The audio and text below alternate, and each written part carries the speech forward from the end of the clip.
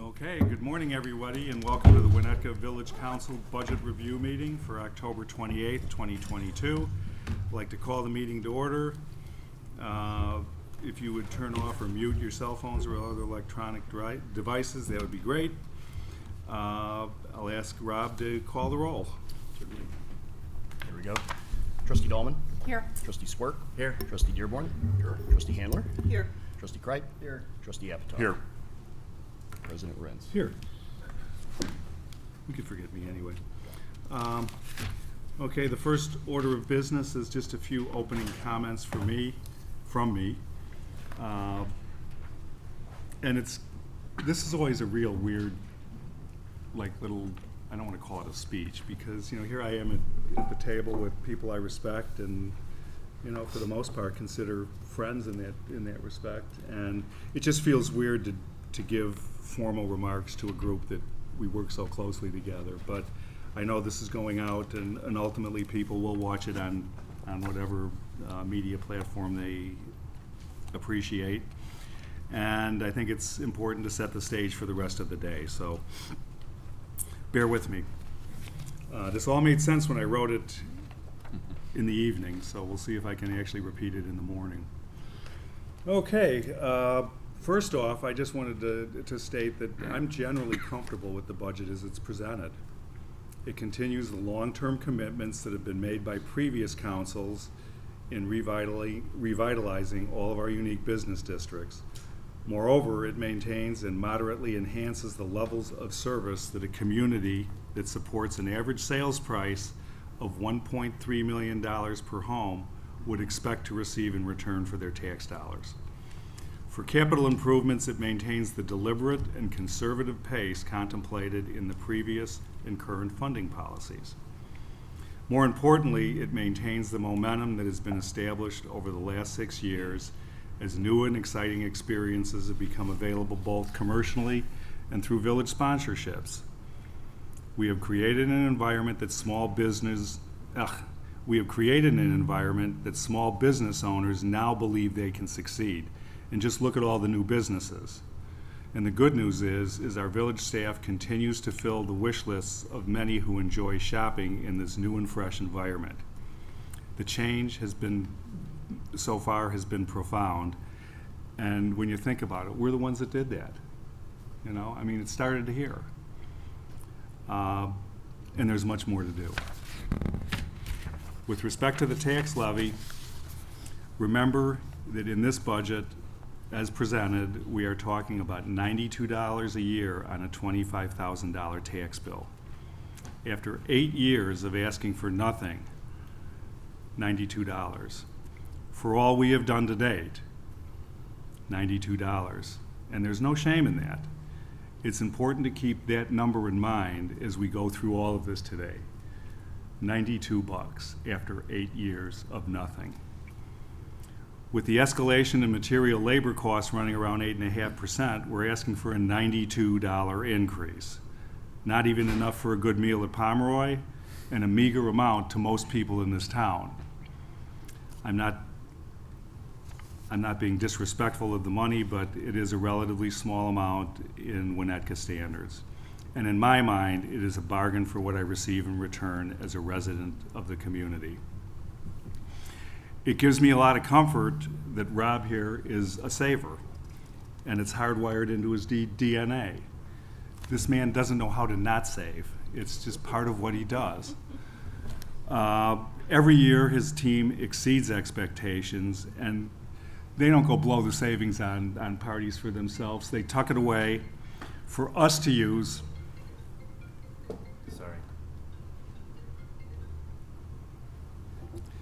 They tuck this money away, all of these savings, for us to use in keeping our community functional and modernized.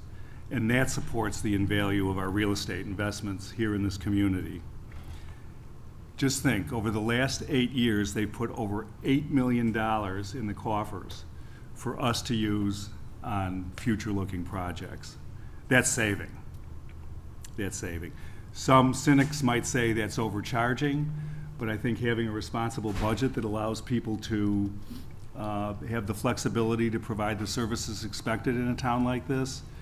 I think anybody who looks at where these saved dollars come from, there's a lot of innovation, thought, and intellect in making sure that we're not overpaying for the services and the materials that we purchase.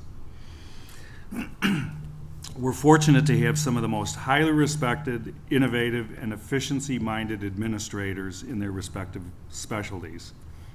Above all, they adhere to the highest standards of professionalism in executing their duties while maintaining a fiscally conservative approach in their planning.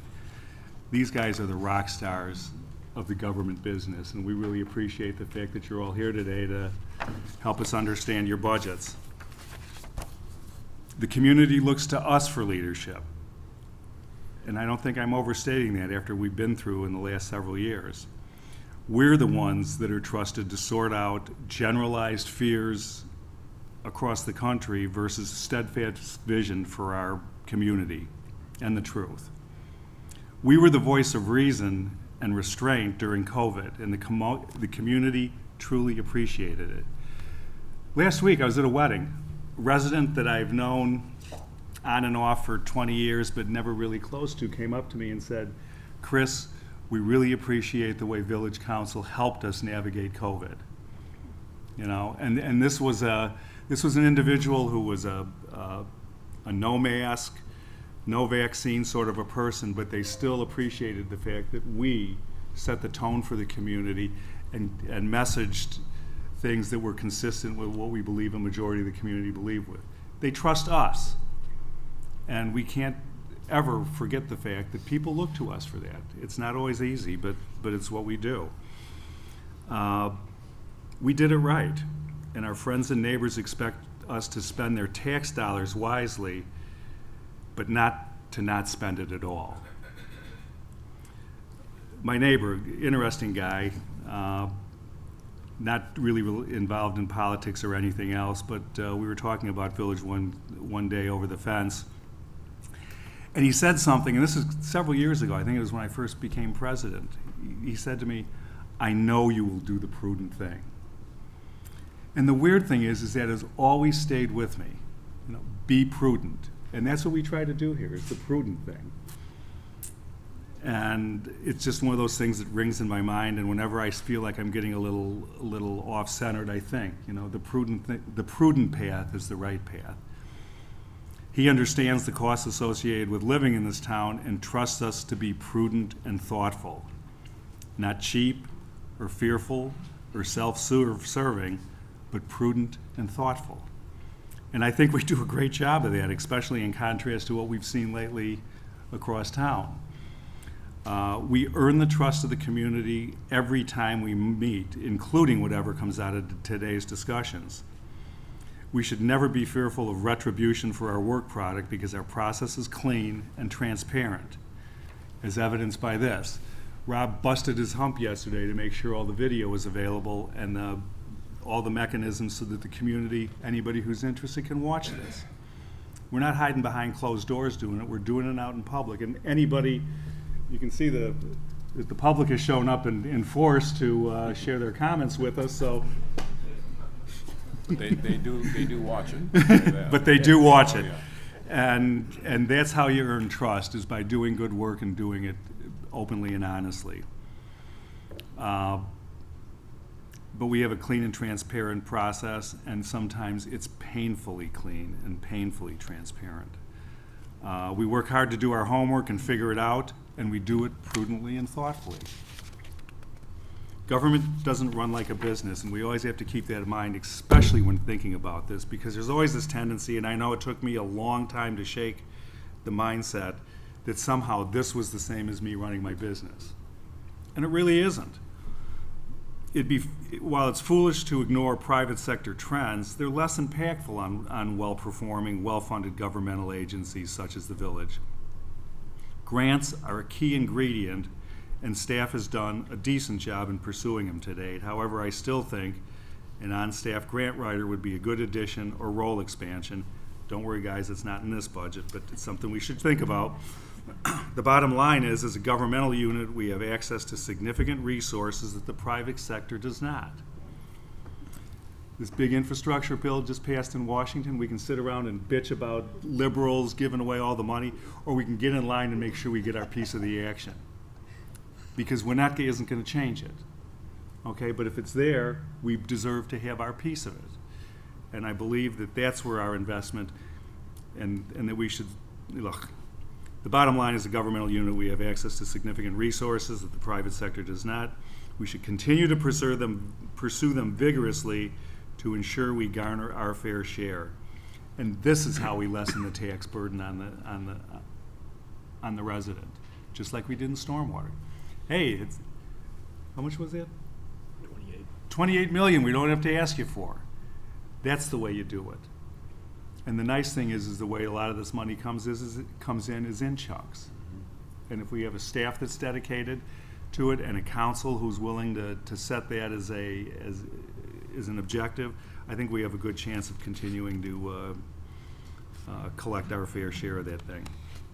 With respect to today's, I think it's important for us to remember, I think everybody does anyway, that we're not here to nitpick over $1,500 items or $5,000 items, or to question why there's $1,000 in paper clips. I mean, you got to remember that just this group sitting at the table, if we were to be farming out our intellect somewhere else, we'd probably be between $3,000 and $4,000 for an hour for this council to provide services to people.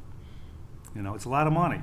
So let's not waste that intellect on things that don't even amount to that much of our investment. The important thing is to, pay attention to the big things and the trends that we see. Now, if we see a trend of a lot of little things that are puzzling, certainly that's the sort of thing we need to talk about. But, it's important for Rob to be able to run his business in a manner that provides the sort of services that we all expect. And I wouldn't expect to grind him down to the bone and still expect us to get the quality back in return that we currently enjoy. More ground rules for today, and then we'll get going. Number one, let the speakers complete their full presentation without an interruption. These guys have all been busting their hump on this for the last couple of months.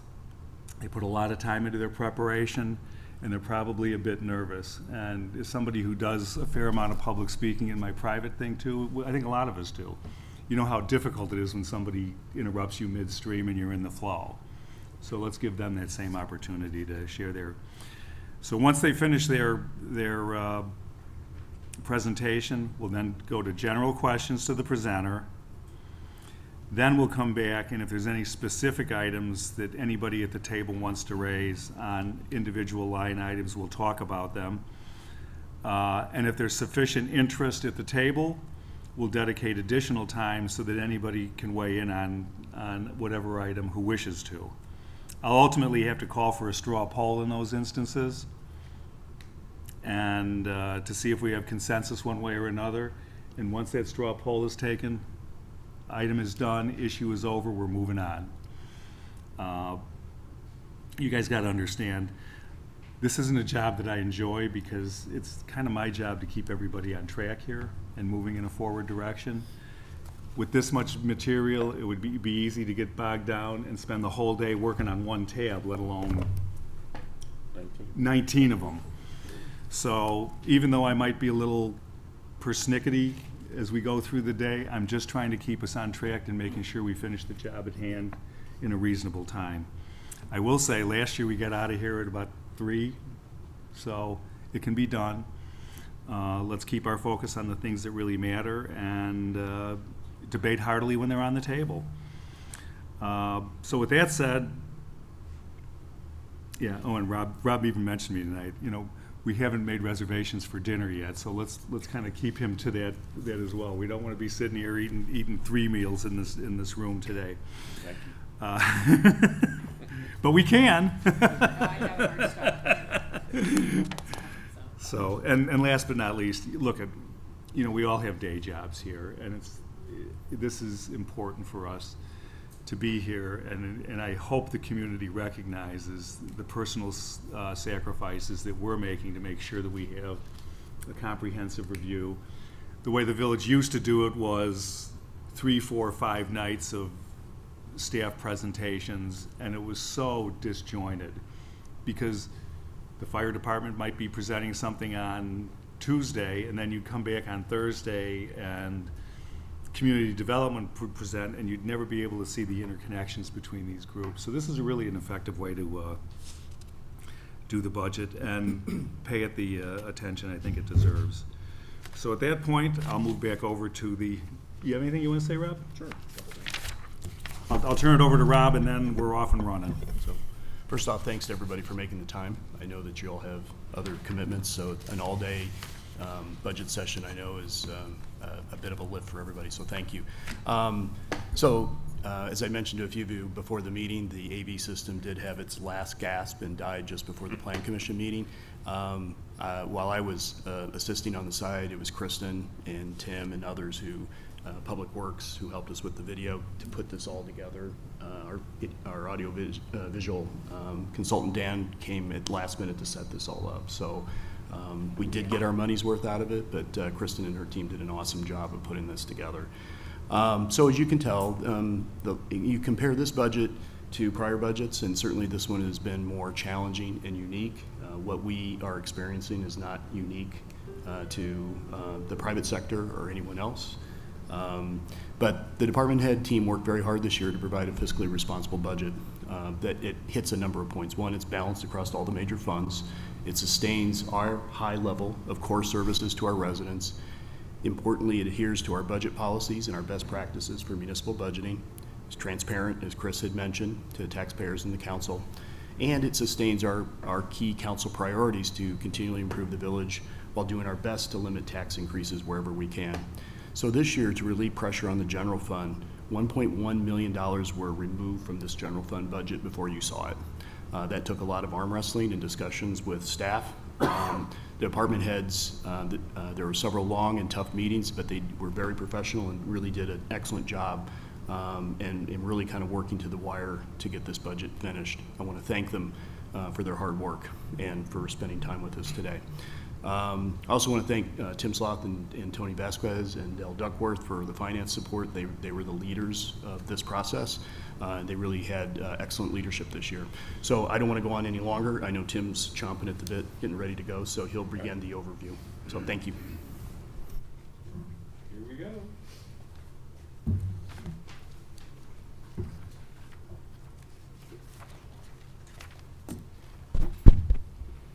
Good morning, Council. My mic is on. So one point, everybody Good morning. has the full slide deck, and you can either watch the monitor or take notes on your slide deck. Yeah, everyone should have a full slide deck and also the monster budget document.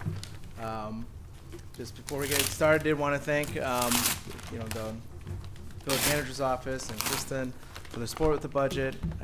My staff, Del and Tony, doing a great job behind the scenes, and then all the department heads working together over many meetings to really get this thing nailed down. So I really appreciate it. We put together all the numbers and the final document and everything, but they do a ton of work to get us there. So we'll get started. So today's meeting, we did have a last minute switch, so we'll be doing public affairs. We're going to start with an overview, including key policy initiatives, property tax levy, and the CIP. And then we'll move to the individual department presentations with public affairs, village manager's office, finance, water and electric, fire, and then we had a last minute switch. We'll be going to community development, and then police, public works, and engineering will be bed and cleanup today. So in putting together the budget, we take into account the current economic environment. As we know, in 2020, it's unusual times hit with the pandemic. We saw a significant economic downturn in 2020, but since that time, we've seen increased revenues, and they've been trending upward.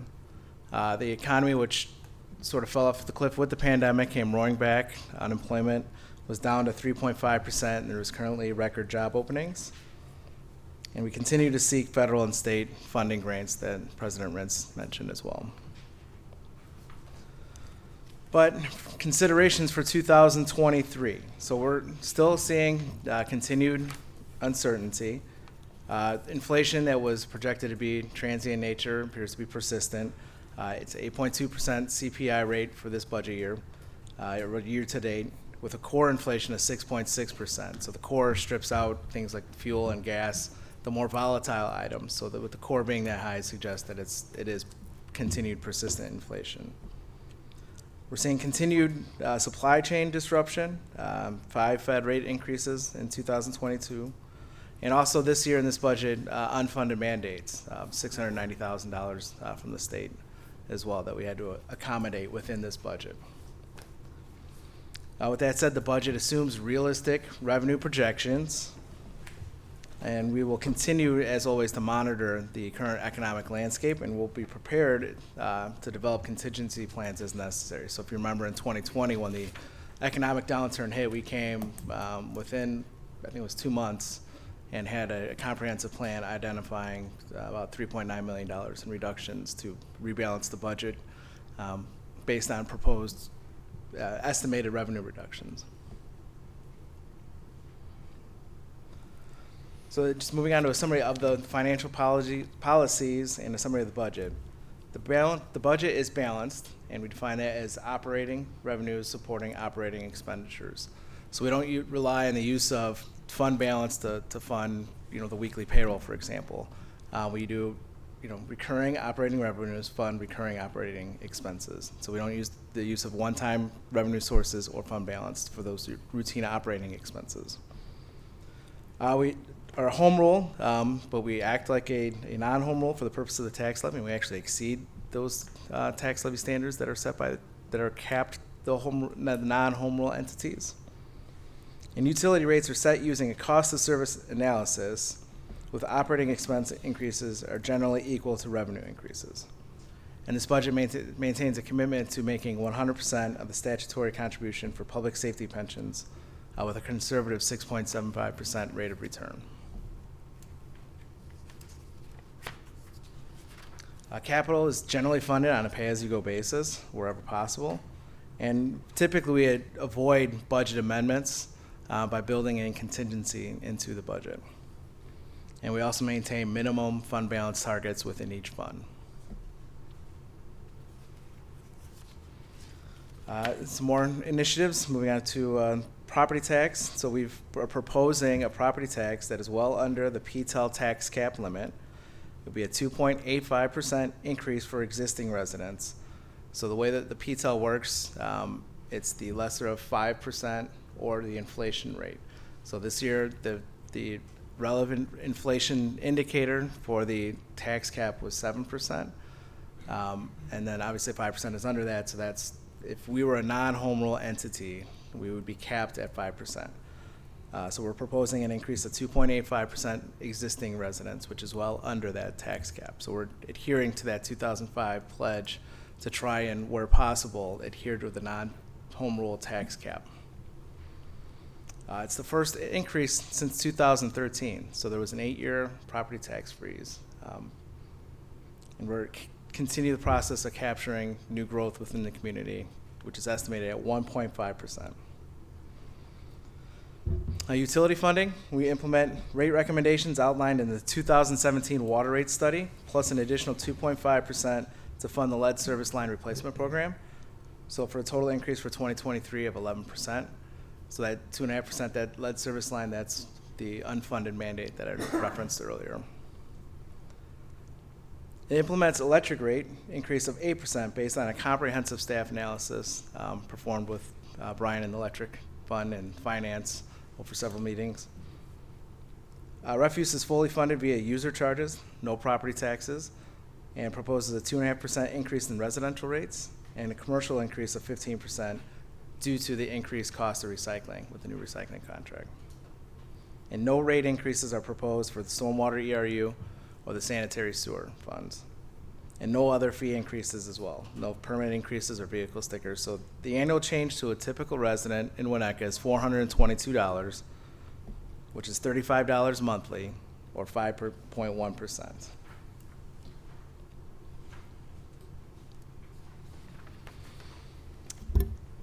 So stormwater, we have a capital budget of $15.3 million. And the Business District Revitalization Fund, capital budget of $2.5 million, funded by a $1.1 million of the property tax levy and a $1.1 million transfer from the general fund. Electric fund, we have a capital budget for 2023 of $4.1 million, and a 5-year plan assumes the continued operation of the electric plant. The budget addresses aging and improved infrastructure. Again, $15.3 million towards stormwater improvements, $2.7 million towards the electric grid as a whole, and $1.4 million towards generation at the power plant. $2.1 million in water main replacements in conjunction with the Public Works Annual Road Program. $2.5 million towards downtown revitalization. $2.1 million for roadways, sidewalks, bridges, and trails, and $690,000 for lead service line replacement, with a total capital investment of $20.3 million in 2023. So as referenced before, the budget is balanced. So this slide basically proves that out. So we have $80.2 million in operating revenues, over $66.2 million in operating expenses, leaving $14 million in not operating income, which is dedicated towards the $30.3 million capital improvement program. And then also the budget has an other financing source of $18 million in anticipated grant revenue for 2023.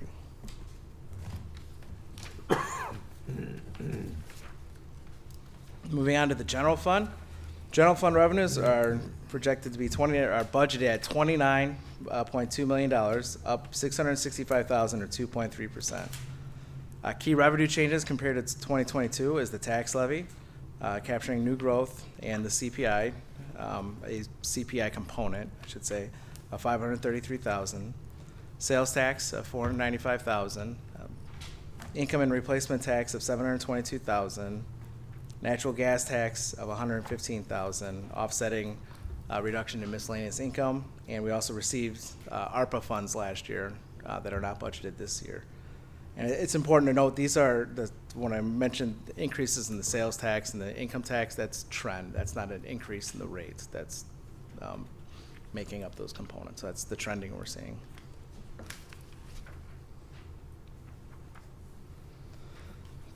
General fund operating expenditures are $23.9 million, an increase of 5.1% across multiple departments. And moving into more detail in regards to the property tax levy. So the 2022 proposed tax levy, that's the levy that we'll set in November, December of this year, which will be received in 2023 to fund the 2023 budget. An existing taxpayer increase of 2.85%, with new growth of 1.5%. That's the $92 a year that President Rentz referenced earlier. The proposed budget surpasses the 2005 home rule pledge for tax levy and adheres to the tax pledge of 2005. And in total, the 22 levy is $2.9 million less than what the tax cap limit would be had we levied up to that tax cap since 2005. And cumulatively, since 2005, the village has levied $18.4 million under what the tax cap would be.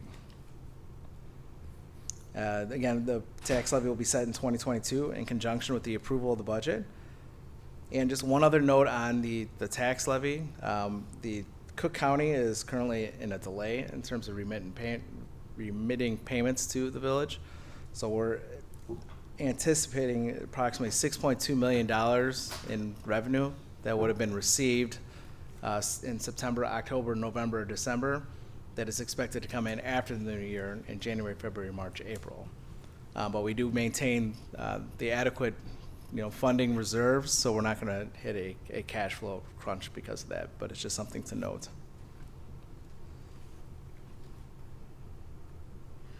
And just again, just referencing the tax cap, had we levied up to the 5%, there would have been an additional $327,000 that could have been levied within the tax cap. This is everyone's favorite chart. Shows the dollar of taxes paid and how that's allocated between the taxing districts. So for every dollar paid, 12.94 cents goes to the village, and the majority of it going to Winnetka Public Schools and the New Trier High School.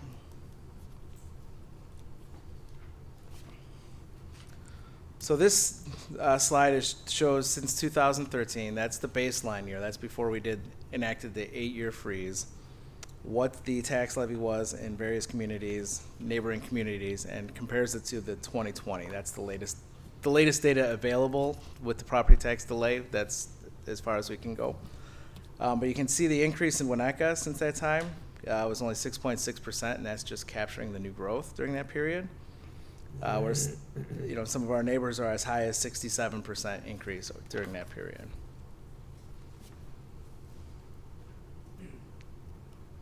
Another way to slice it is to take a look at the history of the taxes compared to other taxing districts and also inflation.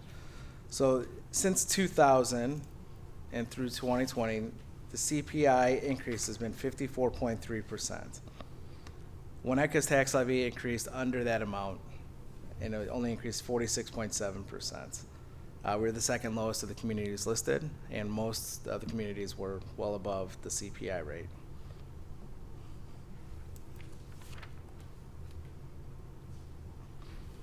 Moving on to the capital plan, that's the second binder that you have. That's a comprehensive 5-year plan from 2023 to 2027. We break it out by fund with cash flow shown for each fund, and includes a detailed project sheet for each item. And generally speaking, it's about a $50,000 threshold to get included in the capital plan. And also in the front pocket of your book is the detailed project listing, basically a summary of the entire plan over 3 or 4 pages. Proposed capital spending for 2023 through 27. Again, $30.2 million in 2023 and $30.8 million in 2024. And that begins to drop off in 2025, down to $20.5 million. And then at the end of the plan, projecting about $17.2 million in capital expenditures. Significant capital initiatives. In the general fund, building improvements of $265,000, vehicles and equipment $909,000, roads and sidewalks $1.8 million. In the MFT $275,000 in bridge and road projects. Facilities fund $106,000 for various facilities improvements, mostly in Village Hall. And a significant investment in the downtown revitalization. We have the Phase 5 streetscape program budget at $1.3 million in East Elm. 93 Graden Bay Road at $620,000. And then also Hubbard Woods, and the post office design, as well as streetscape planners of $140,000. In the electric plant, in the electric fund, we have $1.3 million dedicated towards plant generation and $2.7 million to other electric system improvements.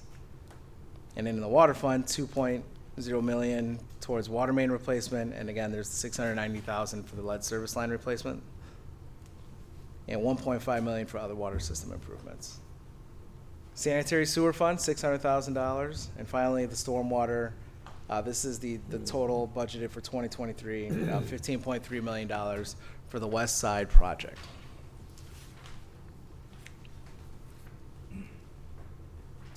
So in summary, the annual budget is fiscally sound.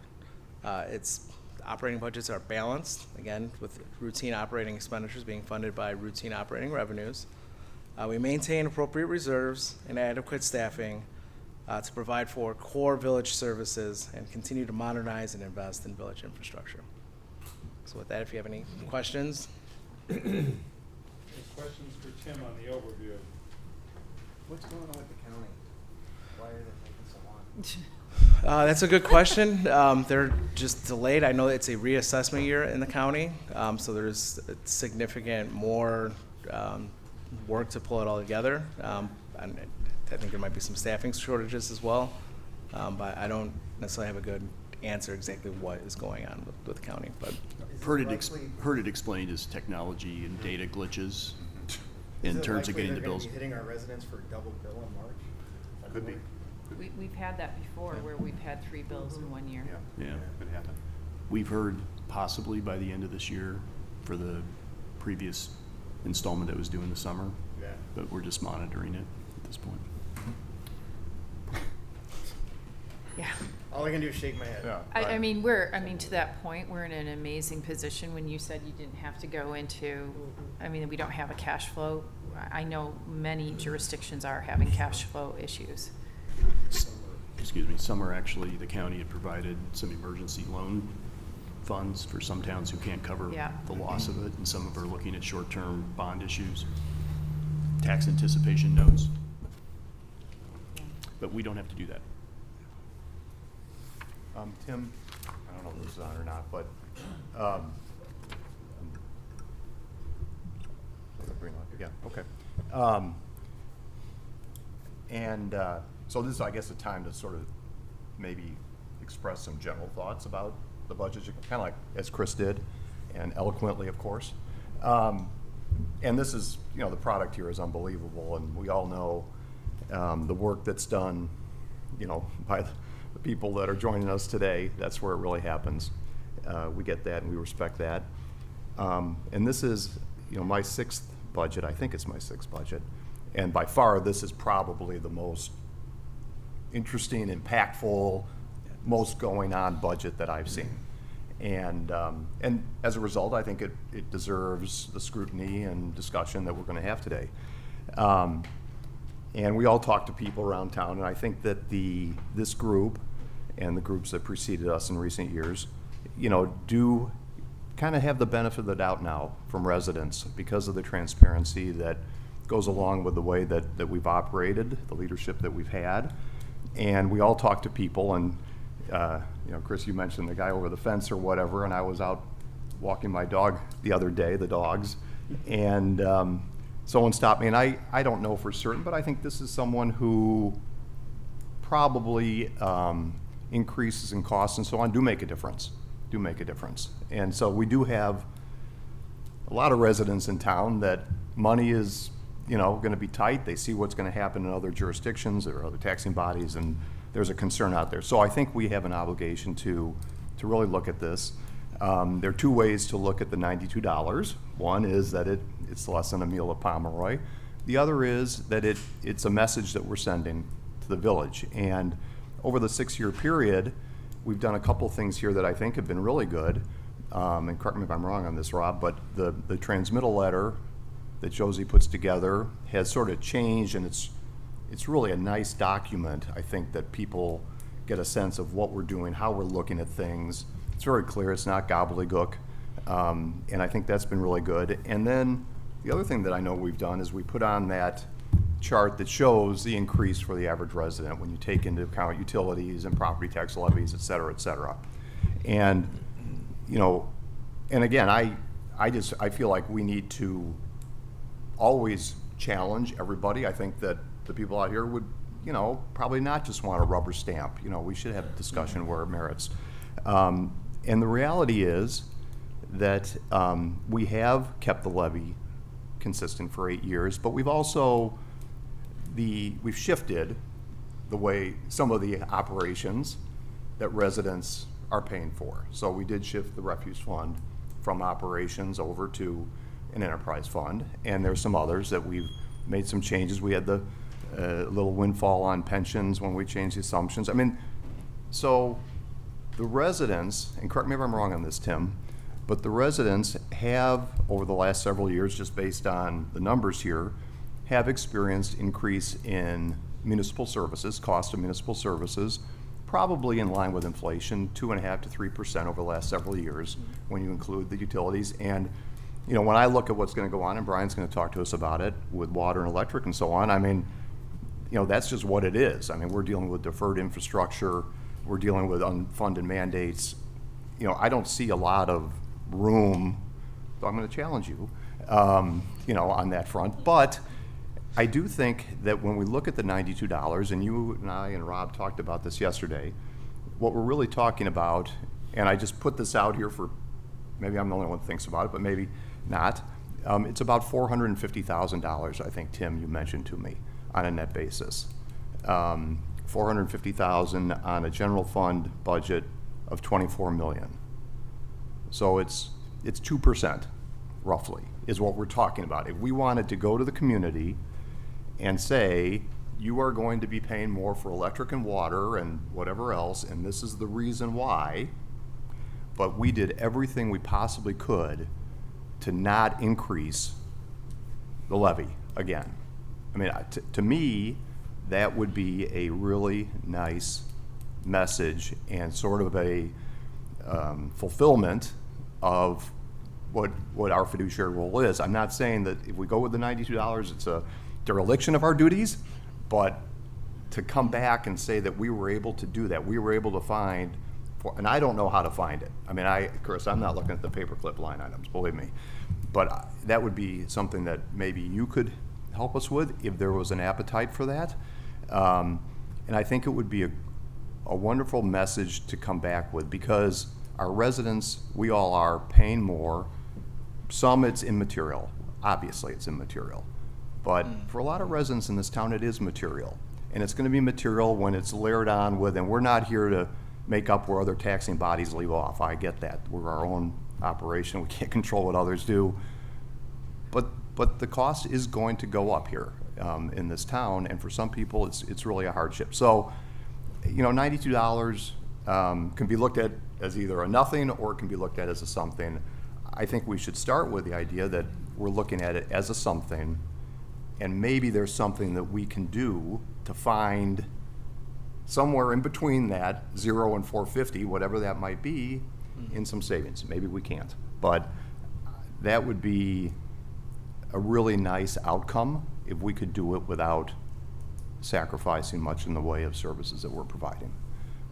So that is my kind of starting point. That's what we're here for. That's what we're here for. That's what we're here for. So just to keep it in the context that, you know, we have kept the levy flat, but that doesn't mean that we haven't, you know, our residents aren't paying more. They are paying more each and every year. And we've done it, and the transparency, we've earned the trust. And I think the fact that we're entering an $80 million project without much blowback, quite honestly. I mean, I think that the people out and about town, there's blowback in other areas when you have these kind of projects. There hasn't been the blowback here because it's been formulated really well, and I think there's a level of trust right now. And I think part of that trust is that they know that we are watching the dollars as carefully as possible. And Rob, it's true that you do and everyone else does. But maybe we can come back with a message during a year where we've never seen a budget like this. You know, we've never seen a capital programs like this coming down the pike and hitting us right now. And maybe that's a good message if we could deliver it. And I know Josie would, you know, articulate it beautifully in the letter. So anyway. It is, yeah, pretty unprecedented times, and the tax cap went into effect about 40 years ago, and it's never hit that 5%. Yeah, but I guess I don't look at it that way. I don't No, I know. understand. I never thought, you know, I don't think we would ever have gotten to the tax. We didn't need to get to the 5%. I mean, we're just dealing with. And I think what he's the here saying and is now. that since the tax cap went into law back in the early 90s, it's never hit 5%. Yeah, the CPI, yeah. Statewide. Oh, I see. The limit, yeah. Not village-wide. So it's Yeah. the lesser of the. It's always inflation. been, you know, Right. 2-3% that Yeah. cap, and this is Yeah, the no, we've first done year a that good we've job. done it, Don't but get me it's- wrong.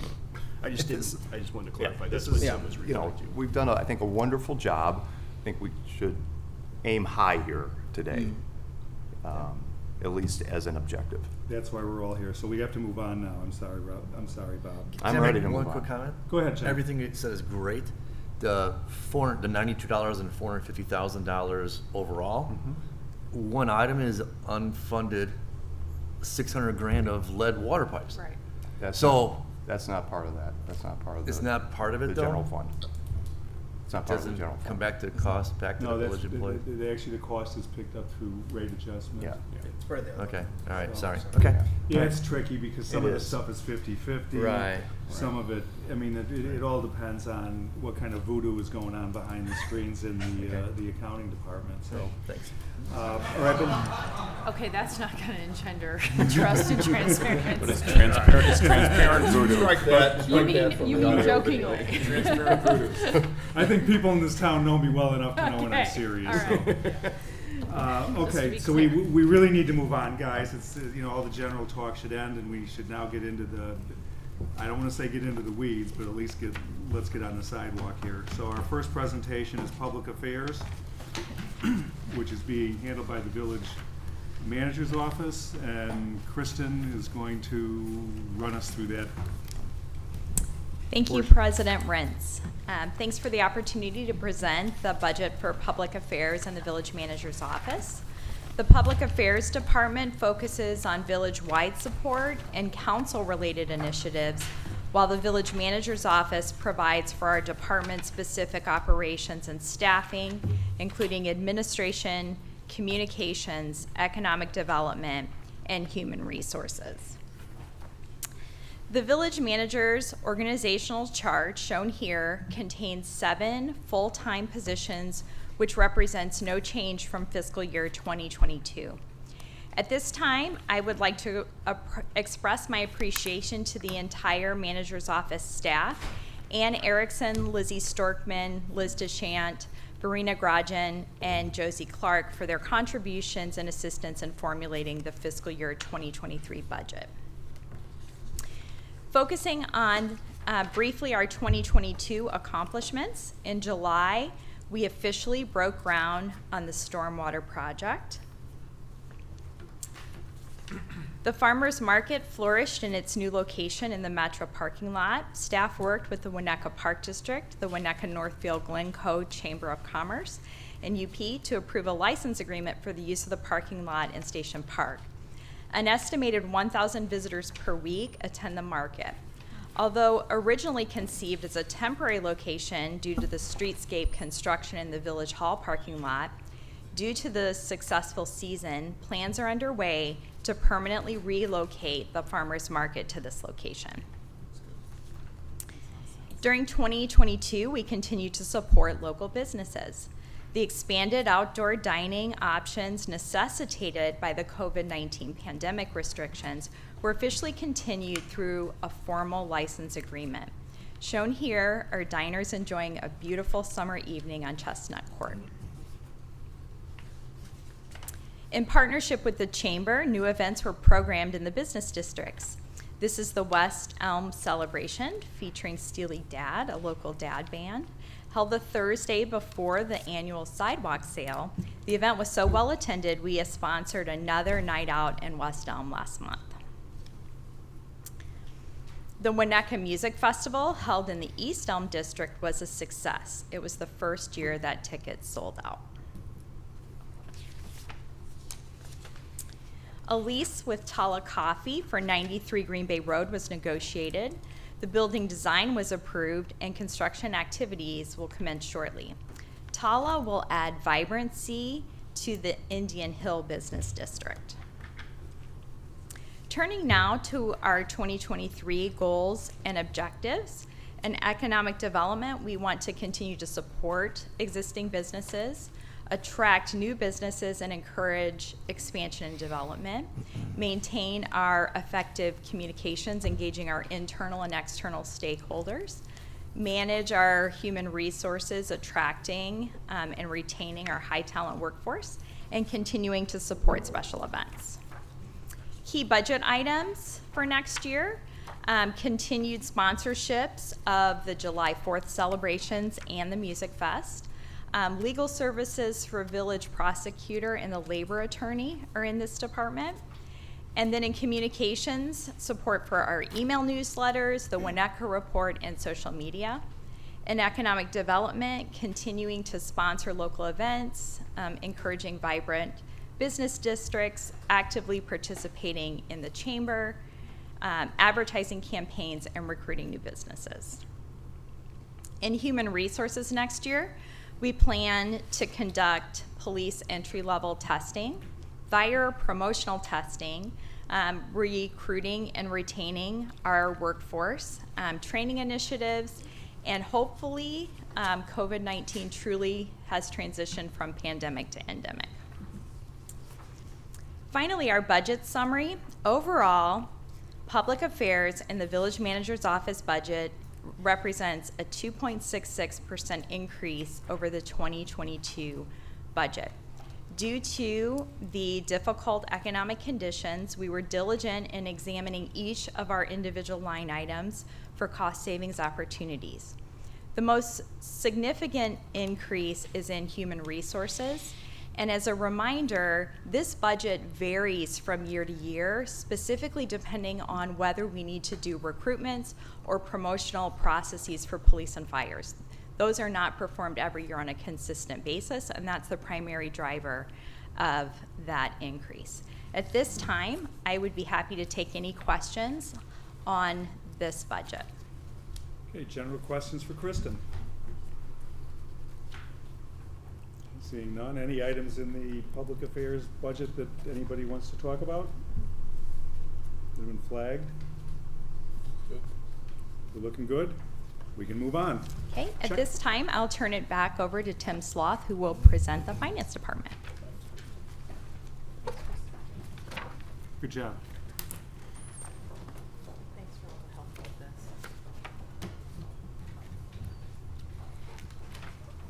It's actually, Tony's going to be presenting the finance. Yes, thank you, Tim. Good morning, Council. I'm Tony Vasquez. I'm the Assistant Finance Director for the Village. I'd like to thank you for the opportunity to present the Finance Department 2023 budget for you this morning. The Finance section of the budget is located in tab 4 of your binder. There are no changes to our staffing levels for 2023. Our department has 10 full-time employees and 1 part-time position, and the IT department is included within the Finance Department. Here's an overview of some of the functions of the Finance Department. We strive to provide excellent customer services to our residents and the other village departments that need our assistance. This requires swift responses with accurate information. We work closely with our auditors to ensure we have a high level of internal controls. We also make sure we are addressing any GASB, the Government Accounting Standards Board, pronouncements, and that we're using generally accepted accounting principles in our work. We utilize our CISO services from our cyber consultants to constantly monitor the environment for potential threats, as well as discuss any security concerns for new technology deployed within the village. Finance helps provide direction and support as needed to other departments, such as our assistance with utility rate reviews. The 2023 budget for the Finance Department is just over $2.8 million.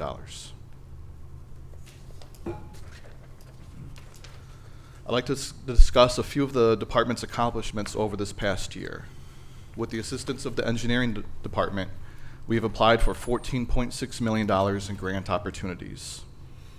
The department has also won the Government Finance Officer Association, the GFOA, awards for both our budget and our annual financial reporting. We apply for these awards annually and are proud to continue our winning streak.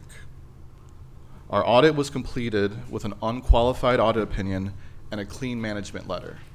This means that there were no internal control deficiencies or material weaknesses identified by the audit team. This past year, we completed the village's first PAFR, the Popular Annual Financial Report.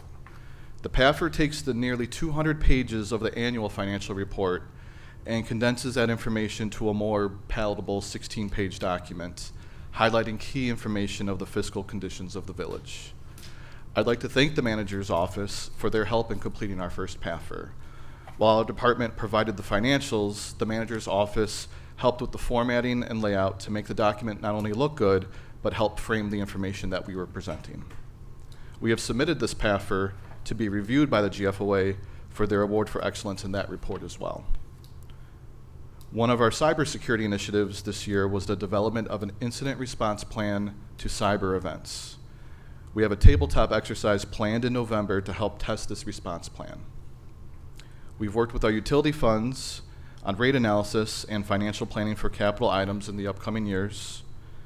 And the finance department also acts as the central purchasing agents for the village. We help support other departments in their requests for bids and proposals. Already this year, we have helped issue over 40 bids, which help the village secure competitive pricing for large ticket items and services. Over the next year, we will continue to seek out any grant opportunities at the local, state, and federal levels to help secure additional funds for the village. We will continue our work to safeguard the village's financial and technological assets. We will soon begin our work on the 2022 audit, and next summer we will start our work towards the 2024 budget presentation. We intend to win the GFOA award for our new PAFR report, and will apply any comments we receive back from that body. And we will continue to apply for and win the GFOA awards for our budget and our audit. The new budget initiative highlighted here is the Advanced Meter Reading Infrastructure Project. We have budgeted $3.5 million over the next 2 years for this project, which is split between the general fund and water and electric. Currently, our water and electric meters are read manually. An automated system would be a much more customer-friendly approach. It would be less obtrusive than the need to go onto residents' properties to obtain our readings.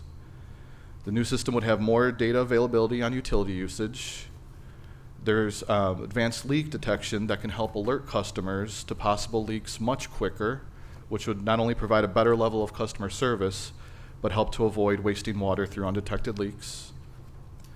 We would help eliminate the need for estimated bills. There's no longer a need to account for extreme bad weather or employee time off that could impact the schedule of obtaining reads necessary to issue bills. We can automate final readings and other special reading requests from our residents.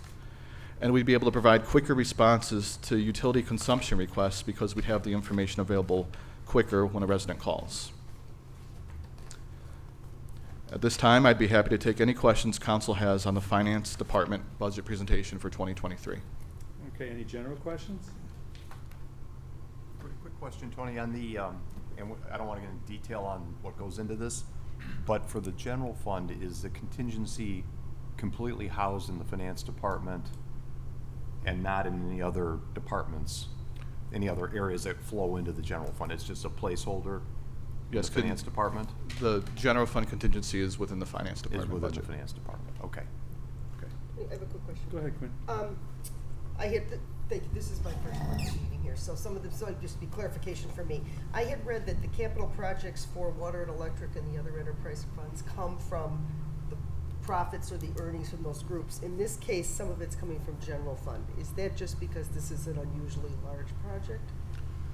Oh, Or am I mistaken in how those funds would, capital projects would be funded? Right. Sure, yeah. And Tim or Tony can jump in. No. I just want to make sure I got it right, too. Feedback. So this is the utilities all have an administrative support function that their payments back for administrative services. And because there's a part of this project is loaded into the administration function of the village, we tried to cost account this out. Okay, Does that make? that does make Okay. sense, thank you. Specifically with this project, the general fund portion, the billing of the utility bills is out of the general fund and Okay, out of the whereas finance the department. mechanics are out of water. So that's kind of the Okay. portion that's related to the software and pulling the bills. The part that's in the water and electric is the new meters that's specific to those departments. Okay, Or great, capital thank you. Are there related savings on this? It's a $3.5 million advanced meter reading project. Are there related savings that are coming back to us? There will be some efficiencies as part of getting more efficient and not having to do it manually. No, I think the efficient. I get the efficiency. I didn't know if there was other staffing or personnel.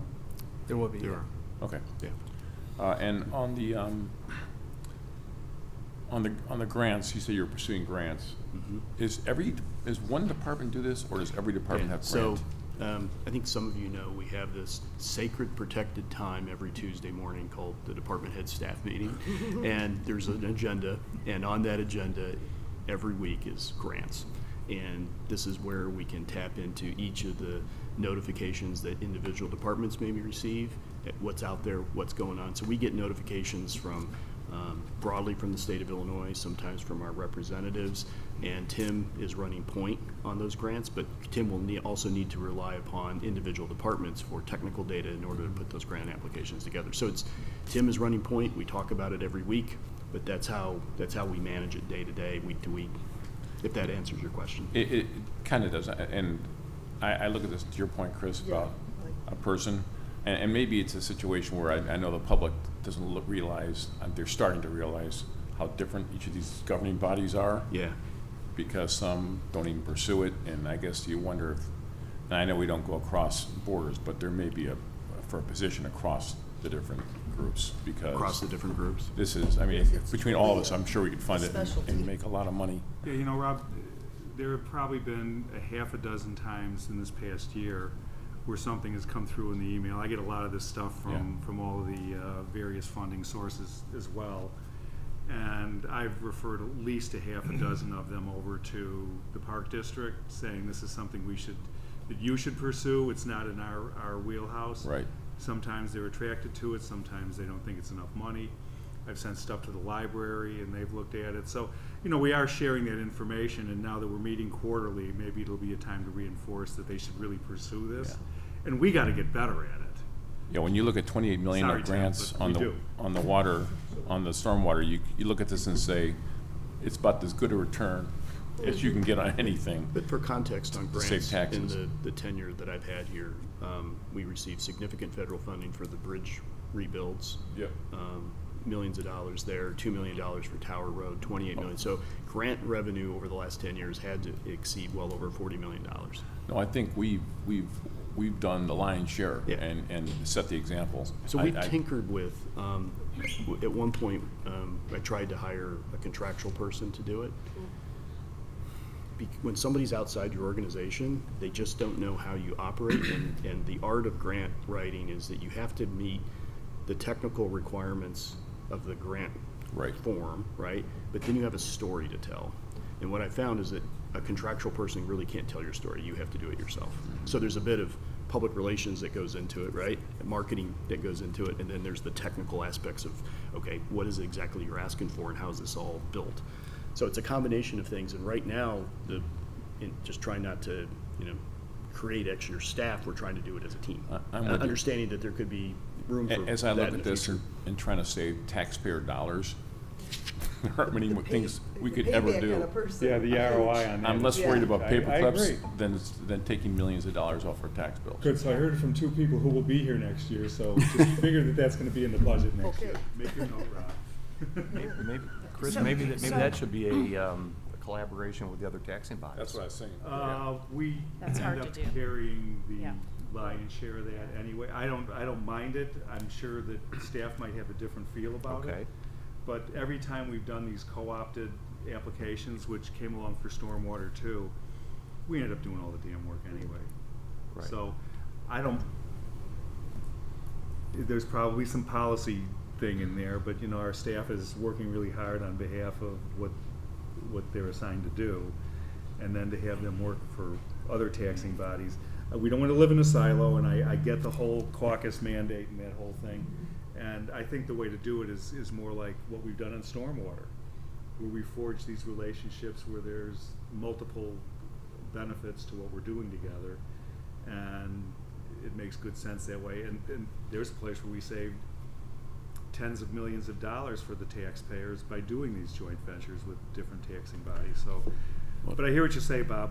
We are the adult in the room and the most professional one in the room, and it would be okay for us to help carry the load, but they have to come to the table too. Yeah, Maybe- and I would, okay, I'm maybe sorry, that's Gina. something we can, explore in the future, because it's not like sharing a part-time employee between two departments in a company, right? It's got pension like, there's a lot there, right? But I guess one of the questions I had, and I don't know if it's really part of this discussion, I think it's probably when Brian speaks, I want to understand a little bit more about the meters and make sure that they're, state of the art, so that we can have them go both directions, I think we got an interesting letter from a resident I got a on sneaky the solar. suspicion that's a project that might not make the end of the day, but we'll see. Yeah, no, I understand, but I just want to, I'm just going to put a placeholder that I want to circle back about a little bit more understanding about the meters. Just one last thought on grants.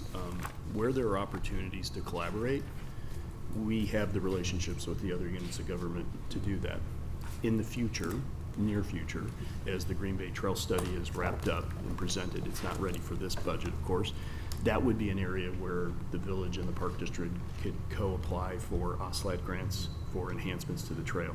That would, I'm giving you a contextual example of it. No, I think that's actually a good way to, based on the look on your face on this, I think, yeah, it would be something we control, but instead of having to rely on Chris at 2 in the morning to find a grant, they can spot this out and say, here's what you need to do, and really point out these opportunities. But this staff is looking at the various grant resources and engaging our elected representatives. Tim has had several conversations with federal representatives and state representatives. So we're doing the you've taken the lead, no question. It's federal process, state process, and local process doesn't always align. It can just, you start to, you plant the seed and you keep watering it, and eventually you'll get it. But one thing I would say is that grant money will not come your way unless you have something developed and is near shovel ready. Right. So having this plan, for example, on the Green Bay Trail, it won't be shovel ready. We might have to put some resources around it to see what the grants may yield. Nobody gives you money for good ideas. No. That's the problem. One big item in the finance department, I'm interested in understanding how we're managing the cybersecurity long-term cost. That's usually an outside consultant cost. It is a large cost. It should be a large cost. It should probably be our top priority given what's going on geopolitically. Yeah. It has the potential to be horrendous for us, and I don't know what Wilmette is doing. I don't know what Glencoe's doing. I don't know what Kenilworth is doing. But I'm just interested in what's our thinking in terms of cybersecurity? How are we investing in it? How are we managing the cost? And are we exploring opportunities to bulk buy? Bulk buy, not yet. We've been in hardening our systems and getting us in good shape, and then making sure our policies, staff actions tie into policies.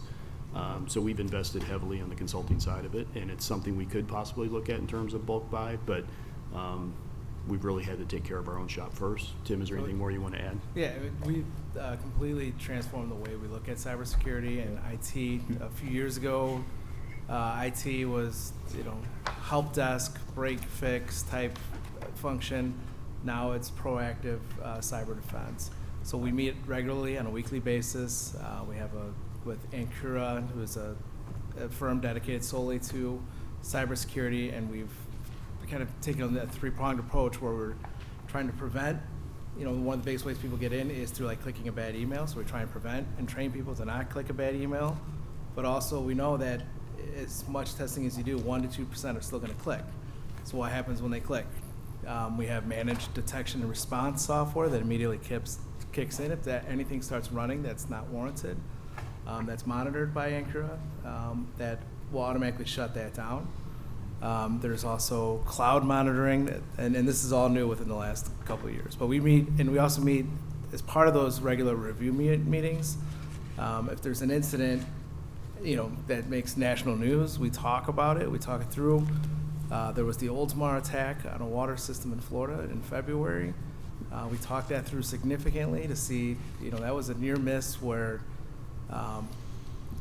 they were attempting to increase the amount of chlorine that was going to go in the system. I think it was chlorine, and it could have killed, people. And fortunately, it was caught.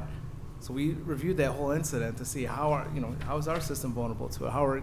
And we, ours is completely cordoned off, so it's not facing the internet, the water system. But those are just an example of like what we're doing. And our cyber coverage, we still have breach response coverage above, what, $1 million or what? We have $1 million coverage, yeah, and it's, obviously that coverage is getting more and more expensive. But they have, just since we first got coverage about 4 years ago, you just applied and got coverage. Now there's like an extensive 10-point list. You have to meet all these criteria for them to even quote you. So one of the last things that we need to do is the tabletop exercise, which is in November, and then we've hit all 10 of those criteria to be able to maintain coverage.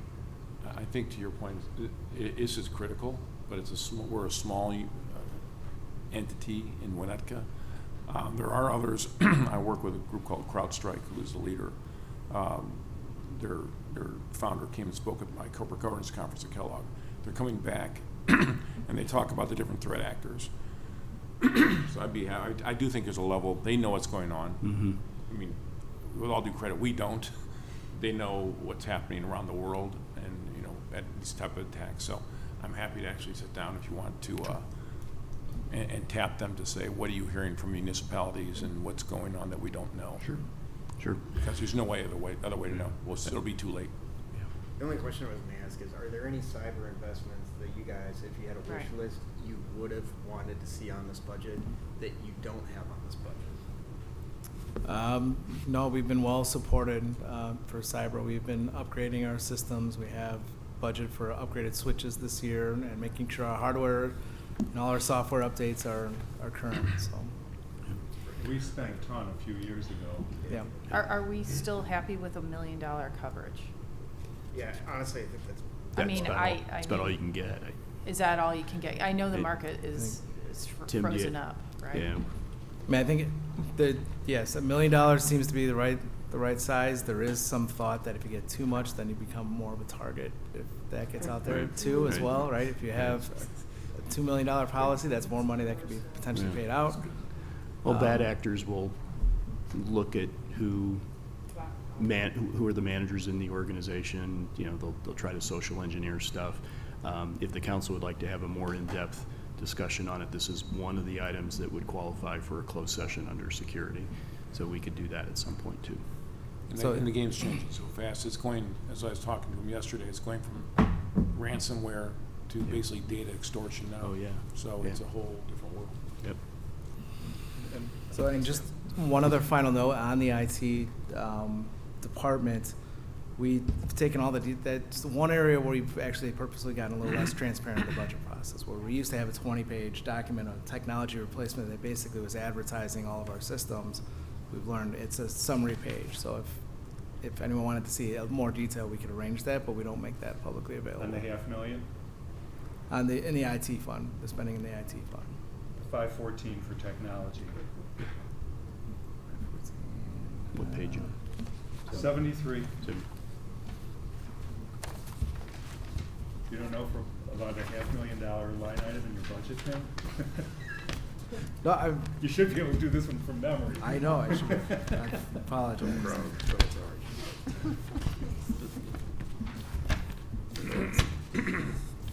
Your capital outlay of $514,000. The capital, yes, that's the AMI, the capital outlay that they reference, that's the advanced metering infrastructure in the general fund. So that's not the. Metering infrastructure. Yeah, that's not the IT budget, so that's why it threw me a little bit. Do we want to talk about the metering infrastructure now? As I long as think it's in you this budget? accurately predicted that it might be the thing that is most vulnerable. So I think Other it would. thoughts on this? I would suggest letting Water and Electric get through, since this is the other That's their piece of thing. this discussion. Yeah. Okay. Okay, that's fine. One last question, So, simple one. 144,000 for network charges. I see this popping up every now and then in the budget. What's that for? okay, so to clarify, on page 354, that's where the IT fund is budgeted, and that's little over $1 million in IT expenses. So that's funded by internal service charges through the different departments. So as we've incurred additional costs in IT, that charge gets passed on to the individual departments. Each department has to carry their share of the cost. It's a cost allocation. So this is all part of that budget? Yes.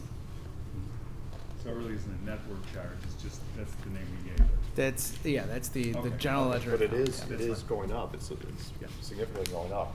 I know. And IT expenses are going up, yeah. Okay. So That reflects the investment. is that kind of what your question is? I just want to know what the hell it was. Yeah, all right. So, okay, we're way past on a relatively small item in the budget. Tony, do you have anything else for us? No, I appreciate the feedback. At this time, I'll turn it over to the Water and Electric Department. Brian Keys. Thanks, Tony. Appreciate the hard work. Thanks, Tony.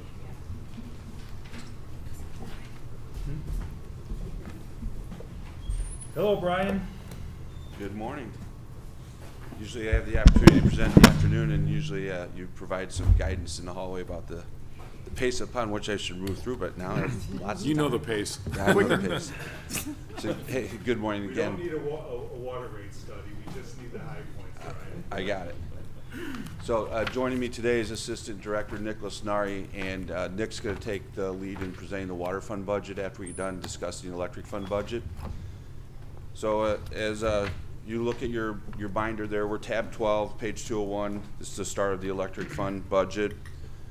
We're tasked with providing reliable and economical power to the residents of Winnetka, the businesses, and the school districts or the governmental entities. Unlike the water fund, the electric fund only serves within the corporate limits. And the fund is classified, I know the council knows this, but it's an enterprise fund, meaning it does not receive any taxpayer receipts. The revenue is generated from the sale of electricity or related services to providing that electricity. The budget before you is approaching $23 million. That includes our purchase power. There's no, from a organizational perspective, this is consistent with what you saw last year. It's 34.5 full-time equivalents. We have a part-time clerk at the plant. That's where you get the half. From an accomplishments perspective, we had a major milestone. So we completed the substantial completion of the Northfield substation expansion, the transformer and switchgear in service. Similar to prior years I've met before you, we've completed maintenance programs. You've seen it probably Aspen trimming your trees in your front yard. I know a certain resident on Spruce Street commented on that. We've installed 31, probably a couple more before the end of the year, new electric services. And part of that, when I'll say new service connections, we did some extensive reconfiguration work down at New Trier to support the gymnasium project.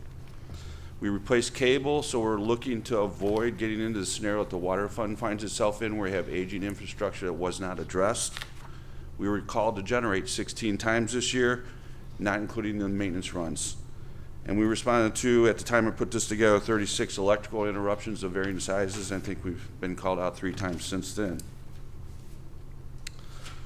The budget before you is constructed to address the general goals and objectives that we're proposing, which again, it sounds like we'll have more discussion on, but launching the automated metering infrastructure project. We continue to support what I call new business. So we have a transformer that we already ordered that'll be coming for the New Trier project later this summer. We have the council's approved 2 transformers on trying to get ahead of the extended lead time for District 36 at District 36's request. Should the referendum pass, we'll be doing work at Greeley and Hubbard Woods. And we have a new pump station that we're installing electrical service to for the stormwater project, in addition to our normal new business customers, including potentially, One Winnetka or other new business like that. We continue to budget for and support preventive and maintenance programs both on the distribution system, substations at the electric plant. We have some generating equipment projects, which I'm sure we'll have plenty of discussion on, not only in the budget, but at subsequent meetings as President Rentz has laid out.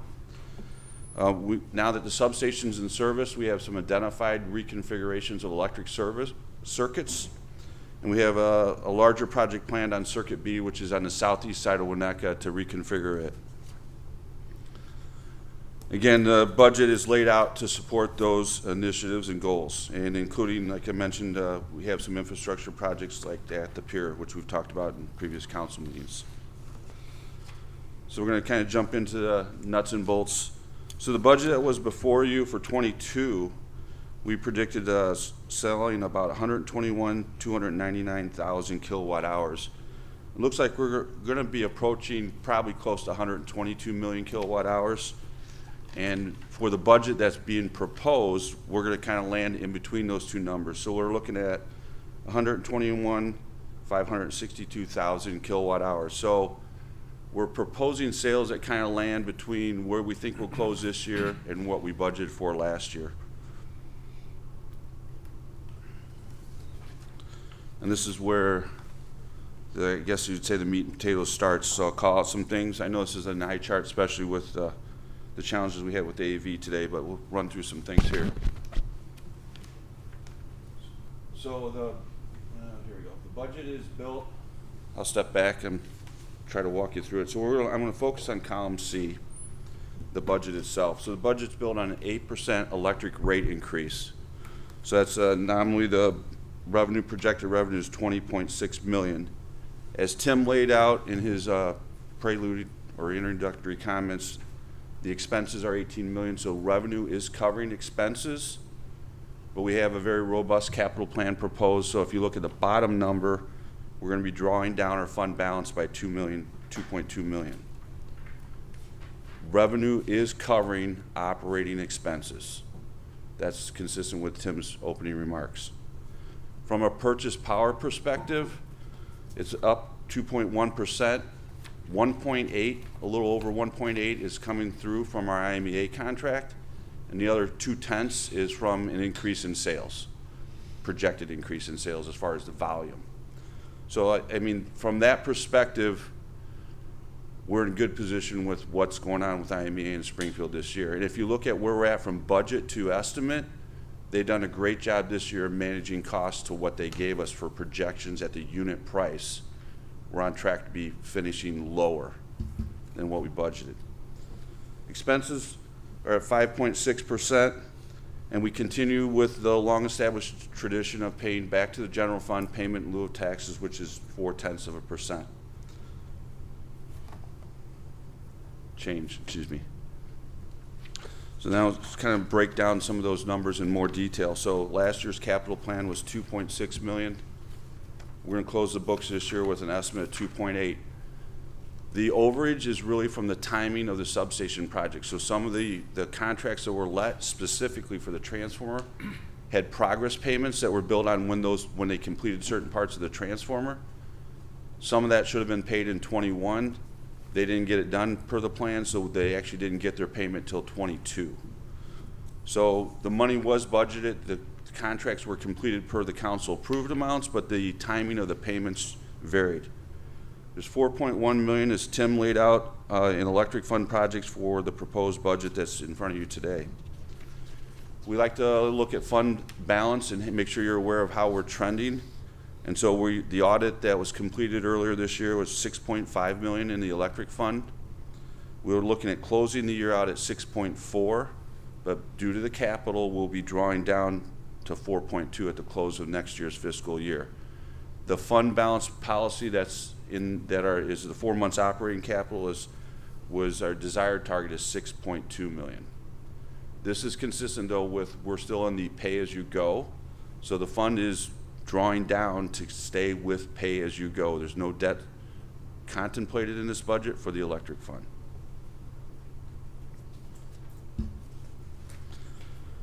So as I mentioned, the rate increase that's proposed for your consideration is 8%, and I said across classes. So we have in our electric rate resolution, we have classes of customers: residential, large residential, commercial, school and government.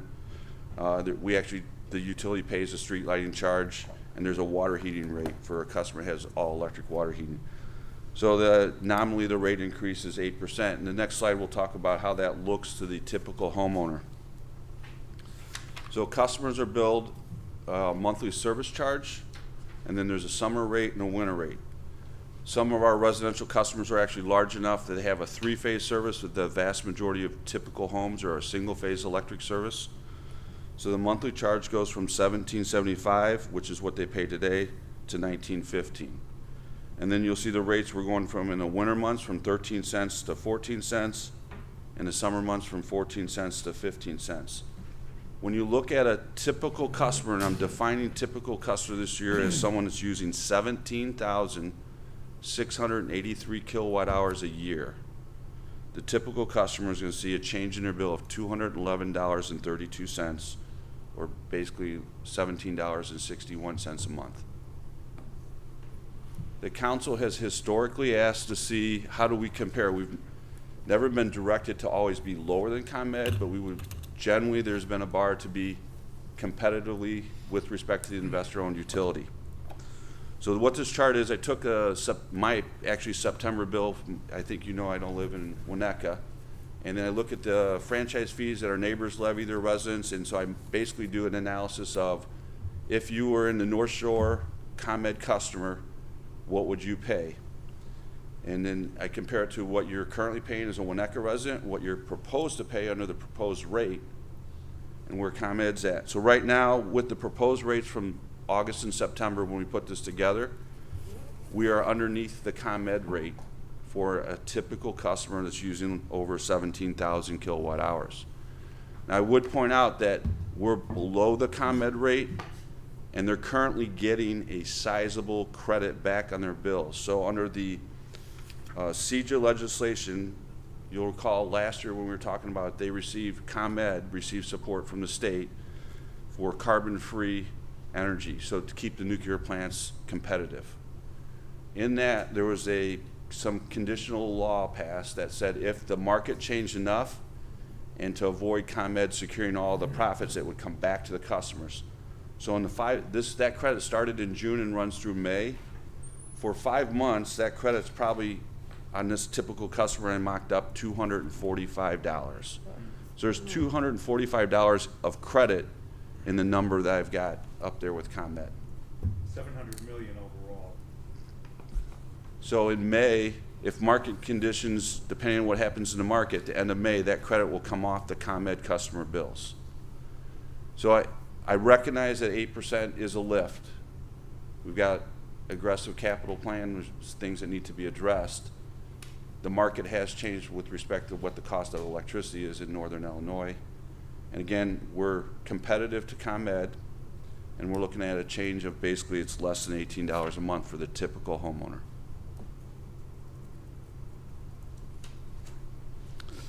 Again, just kind of breaking down, purchase power is our largest single expense. So we're budgeting for, now if Trustee Dearborn is going to be one that would ask me this, so I'm going to tell you, catch before you ask.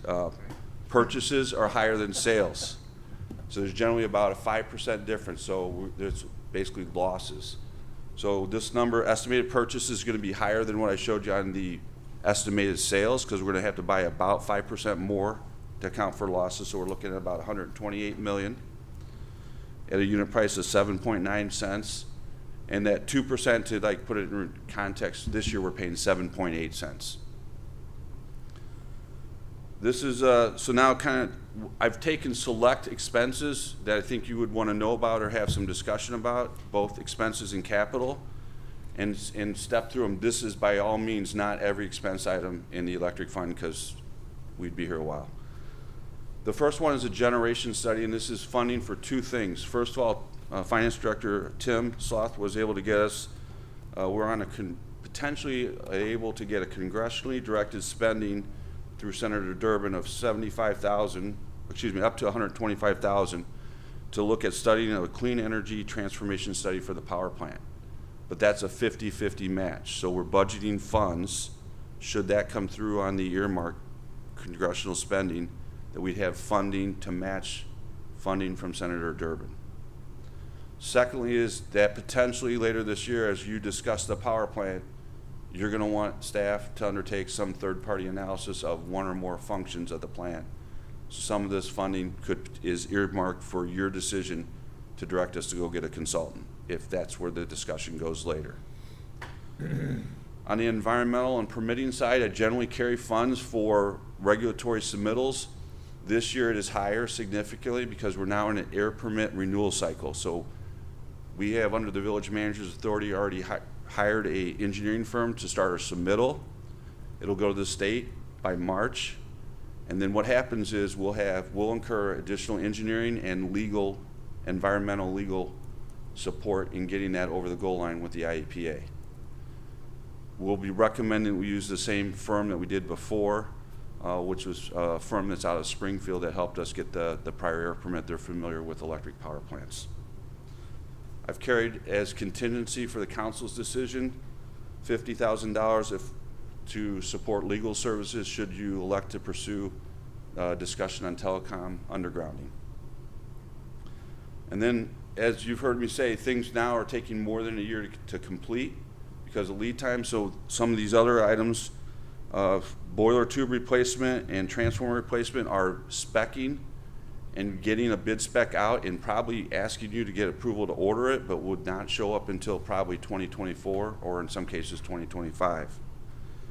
We carry engineering and system protection relaying, $18,000. This is a contingency line item.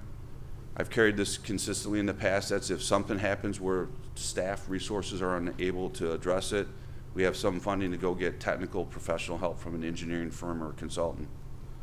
And lastly, it carried figuring that we'll have some AMI support, $10,000. Getting into, make sure I'm the same. Maintenance programs, this is probably the same slide you've seen in the last previous budgets. We're going to do line clearance. We're going to tune the boilers. We're going to test high voltage gloves and sticks for the linemen. Thermography looking for hot sticks. We're going to test 1/10 of the poles in the village. And we're going to do some energized switchgear cleaning. I would note on 2 items we'll probably get some funds back from other parties. AT&T will generally pay for 50% of the pole inspection costs, and would probably qualify for up to 50% from North Shore Gas for the boiler tuning.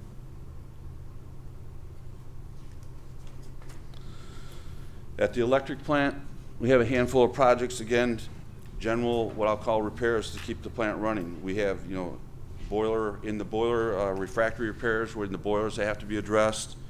Tube repairs will be emergent situations that happen during the generation cycles, and then it's repair or replacement of older equipment.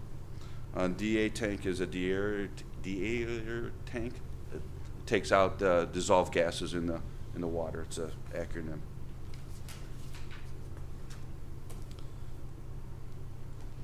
From kind of going beyond the plant, this is pretty typical budget for street lighting and traffic signals. We're looking at replacing the 80 street light heads with LEDs, and we're going to retrofit 55 existing pedestrian lights with a LED, and we target improving the changing out vehicle preemption. That's what the fire department can trigger the lights, upgrading one intersection.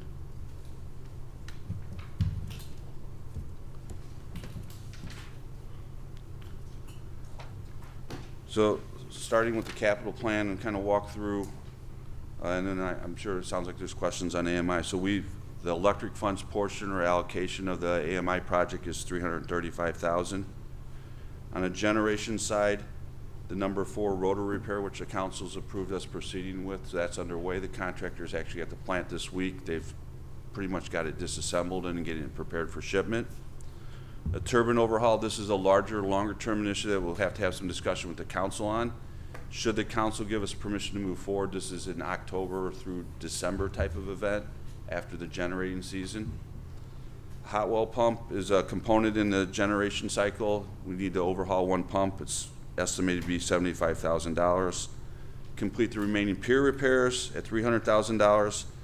We have some exterior brick work along the 3 stories of the electric plant that needs to be addressed. And we're advancing the fire suppression system for the South Load Center, which is the last load center that needs fire suppression.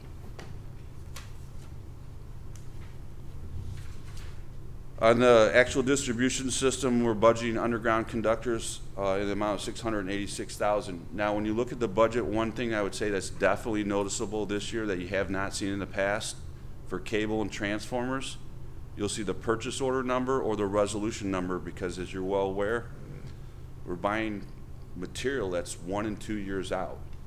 So in some cases on transformers and cable, you're going to see the actual resolution number where we brought it to you, and those goods prior in 21, sometimes 22, that we're going to take receipt of in 23. Some of the transformer purchases that we're budgeting for, I personally believe we won't see till 24. Directional boring is reimbursed to us from customer projects. This is a pretty typical number, $440,000. I already mentioned transformers. Circuit B is a reconfiguration which includes gas insulated switchgear on the east side, so we can reconfigure an underground circuit and modify it so it has improved reliability to kind of help isolate it from some of the overhead exposure. And then conduit reinforcement is basically to improve the system, no specific project, but generally we have a section of conduit we need to install for the system benefit, or an emergent piece of conduit is damaged that we need to repair. Cable devices and switchgear is up. There's one piece of switchgear in this that we're anticipating that we're going to need for the District 36 project, which would be reimbursed under a revenue account. And then we have a shared purchase with the water fund of a truck. We're already hearing probably bad news from Ford that the truck that I was delayed couldn't get last year, the window is going to open and close, and we may not even get this truck till '24. And with that, well, I was pretty fast. I'll take any questions. Pretty fast. Yeah. Before, I'm gonna be stepping out. Bob has my proxy. No, go ahead, Andy. You want to talk about the metering? Yeah, well, I was gonna say, let's put the metering at the back, but if you've got it, let's do it first. Yeah. Let's talk about the metering. But my question is, can we slow the roll on that one a bit? It's a huge hit, and it's an even bigger hit in '24. So it kind of sets so the die. the answer is yes. Okay. All right, so we can go into that detail now, or as you want to look at other options for reducing impacts to funds, we can do it then. But I would say, I think this one's Big destined enough. for the, well, okay, so right now, total budget for this project across the four funds, general, electric, water, IT, is $1.496 million. To slow the roll, could reduce that to $360,000 to begin the project this year. So there'd be a substantial savings across all funds. To the general fund, you would have a $389,000 savings and a software savings of $42,000. That's all capital. no, Yeah. but Yeah, it's general fund capital, so General it's, fund capital. so it's coming out of the levy. So Yes. $431,000 reduction in the general fund if we slow the pace of this project. If you cut it all together, I would suggest that we keep going on it, but we could certainly minimize it and spread it over a longer period So of time. You know, we Rob, could we- put a baseline budget, and then we can go through the process of bidding it, and then bring the actual project to you for We haven't had consideration for. any substantial conversation about this at the council level relative to policy and direction. It's one of those things that caught me by total surprise as I was going through the budget. And I think we just need to defer the program until we have a chance to look at this thing and determine what kind of cash flow we're gonna be comfortable with moving forward.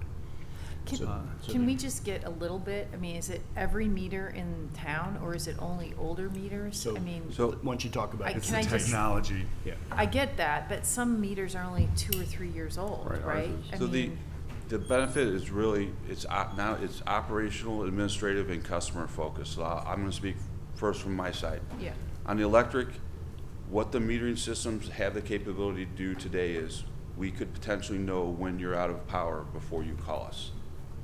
If there's a big storm and 6 circuits trip out due to tree branches coming down, and we go fix where the trees came down and turn it on, but your house, the service drop from the pole to your house came down, we don't know that unless you call. We would potentially have the ability to know that sure. if you're not home or before you call. From the water side, as Tony mentioned, as a residential customer, you should probably never have water running in your house through your meter for a 24-hour consecutive period. I mean, no one's generally running that much water. So these meters have algorithms that says, Trustee Dahlman, you're using the water like maybe not even a lot, but 24 consecutive hours. Something's probably wrong in your house. Yep. On the finance side, as Tony did a great job laying out, is they can instant reads when you're doing a real estate closing. For accounts that are frequently behind, you can actually, if like for an apartment unit, you can have it so Tim's staff could literally turn it on and off for the electric remotely. And then there's when fully implemented, There's some potential changes to staffing. And then from a customer perspective, what we're hoping to get to is a platform where you'll have availability of what your own residence is using real time. Okay, I don't think the budget meeting is the time to educate council on this program. Okay. I think we need to defer it or give Rob a little fund money to start getting the preliminary stuff lined up. We need to examine this as a council. It's a big expenditure. I know there's been talk about it in the back rooms, and I've heard about it from time to time, but never even in the detail you just provided us there, Brian. Part of it to me feels like protecting a customer from his own ignorance. So I think we all are responsible individuals that will recognize if our toilet is running for 24 hours straight, or if there's a puddle showing up in the front yard. I'm just saying, Tina, we haven't had time to think No, about I it. agree. I was just gonna say, I mean, it sounds like a great technology, Yeah. but we're looking at a very substantial rate increase to support it. And Right. I think given the cost of everything going up, it's an easy area to maybe slow These are the hard roll. decisions. There are a lot of very cool ideas. Yeah. That would be nice. Yeah. but Oh, these- I'm not sticking my head in the sand. It's a Yeah. big chunk of money. I agree. We have a budget that people are struggling with a bit, and this is, in my mind, low-hanging fruit because we don't even know about it. And if you could show us what payback there might be Payback, yeah. with staff. Yeah. Grant, all the bells and whistles are awesome. Yeah. And But that, is there any payback on staff? Well, it There looked is, like and it was a that'd be 70 to 80%, so we're not even capping out cost to cost on this. We're gonna end up incurring cost to do this when you add in all of the savings at this point. Right, and if we're gonna go to a different electric meter or metering system, you wanna make sure it's truly capable for doing all the other things that may happen with people adopting solar. Yeah. Right, so I think there's a lot for us to understand. And to Brian's credit, I mean, you've been talking to me about this for years now, because initially when it first came out, I was like, do we want to be the guinea pig in a new technology? But as things have gone along, I think, Brian, you're comfortable enough to promote it now, but I just don't think this is the budget or the time to learn about it, so. So as you reduce it across to look at have enough money to start it, Yeah. but with the caveat that yes, we'll need a study session in order to educate you on it before you commit the spend. The general fund would carry 125,000, electric 85, water 150 for a total spend of 360 as opposed to a total spend of 1.496 for this year. So Do we it's a wanna do significant that? It's reduction. split. Yeah, it's split three ways primarily. Well, we're down from how much? So total proposed this year is 1.49 million. We could reduce that spend to 360,000 across all funds. So- So and What that if we would- decide not to do it? That would then be you a don't three. spend it. That would be a budget amount, the 360, and that would allow us to bring the program to you in a study session, and then if you did choose to move it forward and buy into the program, that would give us some money to actually start the program in the fall of 2023. Almost. Well, I think we're comfortable deferring Yeah, any implementation. You're right. Am I speaking out of school here? No. I think what we need is enough for you guys to bring all the information to us, and That's along not- with a consultant who's not going to be an idiot, helping us understand the technology behind this. That We've was- had some pretty bad That consultants. was a fair. Put it on the RFP. Very. They need $350,000 to do that. No, I don't think so, Rob. That's what I'm saying, Yeah. is that 350, as Tim said, also squirrels away a little to begin implementation. I don't think we're ready to be there. Yeah. We haven't talked about it. Understood. So, I don't know what your thinking is, but, But I like the idea of getting it going so we can at least start talking about it. I think that's an important so thing. do we want $300,000 set aside for Oh, that? I have no idea what No, that that's my number point. is. You can do a consultant for 25 grand or 40 grand, whatever it is. What are you looking at, Tim? So you guys approved in last year's budget a consultant that we've been working with. So what it would be bringing to you in a study session the plan of what it would be and the potential costs, and then if approved, we could go out to bid for How it. much? And then how much for this coming year? How much for 23 for this guy? for the consultant? I mean, 25,000. That's what I guess. Say 50 to be comfortable and So you'd be, as opposed to looking, looking at a 3-year plan, you're looking at a 4-year roll now. Yeah. But here's one piece of context for you, and I understand you haven't had a chance to, I understand you all haven't had a chance to talk about it yet, but we're always looking for ways to make this system better. Winnetka is a dinosaur with respect to how we're handling utility reading right now. Other towns have moved to automated reading a decade ago, not to this level of sophistication, but they've made generational shifts to it, versions that are now proving not to be the best technology. That's a good point. So we kind of waited to get some of the, for the better Really. technology to come our way.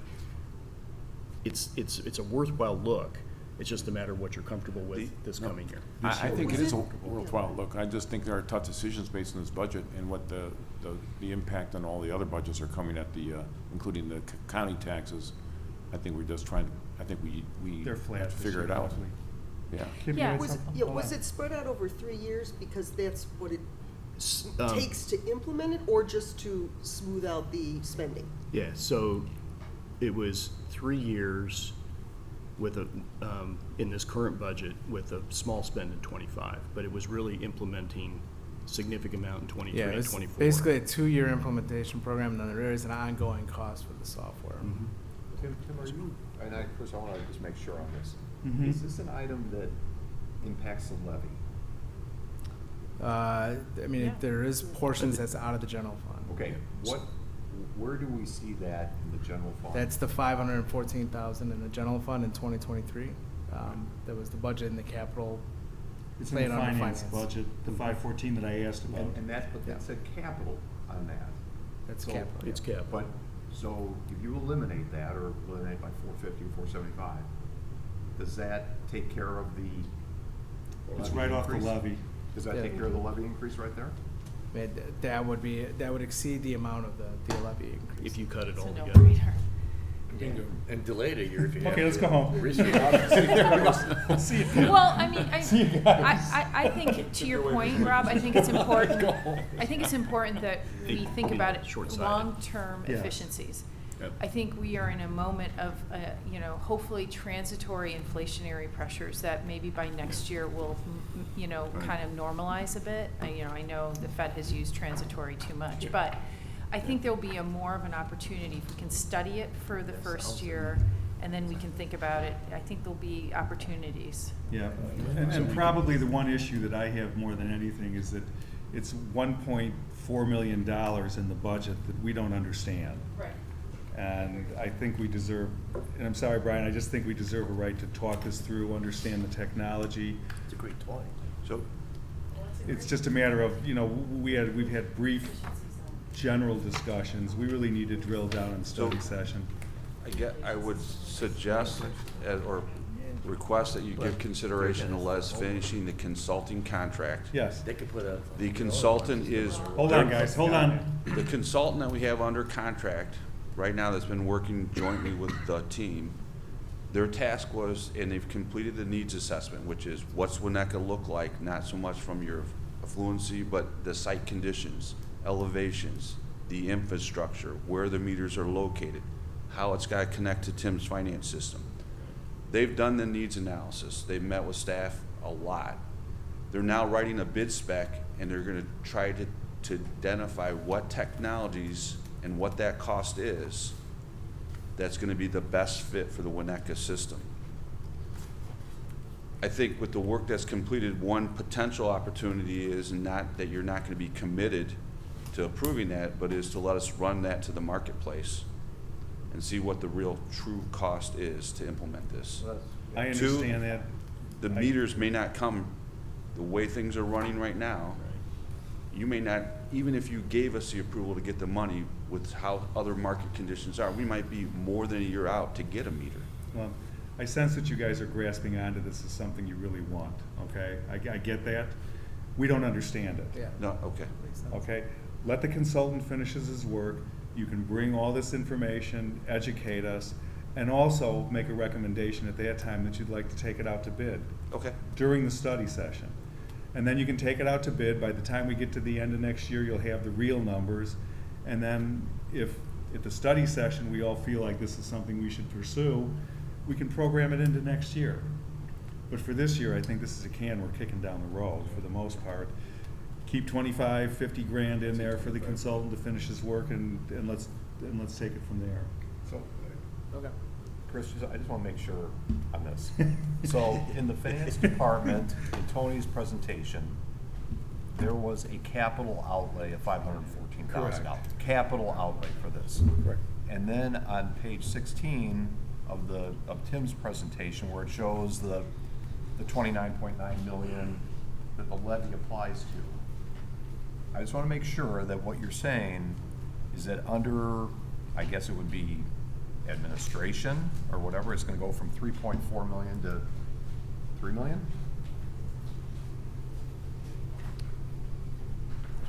Actually, 2.9. Well, but you're leaving you can 15 leave some in there, but I mean, Yeah. yes, but I just want to make sure. Well, that was, that chart you're looking at. Turn on your mic, operation- Tim. Tim, I real apologize. simple. That If they chart take- is operational expenses that you were looking at, but yes, it would take I get 500, frustrated. it would take $514,000 out of general fund expenses. And what line item is that? Is that administration on that page 16? 16, that's operational expense. That does not, that line item does not include that project. It's a capital component. See, this is why this does, so is the levy, is the $92 eliminated if we take 500,000 away on this metering? You could eliminate that. Yes or no? Yes, you could. Thank you. So I don't understand, I mean, I thought the levy applied to that 24 million. I thought So the levy, applied- okay, the way that the general Yeah, fund here's is, where you're getting- you have your property taxes, your income tax, it all goes into a pot. And then you spend, that pot of money goes to spend on all your operational expenses, all your capital expenses. So it's not specifically tied to operations or capital or, it goes into a pot that gets spent on all your operations, all your, operationals and capital expenses. So if you're saying we're not comfortable with the $92 a month increase to $450,000, and you want to find that money, you could take that from operations or capital and Okay, well, get there. You I can don't think skin the that's what cat he's either way. saying. I think what he's saying is, he's not comfortable going forward with the project, and it dovetails into reducing the levy by the outfall of that is. So, No, it's Reducing both. the- it's I the mean, levy. Yeah. if we were rolling in money and we didn't have any issues, might. then, okay, you guys, you can go Okay. So But have a new toy. that takes care of the levy. I think that's a huge. Well, none of us are in the prediction Yeah. business here, okay? We're all dealing with what is in front of us today. So- There's too many people out there that have opinions on the economy, and we have to Right. make our decisions based on what's going on here, so. So So just to- there is a direct correlation in operations and capital because the general fund is essentially commingled, right? Yeah. So the bottom line is it Yeah. goes Yeah. to zero. So the Right. 515. But wait a minute, goes- Bob, the one thing I think that you're struggling with, and I am too of it. Yeah. We've always been told, half of it's levy, half of it's internally generated from fees, blah, blah, blah, blah, blah, blah, blah, okay? So if we take this $500,000 out, are we taking out 250 from the levy, or are we taking out 500 from the levy? You could set the levy, if you want, you can set the levy at whatever level you see fit. And that gets dumped into, like I said, into the general fund with all those other revenues. We could So take you it could all take from it the levy. down to $400,000 to I've offset never it. been offered the option of taking it from the levy or taking it from. Well, it's other not, revenues. it's not tied specifically to the levy or the income. It all gets rolled into one pot of money Right. that gets dispersed towards your police, your fire, So we could your get a capital. dollar for dollar reduction in the levy. You could take a dollar for dollar reduction in Yes. levy if Right. you wanted to. So, Yes. but- Right. yes, but when you're on page, yeah, that, Fees in would those still be enter- what they are, right. in the Or you could enterprise cut the fund, that's not- expense and keep the levy and accumulate capital, because it is a pay-as-you-go, general fund, capital money, you accumulate funds for future projects as well. That's an option too.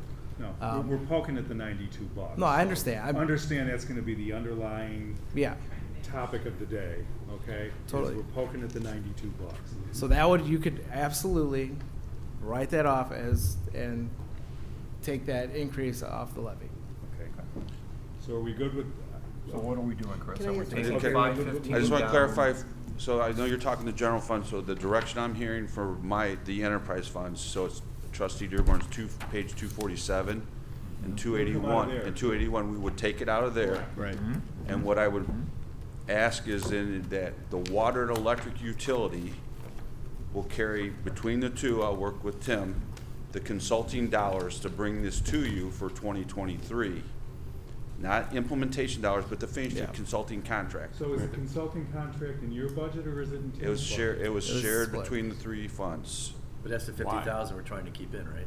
Well, however you guys. split it up. 25, so it was Well, in 25,000. sense of the discussion on the general fund and the tax levy, what I'm proposing is that we'll take, as directed, we'll take the capital out.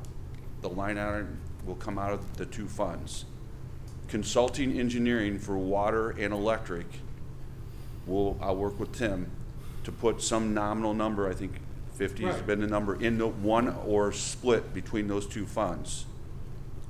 A revision to what I've already presented to you. Yeah, you guys figure out the gymnastics. Okay, We're just but telling it'll you. go in the enterprise, it'll go in the enterprise fund as opposed to the general fund, and all three funds will take it out of their capital. Correct. So what are we doing? Are we taking it from 515 down to what? To zero. 50. We're leaving Brian's zero. gonna bring it up. as We his would budget. still capture the new growth portion, right? So we, Well, that's right. You're talking about the levy. No, That's not the- the levy. the- The metering. the line item, expense yeah, the capital goes from expense will go down. 515, and then you're gonna keep 50 in, or 25 50, in, or- 50 would move to the Well- expense budget, and the 50, I'll work with Tim, we'll decide what Yeah. split goes between water And and electric. electric. So it's gonna be in the enterprise fund. Not general. So that takes. So it's out of the tax levy down by discussion. 465. 515, the whole thing comes less out. 50, because we're gonna keep 50 Yes. in. Yeah, still gonna keep Yes, 50. because the He's 50 is keeping 50 going in to his- there, that's, So that's not gonna come out of the levy? So the 2.85% CPI component, we'll take that off, and we'll just pass the levy with the 1.5%. Okay. It's So up now to, we're- he's Okay. gotta carry something to pay for the Okay. continuation and the study session. The water fund and electric fund are enterprise funds, they're not related to the levy, and we're not getting funds from the general fund, so. All right, the 515 goes. So the five, so we're gonna go, all three funds are gonna take the capital out. I'm gonna carry a number nominally around 50,000 between, not 50 in each, but between the two funds. We'll work with Tim and the consultant to figure out what we gotta do to get this to the council for discussion. Right, first quarter, we should. Okay. Why are we splitting it between three funds? Why don't we And so just take it out of? Well, it's well, just that, like, that it's goes cost back to my accounting. question, It drives me because it seems, crazy. yeah, it's Yeah. cost accounting. it is, It's it's the cost allocation. accounting, yeah. is really So it. what does Brian do in terms of the capital? This is really normal in construction and development too, Yeah. we live in those pots, so I get it. It's Chris, not that what- much. What, It's- what do we do with the capital on Brian's capital electric? Are we pushing out to We're- 24, 25? What are you gonna have in there as? Well, I think for the 5-year Well, plan. nothing until we decide whether So we're we're gonna take do it or out. not. We're gonna take it out. Just take it out. So it Do you comes want out it of the completely fund. out, or you want us to slide it so at least I would it's plan reflected in for the it. 5-year plan that it's Well, I don't think we can contemplated? stick our head in the sand. Obviously, during the year, we'll have the discussions. If we decide to keep it in, it'll show back up in the capital improvements plan, right? I think you just slide it out to 24, 25, and You good with that? I'm fine with it. Yeah, Okay. I'm fine with that. Everybody else? Keep it That's in the fine. radar, yeah. Yeah. Got that? Yep. Okay. So, Can I ask one quick question? ahead. at a different topic? Right. I got a lot of questions for Brian, but Yeah. Uh-oh. we haven't Okay, got to them yes, yet. and if we have to table this, because this is just for my education, it's fine. On the cable pulling and directional, you Boring? said that, yes, boring, that the residents or the customers So- pay for that. Is it paid for completely? So it's split, so if it's generated, like I use District 36, New Trier, or you as a homeowner are requesting an upgrade or reconfiguration, then that's built into the rate we would charge you.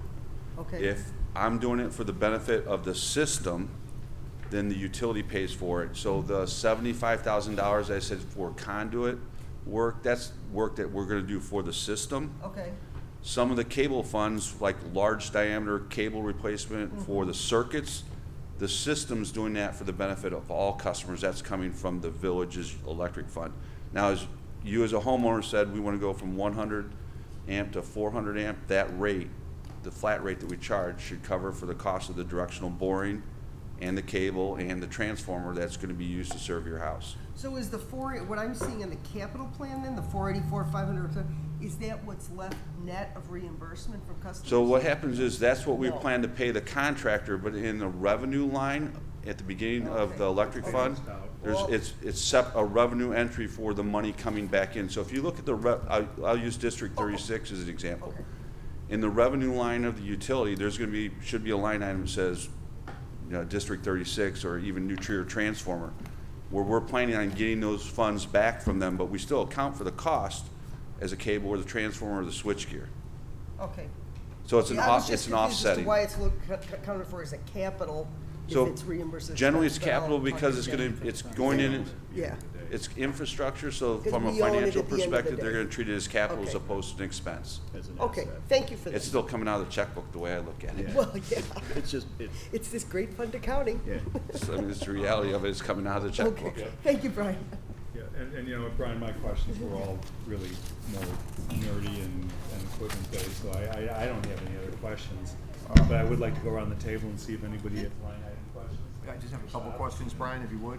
Yeah. So we were addressing a little bit, the electric fund is the only fund, aside from the pensions, where the fund balance is less than the required minimum Yes. or recommended minimum or whatever. That's gonna be, that difference is gonna be cut back a little bit here for this year. But does that concern you? How do you feel about that? So the council's looked at it a couple different ways and my own thoughts on it. So first of all, we've loaded the full budget in it, and there's a number of items that are gonna require a longer term policy discussion, and I'll say directly related to the power plant. We put those items in for discussion, which will have to happen before we award any contracts, and potentially, depending on some of that decision, you may ask us or do things like we've done in other funds where we get a loan from the general fund, or we should get outside funding. Two is that funding, if you look at it, is, I think, over a 3-year period starts to come back up. So we've drawn the checkbook down, and in like year 4 and 5, it's starting to come back. The gap is diminishing. And then the last, from a policy perspective, again, subject to your decision, is that your previous predecessors have said, yeah, it's the electric utility is drawing down their account, but it's still owned by Winnetka, and Winneka's reserves are still very healthy and sufficient. So should there be a problem in the electric utility, there's still a backstop, which is the village of Winnetka, before we would really have to go outside the village of Winnetka. Is there any scenario that you can imagine? I mean, Catastrophic that type would- of event of Catastrophic. generating equipment would, a catastrophic type of event where several generating units were damaged and you want to replace them, that would be a catastrophic event. The 2 substation transformers were, $3 million. yeah, okay, all right. So there are, I mean, even the windstorm of 07 wouldn't deplete 4 million. If we had a like event, it would not take us down $4 million. Okay. Okay, that's, and you make the good point that we're going down, we're going back up again, perhaps. And then on the 8% increase, if infrastructure, I mean, that's contemplating some funds for infrastructure as well as just electric delivery, right? to Right. Residents. What percent of that 8%, and I could probably find it if I dug into the number, What? of the 8% rate increase Okay? that we're gonna experience, of the $200 per resident or whatever it is, what amount of that is just because of power costs going up versus what amount of that is dedicated to infrastructure? The majority of it's not our power costs, because like I told you, our power cost is going up 1.8%. That's say 10 million on a 20 million budget, so say 1% without. Well, but we have cost of service. I mean, there's more than just the power costs. So I think what you gotta look at is like, think about all the presentations I've made to you guys in the last year. A pad mount transformer prior to COVID was $3,500. We're paying over $15,000 and waiting 2 years to get the same box. We didn't change the spec. Cable, we ordered cable last year and we're hoping it shows up in January of this year. All the prices are up. So I mean, we're dealing with those issues for not only maintenance, but when we come before you, we're gonna have to raise the rates that we charge to provide electric service for the single phase and 200 and 400 amp services will have to go up. But if you said to Josie as she's writing the letter, to residents that your electric bill is gonna go up by, on average, $212, whatever the number, I'm trying to find it, but whatever the number is, how, $211. How would she phrase that, this is because of? So basically, it's labor and materials, the drive, if you look at the budget, it's labor and materials, the driver. Labor and materials and power costs. Power cost is gonna be about 1%. Is it the whole thing, or is some of that going to infrastructure? Is No, part the of it- power cost I'm referencing is just to get the power delivered to the substation. But the $211, the increase to the residents, is any of that attributed to the long-term study of improving the infrastructure of the Yeah, so electric that's, system? the other part of that, the 8% that's funding the capital is cable replacement, substation improvements, reconfiguration of circuits, linemen. This is what so if you, That's a you were great- to that's a great explain point. that to somebody, you would say of the 211, to get power to your home, it's $100 of the 211. And 111 is for I guess you- infrastructure? Well, it's all to get power. It's all the different pieces, 'cause I mean, Just, it's all current? None of it's dedicated toward longer-term capital? well, so I mean, no, this is all funding current year projects. In fact, as I mentioned, we're drawing down capital, so it's not banking money for future capital. So we're drawing down the checkbook for projects we intend to complete next year. Fire suppression at the South Load Center. I think that's. Cable But replacement. But for instance, on your rotor number 4, Correct, that's 529,000. I mean, that's not financing next year's electric delivery to my home. That is getting the plant in a way that's a several-year improvement. Well, in that case, that one's, the component of that, as previously discussed, is cost avoidance. Without that unit coming back, you're, what did I say, $37,000 of increased cost. No, but Rob, I hear what you're saying. That particular item is a good example. We're spending 500 and some grand to make sure we get our 3 years credits out. Correct. from- Or whatever. Less than no, three. for 7 or 8 years. Right, from the other, otherwise it would be a hole. Okay, fine. But, Payback is a year. but your point is right, Bob. So I'm just thinking about it because when you say to somebody, and it's the same with when we talk about water, with lead lines, when you say to somebody, your rates are going up 8%, they can say, well, that's inflation, I know that. Or they can say, wow, what in the world is going on here?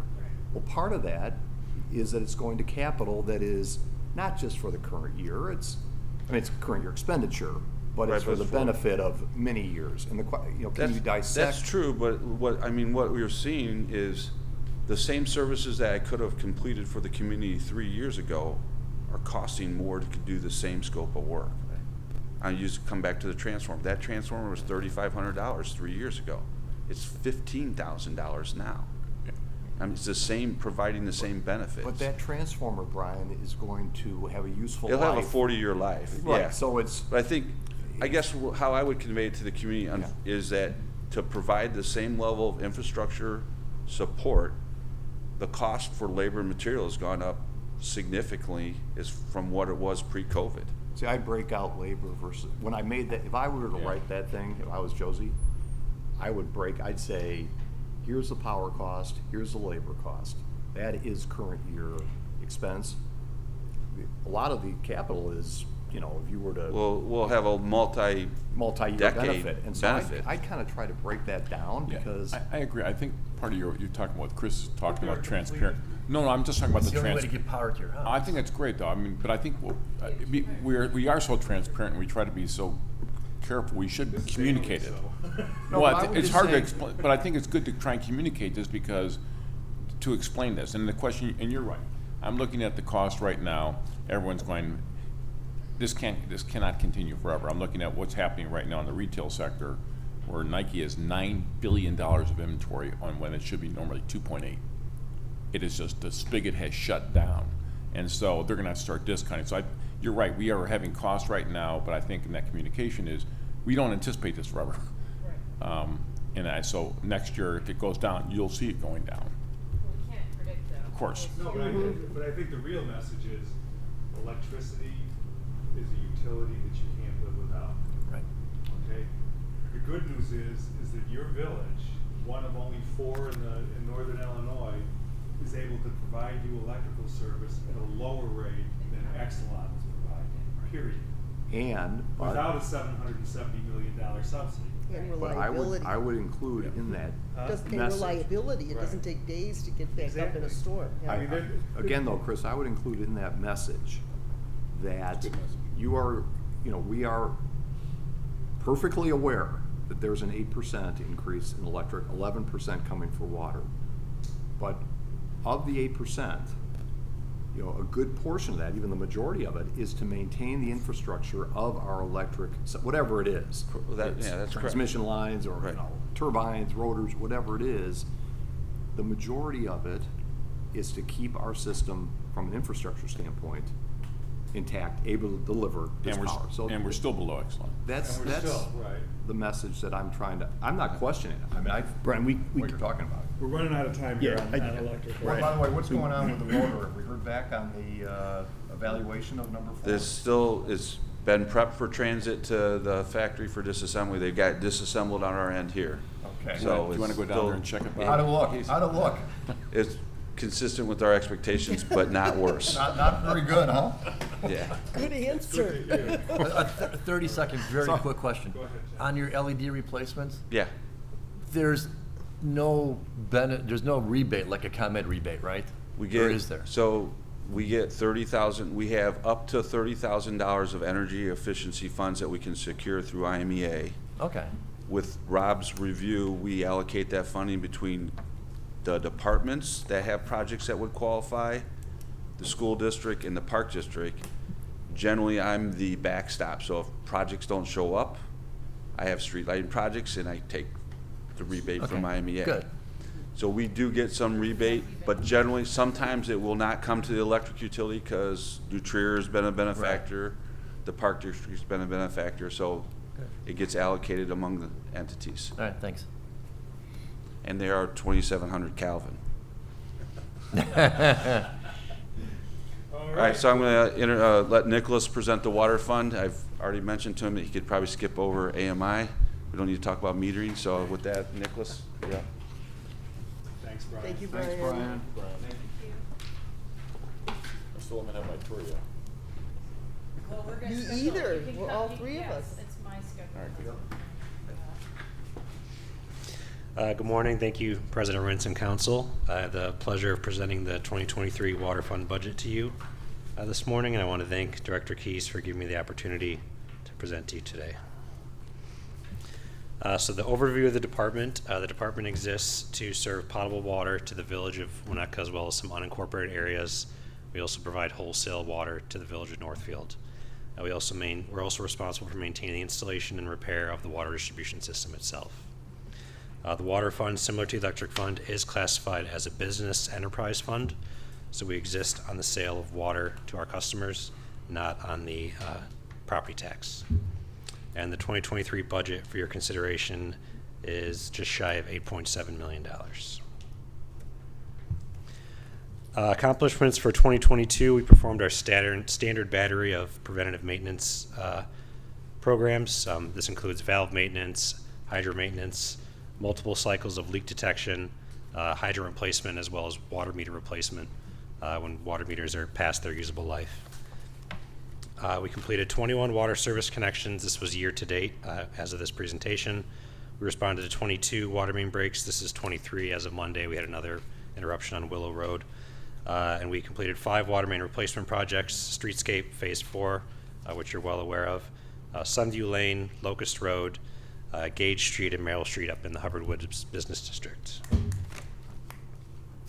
Our goals for 2023 are continued adherence to regulatory requirements, be that governing bodies such as IEPA, IDPH, IDNR, installation of new water service connections, continuing to perform our preventative maintenance programs in regards to valves, hydrants, and meters, removing lead service lines from the system as part of planned and emergent work. I'm going to cover that here under the capital plan.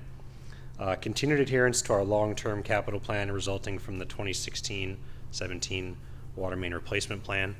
This is the plan that calls for 1%, building up our budget to meet a 1% system replacement every year for the next 100 years. And then continuing to invest in maintenance and in capital improvements at the water plant. Some key budget items here. I'll skip over automated metering infrastructure for now. Next year, we're going to tackle 5 water main projects. We're going to budget for planned and emergent replacement of lead service lines. Again, as mentioned by the finance team, this is an unfunded mandate from the state of Illinois. You'll see how that rolls into the budget here shortly. Continued budget for new services, preventative maintenance programs, and there are no proposed changes to staffing for 2023. This projection shows our water sales. So we budgeted for 128,000 cubic feet of water sales in 2022. We're going to come in above that based on our estimates, 134,000 cubic feet. And we're projecting in 2023 to be at 138,000 cubic feet. This is a rolling 3-year projection. So the reason you're seeing a little bit higher number in 2023 is that 2021 was an exceptional year for water sales. This is largely weather dependent. So if we have a hot year, a drought, that's going to drive up water sales. So you're seeing that increased projection in 2023 as a result of that 3-year average. You'll see though that as a whole, we're still trending downward due to water conservation and other efforts. So what that amounts to is less units of water that we sell to cover our costs.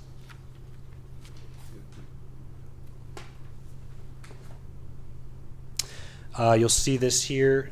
This is the summary of the water fund itself. Some items of note. You'll see the revenue up 16%. This is a result of the 11% rate increase that we're going to discuss, as well as the increased sales projections. You'll see a decrease in the debt service. This was as a result of a advance payment back to the general fund for a loan in the amount of $250,000. You'll see payment in lieu of taxes similar to the electric fund. This is an amount remitted back to the general fund. And then in terms of capital, you'll see a sizable increase in the capital from 2022 to 2023, which I'll cover here in the next slide. So the 2022 budget had $2.7 million in capital set aside. We're estimating to come in by the end of the year at $1.8 million. A lot of that is due to delayed projects as a result of the Lead Service Line Replacement Act. There were 3 water main projects scheduled for this year that we had to delay as a result of that act. Those are being rolled into next year's capital plan. So the 2023 capital plan is $4.3 million. That includes those deferred or delayed projects, just shy of $700,000 for lead service line replacement, and an amount for AMI, which I won't discuss. You'll see the fund balance figures here, 5.8 million 2021, 5.6 2022, and 4.2 projected for 2023. And we are still above the fund balance policy of $1.4 million to cover the operating expenses.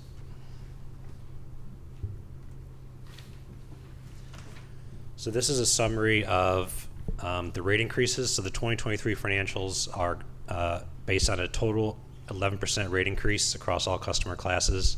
This is composed of the 8.5% to cover the water main replacement plan, as well as an additional 2.5% to cover the unfunded mandate related to the replacement of lead service lines.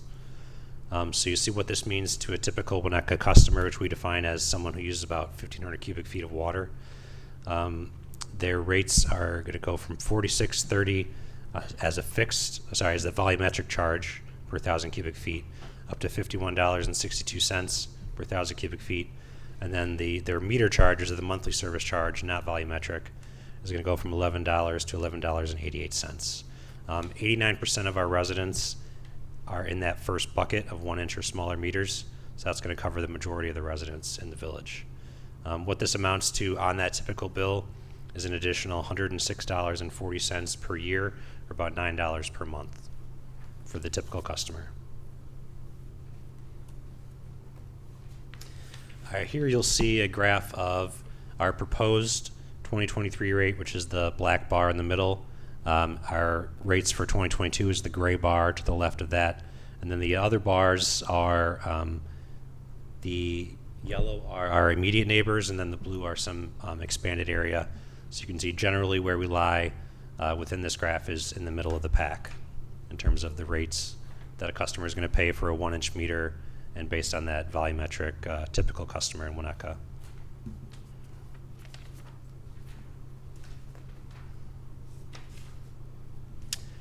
So I'll step into the operating expense highlights. On the distribution system, we are still budgeting for water meter replacement. We have older meters that leak or malfunction, and we still have to budget to replace those with newer style meters. We have contracted resources in the amount of $46,000. This is for emergent water main breaks or water service leaks that our staff is not able to handle. So there are instances where we have widespread breaks. We don't have the staff to fix them, so we hold over resources just in case we need to have a contractor come in to help us fix those. We're spending $25,000 on our standard cycle of leak detection services. So twice or thrice yearly, we'll have the whole system surveyed by a leak detection contractor. So they use a sonar technology to go around and detect leaks on the system. We also budget for emergent service. So if in the middle of the night our crews are having difficulties finding a leak, we have contractors that can come in and help pinpoint the leak for us. $24,000 in hydrant replacements. This is about 6 or 7 hydrants. Hydrant painting, $16,000. We paint approximately 25% of all the hydrants in the village every single year. This is our standard cycle. Insertion valves, this is about 3 insertion valves on the system, $14,000.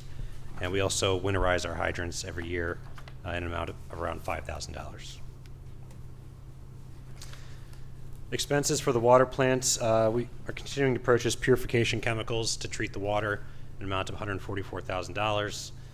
Some contingency funding for pump repairs at the plant, as well as spare breakers. We're also budgeting to intake inspection and cleaning. This is the raw water intake in Lake Michigan. We budget expense to take a look at that and verify its condition. And then we are hoping to get across the goal line next year, the 10 kW solar project. Based on what we've looked at in terms of feasibility, this is most likely going to go on one of the buildings at the Yards facility, based on coverage and access to sunlight. Consulting services, so we are budgeting $95,000 in consulting services to help us design a high-lift pump control system. The high-lift pumps are the pumps that actually take the treated water from the plant and push it out into the village. We're going to look at the replacement of the water plant mains in an amount of $80,000. These are the actual mains that leave the water plant and come up onto Tower and Sheridan. I would consider these the arteries of the water system. So we're going to look at the longevity of those and what it would take to possibly replace them. $50,000 for PFAS. These are the forever chemicals that you've heard about in the news. We're going to engage engineering services to study possible avenues of removal, as well as potential partnerships with other water suppliers on the lake to engage in efficiencies in the removal. Regulatory reporting, we budget $15,000 for that, for reporting to the IDNR. Specifying a transformer for replacement at the water plant. This is the transformer that powers pumps, auxiliary systems at the plant.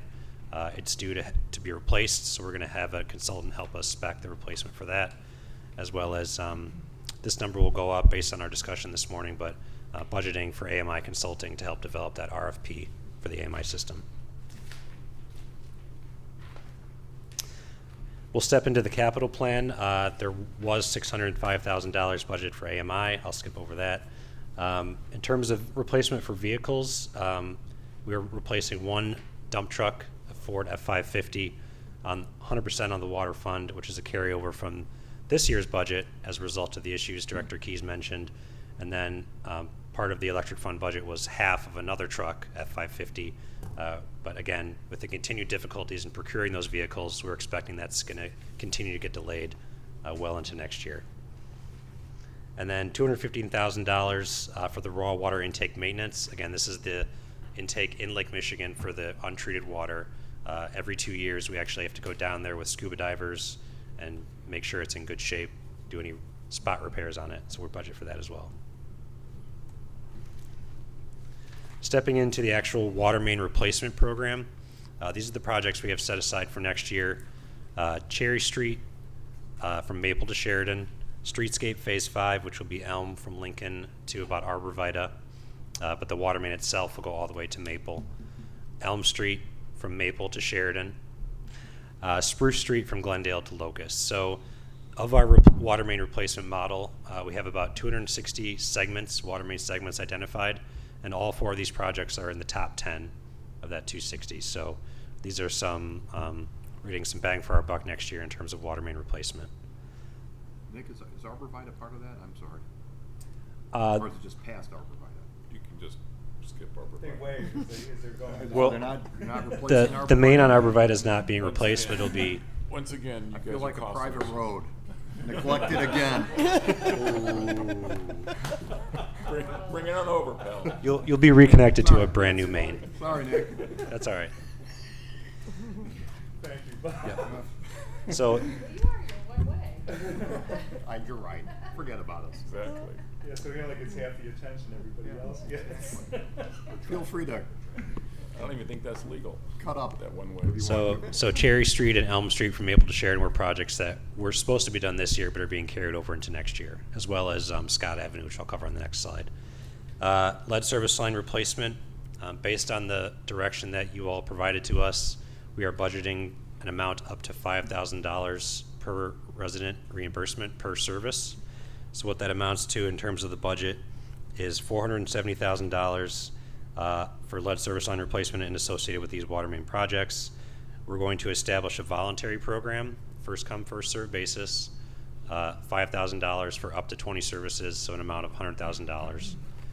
Emergent replacements, based on our historic trends, we're budgeting for about 14 leaks a year, so that comes out to $70,000. And then contracted project management of $50,000. This is obviously a significant scope change for our department and our projects, so we're holding over contracted resources to help us manage this change. And I should mention before I go to the next slide that to meet the deadline set by the state of Illinois, it's a 17-year deadline for our service, for our system size. We'd have to replace 88 services a year, and with the work that we're proposing today, we're over 100 services, so we'd be ahead of that schedule. Additional capital projects would be the water service transfers on Scott Avenue. Again, this is a 2022 carryover. This actually isn't water main replacement. There's actually 2 mains on Scott Avenue, so we're transferring residents from a smaller, worse performing main onto the larger main. Holding over $200,000 for water main modifications at Green Bay and Willow. This is the water main that dips underneath Union Pacific Railroad, as well as holding over $60,000 for contracted services to design the water main projects for 2024. And these next few slides are just depictions of the water main projects themselves. So Trustee Dearborn, you'll see here that Yeah, I see your that. water main is going to be reconnected to a new main on Elm Street. Oh, is that right? Mhm. But not, So is Now- that part of, does that fall under the voluntary, not the voluntary, but that falls under the lead line, 470,000? Will I fall under that? no, the, Your water main is connected. your water main, not your service. So I Not don't, your service. not the service. No. You can sign up. Yeah, yeah. You would potentially, if you so inclined, you could, put your, once the program is defined, elect to request participation in the voluntary program. Yeah, Yep. and we're gonna be doing that soon? Or when is that expected? That would start after the first of the year, we'd start the program, once the Okay. budget's approved. Yeah. You haven't fixed your lead pipes yet? Is that what you're trying to sell? So let me handle my own business. Don't you care about your family? This is between Brian, Nick, and me. You have nothing to do with this. Priest confessional kind of deal. Jeez. This is Elm Street family. from Maple to Sheridan, Cherry Street, Maple to Sheridan, Spruce Street, this is on the west side, west of West Elm, and then Scott Avenue up in Hubbard Woods. And with that, I'd be happy to take any questions. So the 470, you've gone through these water mains, that is, that's 94 Correct. units. Mhm. So we know that on those roads, there are 94 lead service lines? Is that? Yeah, we have pretty extensive records, so based on our Okay. records, we are expecting to encounter 94 services on these projects. Interesting. And then the only other question I had, and not to get into a topic we don't want to get into, but the intake, inspection, and cleaning, is that, what again is that?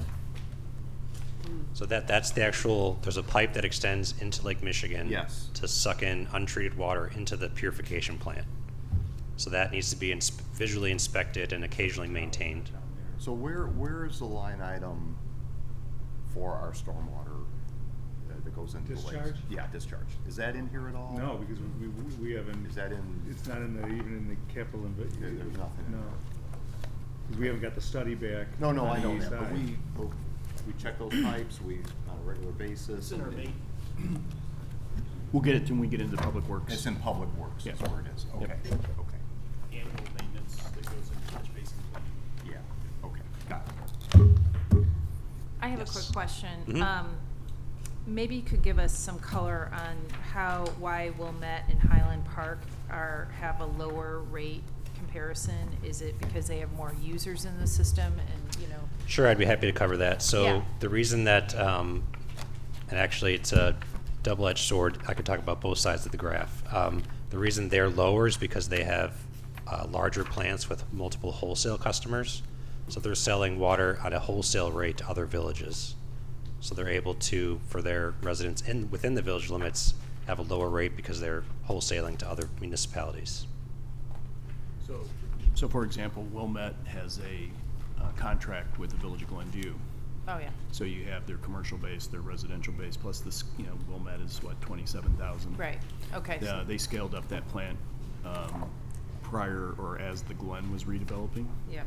So that, and I believe they also sell to another private water utility. Highland Park sells to Deerfield, and then all the commercial activity in Deerfield. So they have, significant wholesale customers that keeps their rates competitive. If you look at the other end of the scale, you'll see Northfield. Northfield is a customer of Winnetka. Yeah, I see that. But, then I'm looking at some of the further western suburbs of Wheeling and Buffalo Grove who are buying it from somebody else. Mhm. And they're slightly lower than us. So, and they're larger systems. So it Right. just was something that.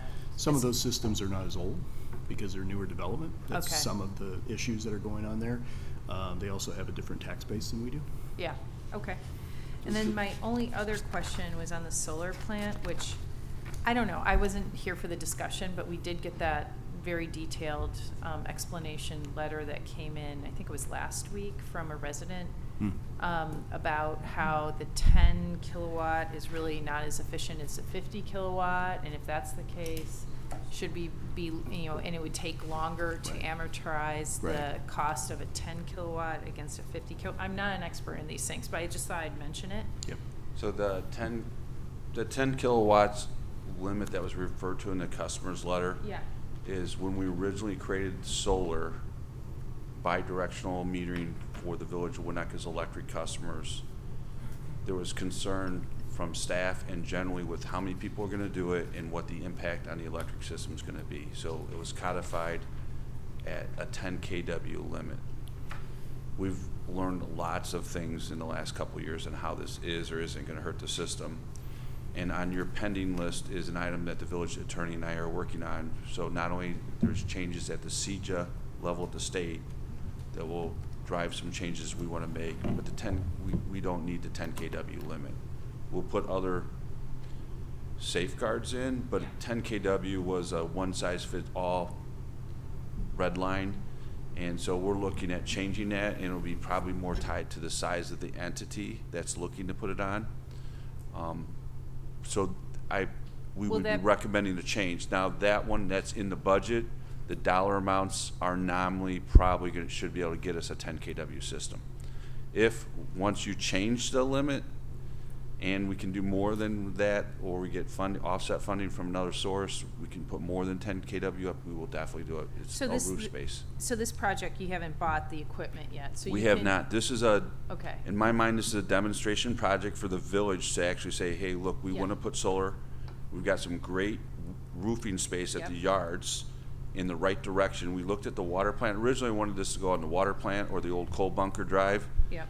And after talking with various firms, it's either going to be too much shading, or we're gonna get into dealing with terracotta roofs and historic components, so we're looking at potentially a demonstration project at the yards. Okay, just so that we have the potential to get a more efficient 50K, or The- 50 kW system, I In- think that makes sense. Our retooled ESC is working really hard on identifying not only technologies, but now they're really getting into the funding sources a lot deeper too. Yeah, the grant. Our new chairperson spent a dozen years in Washington DC at a lot of different levels. of Perfect. governmental, and he knows these pockets of money. Mayor Becky, I was on a conference call last week for another national program that's got substantial dollars for alternative energies. Yeah. So the good news is now one of our advisory boards is really rolling up their sleeves to start working on this. And Brian, kickstarting it with a small project like this is a really important step to it as well. Yeah, I agree. I mean, the timing was coincidental about the 10 kilowatt limitation. And so, just so that we have the So- opportunity to upgrade the service for a nominal increase in fee according to that letter, which I don't know if that's the case, that will reap better benefits for the demonstration project. So, that's all I had. Is there a question? So, again, to follow up on Tina's point, will Met and Highland Park both have water plants as well, or water, okay, but they're lower. Do we sell, do we compete to sell? I mean, it seems like, We lost Kenilworth at one point to Wilmette. so people So we are, do compete. that's why I'm like, are we actively going out and saying to North, So because there- it'll lower our costs Yeah. ultimately, I would So think. there, Buddy, I got some yeah. water. Exactly. You want some water? Trustee Abbott, your question is Clean. would require quite a bit of an answer, but there are multiple water agencies beyond the North Shore communities. There's the Northwest Water Commission, and I forget where the other one is, but there's two major ones for the northwest suburbs, and those water agencies have water supply, long-term water supply contracts with water providers. Yeah, I'm with you. I just So don't know if it's something we do. the opportunities to go out and Leverage it. compete are limited, and they take many times a decade to try to get it worked out. So I guess what I'm trying to manage expectations a little bit. There's Yeah. very little there But- for us to go for. The other piece of that equation, I'm sorry, trustee Dolan, the other piece of that equation is finite capacity that we could supply without a large capital investment at the plant. Right. Okay. So I mean, we're not, we're comfortably sized to handle Winnetka and Northfield, and we have some excess capacity. For unincorporated But as well. if you're gonna take on a whole nother community, you have two things you have to look at doing. One, you have capacity at the plant, but two, in the Kenilworth evaluation, not only was that a discussion, but getting the water to where you're gonna connect to that entity. And the diameter of pipes, there's a capital investment to get it from the plant to where you're gonna connect to them. The only other question I had was consulting fee. Are those all programs that we've looked at? I mean, I look at, when I see $100,000 chunks of consulting, I'm sorry, I missed the question. just, you had like $200,000 or $300,000, $400,000 of different consulting programs you're looking at there. Are those all something we looked at or approved, or? No, so what would happen is if you approve the budget, we would go out for each of those projects and get competitive proposals. Depending on the cost of those proposals service, if it's under 25,000, then the village manager could approve it. On, let's say, the generation study, if, a contract size of $150,000, if that's what it turned out to be, would be presented to you at a council meeting for your discussion Okay. and approval. It'll come back through us, okay. So, Okay, great. yeah, everything that's over 25 staff is bringing back to you, or if it goes from Rob's approval to over 25,000, then it's coming back to you for a change order approval. Hey, Brian and Nick, real quick, and same question I had on the electric fee increase, the 8%, we're going up 8.5%. The lead line, the 2.5%, makes sense. But the 8.5% is based on the rate study that was done. If you had to just large picture say, if we didn't have this aging infrastructure issue in town here that we're trying to resolve over the next several decades or whatever, what percent of that 8.5% is just increase in cost to deliver water to our residents? I mean, is it half and half? Is it, The right answer would be zero. That's what I was just saying. Yeah. I'm looking at is, Tim, 'cause my so gut- Is it My all? gut feel is, you know, the 8.5% increase was being driven by the capital renewal. So in general, we would have a very low sloped increase if it wasn't for the trying to get back on track to replace it, and then the lead service lines now adding 2.5. So your actual cost of delivery, generating water for the residents is not really changing? Well, so you have a couple costs are going up incrementally. So indirectly, the water plant's going to see their price for pumping water to all of us is going to go up. So everything's Okay. driven by electricity and labor. But by far, the rest of it then is emergent response to water main breaks. On a service basis, new customer connections are recovered through the revenue component, so that should wash out.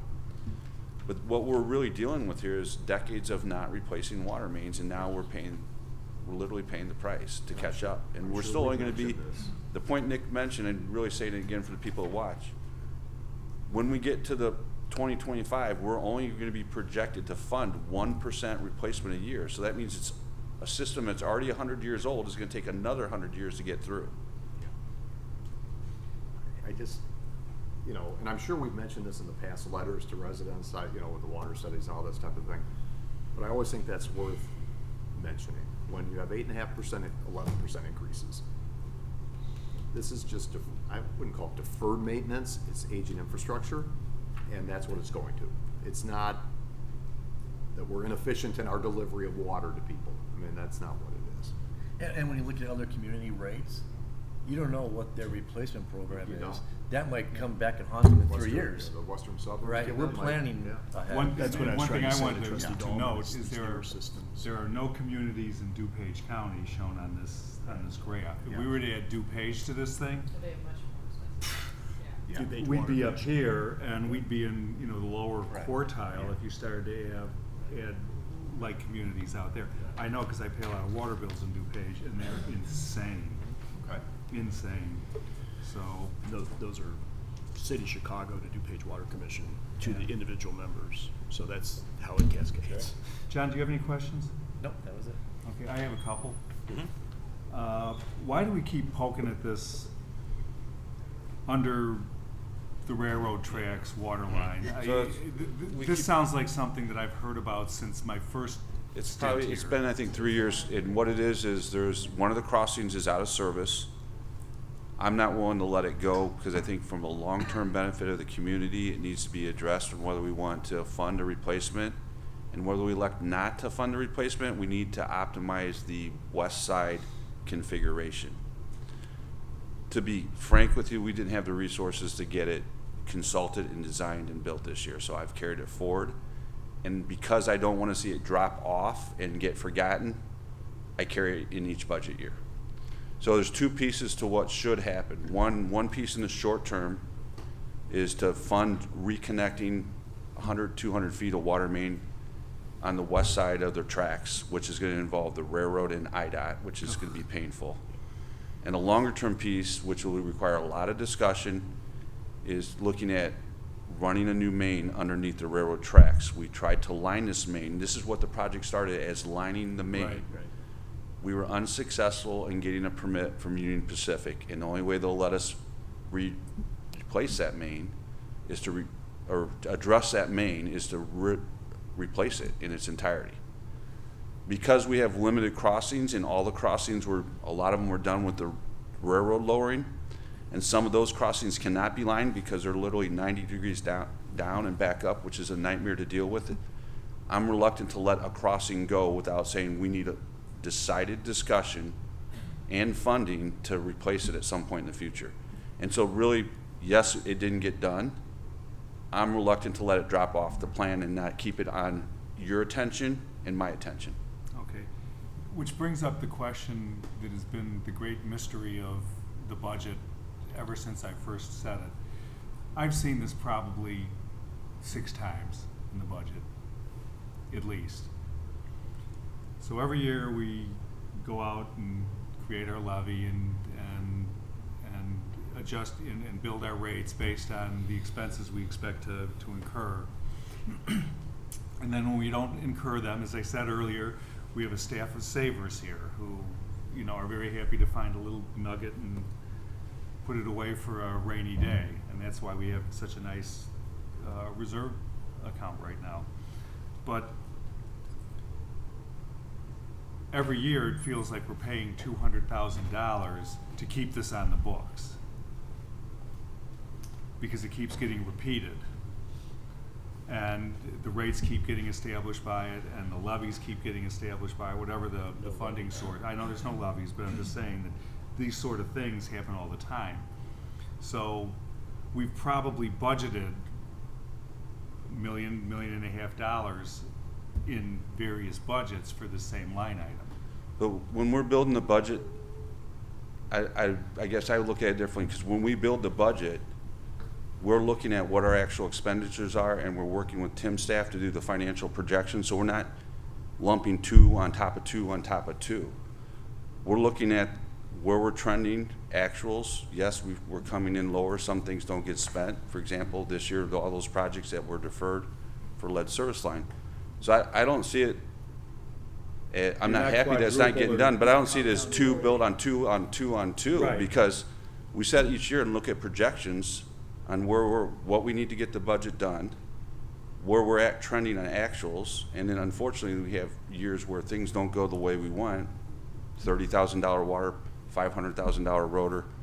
So this is one that's going to require consulting services. It resides with me that we didn't get a consultant online to do it, but again, and I'm willing to take the heat for that, because I don't think it should drop off your awareness. Mm-hmm. And by keeping it on the 5-year plan, whether it gets done or not, I disappear, you disappear, everybody knows it's there to be discussed, as opposed to it's in a drawer in my desk. But the primary question is, we haven't paid for this 5 times. You have It not showed paid up for in it 5 5 times, so budgets. that month, you have not paid for it 5 times.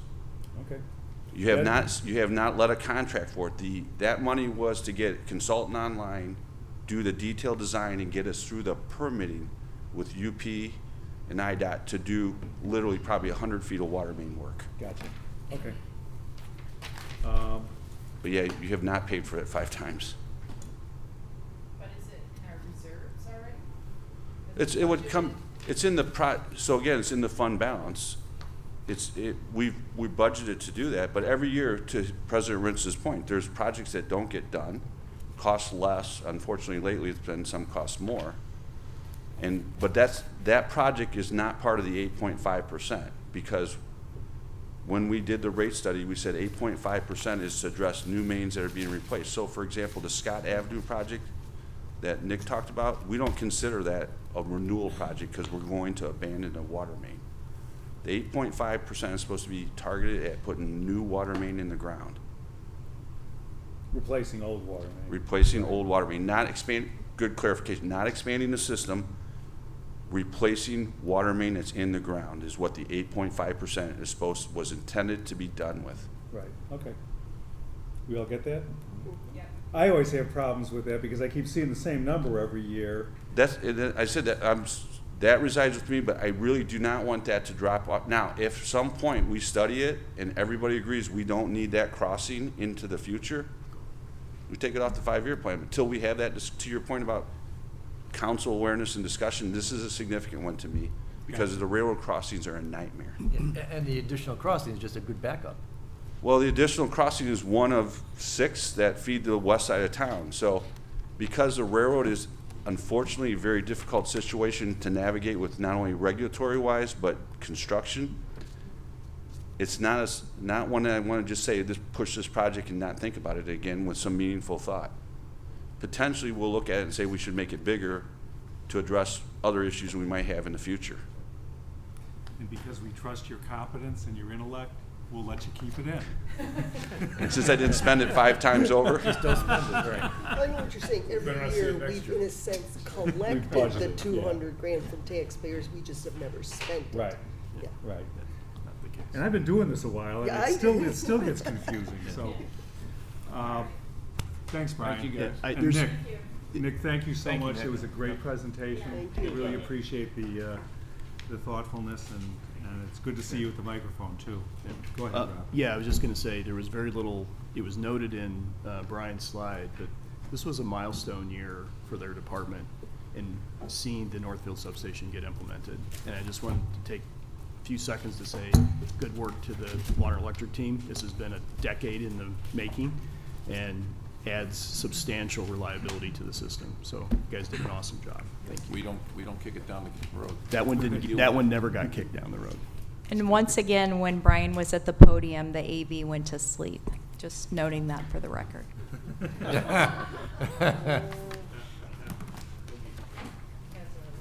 Chief Ripka, you're up.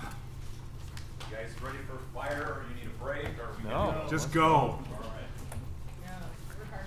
While you're setting up, I'll use the time. My 2-year-old granddaughter had a outing her class at the fire department. So this is she had the best time. She was telling me all about it. This in Monica right here. So I'm approving all fire department budgets right now. She had such a fun time. Let's start with that. I love it. Oh, that's fantastic. Yeah. So we'll dive right in. Thank you for this opportunity to present the fire department budget for 2023. I would be remiss if I didn't at least introduce our additional admin staff with us. With me today is Deputy Chief Tom Hutchison. Tom has 33 years with the village, and our newest admin analyst, Stephanie Wells. We stole her when her interim was up with the village manager's office, and she came over by fire, and she's been a huge, great addition to the department. So. Great. Welcome. So with that, I'll go into the rest of our organizational chart.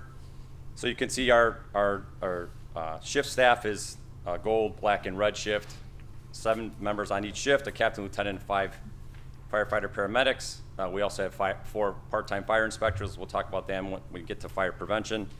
And then we have a unique position with our department as our administrative lieutenant. It's a really nice spot for us in that it's typically a day administrative spot. But if there's a shortage on shift due to retirement, illness, injury, we take that position, and he then fills on the shift rotation, and it saves us quite a significant amount of overtime. So I would say probably 90% of the time he spends his time on shift duties. Emergency response is pretty consistent for the last few years, with the exception of 2020 being the 10% drop, pretty standard in the fire service. The 10% drop is just related to COVID. All the neighboring communities in the fire service in general kind of felt that drop. You can see 2021, we're back into our trend of 2,300 calls a year, and 2022, we're trending towards that number again as well. Across the call types, we're pretty consistent across the board as well. Fire prevention, like I mentioned, we have 4 part-time fire inspectors. They do inspections in Winnetka and Kenilworth as part of our Kenilworth agreement, but they also do inspections via IGA with Glencoe and Northfield. Our Fire Prevention Bureau is fantastic. They're all retired firefighters, very experienced, very knowledgeable in fire prevention. They do a really great job for us. They do such a good job that other communities are reaching out to us to have them do their inspections. So, some of our accomplishments for 22. We recently established a new Kenilworth Fire Service Agreement for through December 2029. I'll be presenting that to council next week as well in greater detail, but that's quite an accomplishment for this year. The fire service, unlike most entities, are not struggled to find employees and applicants for our recruitment test. So we had neighboring communities that were getting 5 and 10 applicants on a test that normally would be 200 to 300. So forecasting that, before we ran our test in May, we updated our BFPC rules with the assistance of Human Resources, sort of expand our recruitment opportunities. In doing so, we had 60 applicants, ended up with 40 on our list. So between our previous list and our new list, you can see the 5 firefighters we hired this year. So it's pretty significant to hire 5 brand new firefighters in 1 calendar year. That's almost 25% of our response department. So pretty significant. All 5 of them, 4 of them were already paramedics before starting with us. 1 was already in school, so we continued on the paramedic program. And then we have 1 guy that's in the academy now. So in January, we will have, for the first time in many years, a fully staffed, ready to go fire department. So that's good for us. Another significant accomplishment, some of you may remember back in early summer, we presented a IGA with Wilmette and Evanston for a joint boat response. We procured that boat through an IGA with Willow Springs. We finally got the boat in the water a few months ago, started our training. You can see we did apply for a joint grant with Wilmette and Evanston to cover the training costs. We secured that grant, so we're very fortunate it covers the big part of that cost for training for all the firefighters to be trained to operate the boat. So that was just over $220,000. And then we also purchased a new staff car and replaced our utility pickup truck vehicle. Some additional accomplishments, all of our fire department paramedics completed pediatric advanced life support training, and that's above and beyond our required paramedic training. That's just an additional course. We try to keep our paramedics, trained to a next higher level, so we completed that. And then out of the unfortunate July 4th incident, we realized there was a good opportunity to send our paramedics through additional training so that we could then take some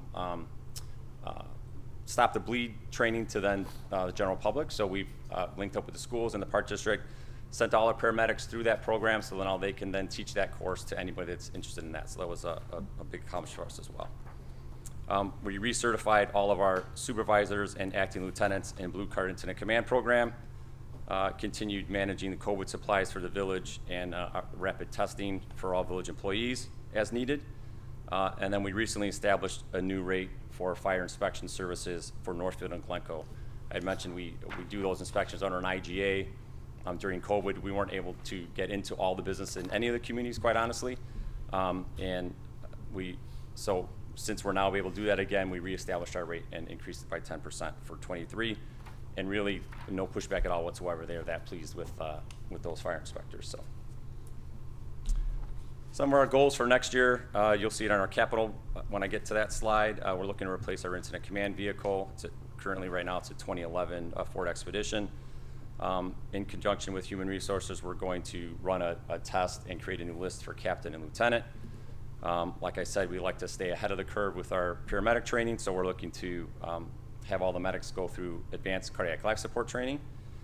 And then we're finally on our final phase of our training tower repair and maintenance program. So some of you may remember we needed about $135,000 to $150,000 in repairs to our training tower. Found that out about 3 years ago. So we did a phased-in approach, $50,000 the last 2 years, and then in 2023 will be our last approach. We need, you'll see it in capital, about $35,000. The last part is just some interior stair replacement that needs, it's just rusted out, needs replacement. You may remember as part of that, we created a multi-department training co-op. So Wilmette, Glencoe, and Northfield all contributed to that. So we meet every Saturday and do a multi-department training, and they also contribute $25,000 to those repairs as well. So they could either contribute over 3 years or 5 years, and you'll see that when I get to our revenue slide. So our 23 budget, just over 6.2 million, an increase of 1.1%, or just over 66,000. Capital, you can see, is down 60,000. Services and supplies, almost flat, and then the increase mostly coming from salaries and benefits. The revenue slide, always proud of this slide. We generate almost just over $1 million in revenue from the fire department every year from all the different categories you see. Biggest contributor being the Kenilworth contract and unincorporated contract, and then you can see Northfield and Glencoe inspections, like I mentioned, that's up a little bit this year. We raised unincorporated 5%, and this will be the training tower repair and maintenance program. You can see that in there as well. So our capital projects, like I mentioned, we're looking to replace our battalion incident command vehicle, and then that final phase of our 3-year approach to our training tower and repairs. So total capital projects for 23 just at 100,000. And then our big slide, this may look like it's an old slide, it's because it is. We've been using this slide for the last 10 years. And we like to keep it in there just to let council know when we're expecting to make large apparatus purchases. That's probably one of the bigger purchases we make as a department. You can see 23, like I mentioned, we're looking to replace our battalion. And the reason you see the asterisk on 24 and 25 is, I'm sure everyone's very well aware, there's significant delays in manufacturing production. So ambulance, a few months ago, we heard it was 12 months, 18 months. It's beyond 2 years now. So we started specifications on a new ambulance just because we knew that was coming in 2024. We got our specs back. Our budget, it came in just over $350,000 with a trade-in of our existing ambulance. We're under our budget amount of $350,000. So I'll be presenting that to council as well next week, seeking approval for that purchase too. So just so you know, there's a lot of thought that went into this replacement plan back in when Chief Prokowski was here. Like I said, back in 2012, the manager, Chief Prokowski, and I, we came up with our plan. We had 2 engines that were, for some reason, we never figured out why, were purchased 4 years apart. So we had a 96 and a 2000 engine. So you can imagine it's difficult when, an engine lifespan is 20 years. We had to, sort of work that in to really space those engines out. The engine that you see for 25, it will be 25 years old. That's the 2000 we're looking to replace. So the good news is we're on the down slope of that. The bad news is we have 3 purchases in 3 years. So after that, there'll be a good spacing on our future apparatus purchases. So with that, I'm happy to entertain any questions you may have for the fire department or our budget for 23. Go for it, guys. Quick question, Chief. And this, I have no quibble at all on this topic at all, but on the salary and employee pay, there was, and I'm on page 121 for what it's worth. In the budget for 2022, it was $2,076,000, the actual $1,009,000. So my guess is you were short employees or something like this. And now we're going up to $2,003,000. So it was 11% actual versus 2022 budget.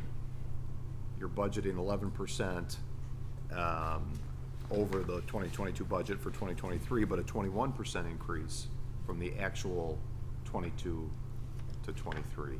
So we were short-staffed for a significant part of 21 and 22. So I think that's why the actual is so much less. 2 firefighters, or what would you well, get? we hired 5 this year. So over the course of the time, it ranged between. At one point, we were down 4 Okay. personnel. Okay. So so in that range, we'd hire someone, and then unfortunately, we had people that we hired that then left to go to a neighboring department. So it wasn't necessarily just retirement for people leaving. So so that ranged anywhere from 2 to 4. Like I said, we just hired 3 people within the last 2 months. So is the $2.3 million that's budgeted, is that, say, a full employment budget? Do you have those people in place right now? I mean, is this?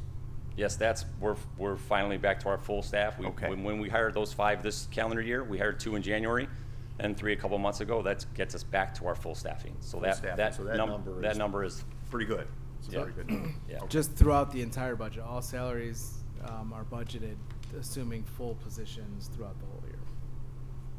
So Okay, but this department is fully staffed right now, is what we're hearing. Whereas but in 21, we budgeted as if we had 21, because we didn't know the length of time it was going to take us to hire people. Yeah. So every year we budget for the full amount, but the actual was under because we didn't replace those positions. But in this year, yes, it's 21 line firefighters are all in there, and they're all excellent, and they're all accounted for. Well, that's what we want. Every position is full. Yeah. Good. Yeah. Good. Okay. Quick question on the fireboat. That was an 18-month trial. Did you guys end up buying that? So our trial, actually, we have 18 more months. So we're going to do the trial next summer because we're spending most of our time on training now and getting people ready to operate it. Got it. So we have probably half the people in the class now, half the people go in the spring, and next summer will be our trial. And then we'll have to plan if it works for all 3 our communities, then I'll be back, requesting the money to purchase the boat. And if we decide it doesn't work for 1 or 2 of us, then we'll decide then. But we'll have the data after next summer to decide for next budget. A great memory, John. Well, it's also in this. Oh, but no, but I would have never even remembered that. So how do you decide that? If we want a number of responses that we need it for, or number of incidents, how does that? So it's a new response. So most departments on the North Shore have their own boat that they operate. We're doing this one jointly, so we're gonna see, you know, if it meets the requirements that, you know, we have in Winnetka, so, you know, how fast we can get it out and get it in the water. We Okay. think it's a really good response program we came up with between the three of us. It's, obviously, there's significant cost savings sharing it three ways, but we'll have the data to see the frequency that it goes out and, you know, the speed that, you know, we can get out there. Right now, the boats that we utilize on water rescues are all, you know, launched. This is a boat that stays in the Wilmette Harbor. So, you know, if the incident occurred in Evanston, Wilmette and Winnetka would go take the boat and then go assist them in Evanston. Right. Likewise, if it's in Winnetka, Evanston and Wilmette will go get the boat and bring it up here. So it's already in the water, so it should be a faster response. And it's a larger boat because we can, you know, because the Coast Guard left, we have a slip that we're able to utilize and keep the boat there. So we can get it, so we can get in the boat and get it in the water much faster. And because it's larger, there's a lot of times when there's 4, 6 foot, 8 foot waves that we can't launch an inflatable watercraft in, and this boat will still be able to go out, so. That's great. One more question on sharing. Kenilworth, we get about 450,000 from Kenilworth. We get about 235 from unincorporated. What percentage of the incidents actually? I mean, is it more than the share that, or is it fairly consistent as well of how many incidents are coming from those areas? Is it tapping us, taxing you in a different way? Yeah, so budget-wise, if you broke it down per call, it would be fairly consistent. Okay. You know, with a cost per call in Winnetka versus a cost per call in unincorporated or Kenilworth. Others? The only question I have is more probably for you, Rob. Why wouldn't, given the extraordinary lead times on equipment nowadays, why wouldn't we be looking at authorizing a PO on this engine 28 like this coming year? It's not going to cost us anything, right? So why wouldn't you bring it forward sooner? So first things first, the ambulance Tuesday, and I know John will be working on the engine. Yeah, so we're looking to probably start speccing the engine probably the end of this year, beginning of next year. Just the spec process takes a long time. Just to, you know, the design, we want it to fit how we operate in, you know, with our rigs in Winnetka. So that process just takes a few months. You know, we're trying to balance it so we can get it to land in that budget year, but I think we're pretty close to having to order that. You know, I'm sure you'll see me in the first quarter of next year requesting the engine purchase. Oh, okay, as well. great. I'm trying to figure out when you lock in prices on those things. I mean, I look at all those things like Clorox wipes. They have warehouses full of Clorox they can't give away right now. So prices are coming down. So I'm just trying to see when are we locked into a price? Not on everything, but shoes and a lot of different things that are sky high. So, good stuff, John, really. And I Yeah. think you guys are doing an awesome job. Yes, thank and I know you've been through a lot the last couple of years with all the things going on out there in the world. And as usual, you guys have responded amazingly and are consistently getting high marks from everybody in the community. So That's good to hear. We take a great pride in hiring good people, and I'm really excited these next 5 newer recruits. We're drilling the Winnetka way into them, so they're getting it. I'm really excited. We're in a really good spot. So and I thank you think for that. and I think it's important that you keep promoting and sharing with the community when you do community-based things. I mean, it's so cool to see the school children over there and stuff like this. And you know, it actually provides an amazing service as well as being something that people enjoy. And I think it helps people understand that the expenditure is well worth it. I had some guy chewing my ear off at a wedding that over the weekend. And it was later in the evening. Same guy or different guy? No, Different ear. Different guy, different ear, same event. I get it. Clearly, you just can't go socialize at a wedding. That's why I stay home all week. But you know, this whole idea that we should, you know, morph into the Glencoe model of whatever it is that they do there. I think their police, their fire, and everything is all one. Yeah, they're police, fire, and EMS. Yeah. And EMS is all the same guy, right, or whatever. And although I've seen that model, I know people who are in that system who really enjoy it. But at the same time, I think having a clear division makes a lot of sense, and it allows us to go ahead and serve communities like Kenilworth and be of more assistance on the what do they call that? Public safety. No, when there's a bunch of people calling for help. Mutual aid. Yeah, mutual aid. Yeah. So, but great job. Yeah, So- it's, you know, we have so many continuing education we have to do just for our paramedic, you know, requirements, and then for the fire requirements, and Yeah. you know, to add, you know, Oh, I'm police not to sold that. on that. You know, I think there's only two municipalities in the state, I think Rosemont and Glencoe, that still do that, and I'm pretty sure there's state code that doesn't allow it to Yeah, I actually was happen gonna say, anymore. the state of Illinois has effectively taken that away. You can't do it As they anymore. should, no. I Yeah. mean, They're grandfathered. Yeah, they're yeah, Glencoe and Rosemont were grandfathered in, so. And all the stuff we don't see too, some of the liaison to the fire department, to Red, I was at the Red Center in the last board meeting, it's remarkable when Yeah. when the big things come down, how they work together and how we respond is amazing. So, and the transition for you taking over the department has gone really well. I just Oh, want to thank say, I think our community recognizes that there's a new sheriff in town, but what they're pleased to see is that if anything, But the he's a service is fireman. only getting better. So, whatever Kool-Aid you're handing out, just keep doing it, because the results are working out in the street, so. Good, glad to hear. Thank you. Thanks. I was really heartened when you shared the photos, was it in Friday's report, of how many kids and families came out to the open house? I mean, I know you always have a good outturn on that, but it looked really much bigger than in years past. And they're almost as popular as bouncy houses at all the block parties. But I think it's important because, and I know you do this with the preschools, you know, getting young children comfortable with seeing people in pretty scary equipment is really important. Yep. So, you know, I think it's all great. Thank you. It is. We do, and you guys are doing a wonderful job. So thanks, John. Thanks. Appreciate it. And thank you guys too. So, we're done. Yeah. You got something to say? No, I have some calls. Go. We'll recess for how long, Rob? Are we eating? Yes, yeah, there's lunch in the other room.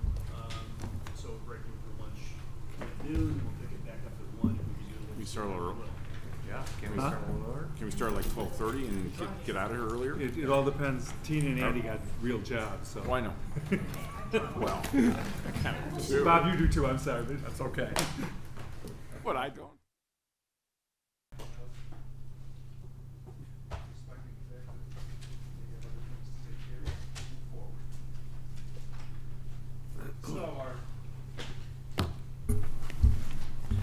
Our next presenter will be our Director of Community Development, David Schoen, who's going to review the Business District Revitalization Fund and the Community Development Department. Good afternoon. So starting with community development, I'll review the department's responsibilities and organization, our accomplishments and goals, and then get briefly into the budget. This slide shows the 4 major areas that the department is responsible for: planning and zoning, building construction activity, code enforcement, and food service compliance. In addition to these 4 areas, we work closely with the village manager's office on economic development initiatives. Staff levels have remained stable over the last few years and will continue at 7 full-time village employees. However, Brian Norkus recently announced his retirement effective early December, and Ann Clausen will be stepping into the assistant director role. And we will be filling Ann's position with a new position, building and code enforcement manager. And we are currently in the process of looking for that position. We'll continue to have contractual services with Safe Built, who provides our building code plan review and inspection services, and health inspection professionals who provide us with food safety plan reviews and inspections. In terms of accomplishments, we have worked with the village manager's office and the engineering department with implementation of streetscape improvements. We've completed the visioning phase of the comprehensive plan process and have moved into the plan development phase. We have worked with the council to arrive at a concept plan for the new community plaza on the post office site, and we have worked with the council and other staff with the selection of Tala Coffee Roasters to reuse the 93 Green Bay Road site. In 2023, we plan to assist the Plan Commission and Council with the adoption of the comprehensive plan and begin implementation of those plan elements. Continue to work with the council on redevelopment of 93 Green Bay Road and refinements to the post office plaza concept. With the recent concept plan review by the Village Council, we hope to be working with and facilitating the redevelopment of the One Winnetka site. And of course, we'll continue with our daily work, which includes building permits, as well as working with the 5 boards and commissions that the department staffs. The 2023 budget has an increase in planned expenses of approximately $40,000 over the 2022 budget, which is a 2.2% or 2.26% increase. And I'll go over that in just a little more detail in a couple of slides. As you can see by this graph, salaries and benefits make up 50% of the department's budget. Services and supplies make up the rest of the budget, which are broken down as follows. Legal services accounts for 14% of the overall budget, and I would just note that the Elrod Freeman retainer for the entire village is located in the community development budget. That consists of about $207,000. For everything. The next area is third-party services, which I'll go over in the next slide.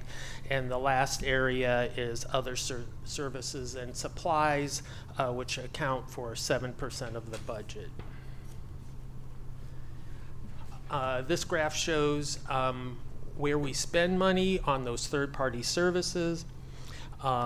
The amount for Safe Built remains at $200,000, which is 50% of the third-party services budget.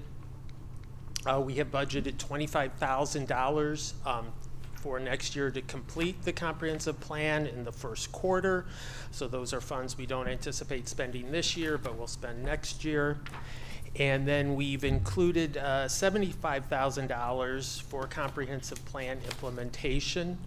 Of course, that's going to depend upon what the council sets as a priority once we adopt the plan.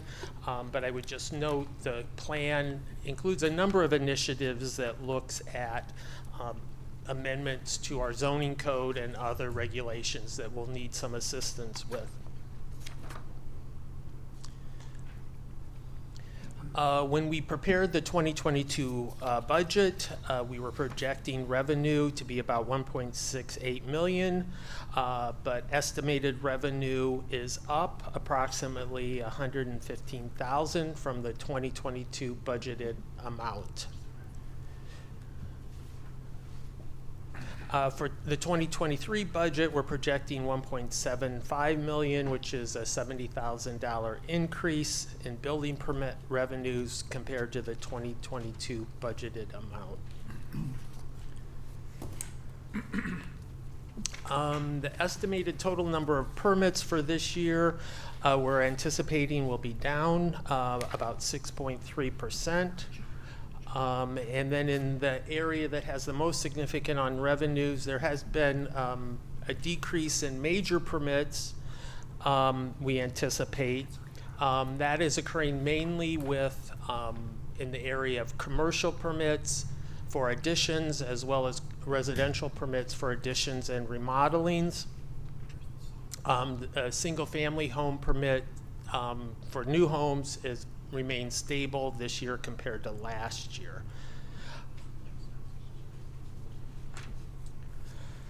So in summary, the presented budget for the department is at $1.78 million, which is 2.26% higher than the 2022 budgeted amount. And with that, I'd be happy to answer any questions. David, on the safe build, the 200,000, what was the expense last year? What's the actual on that? In 2021, 2022. oh, in 2022, we're currently estimating about 130,000 for the year. So it's 200, I mean, why?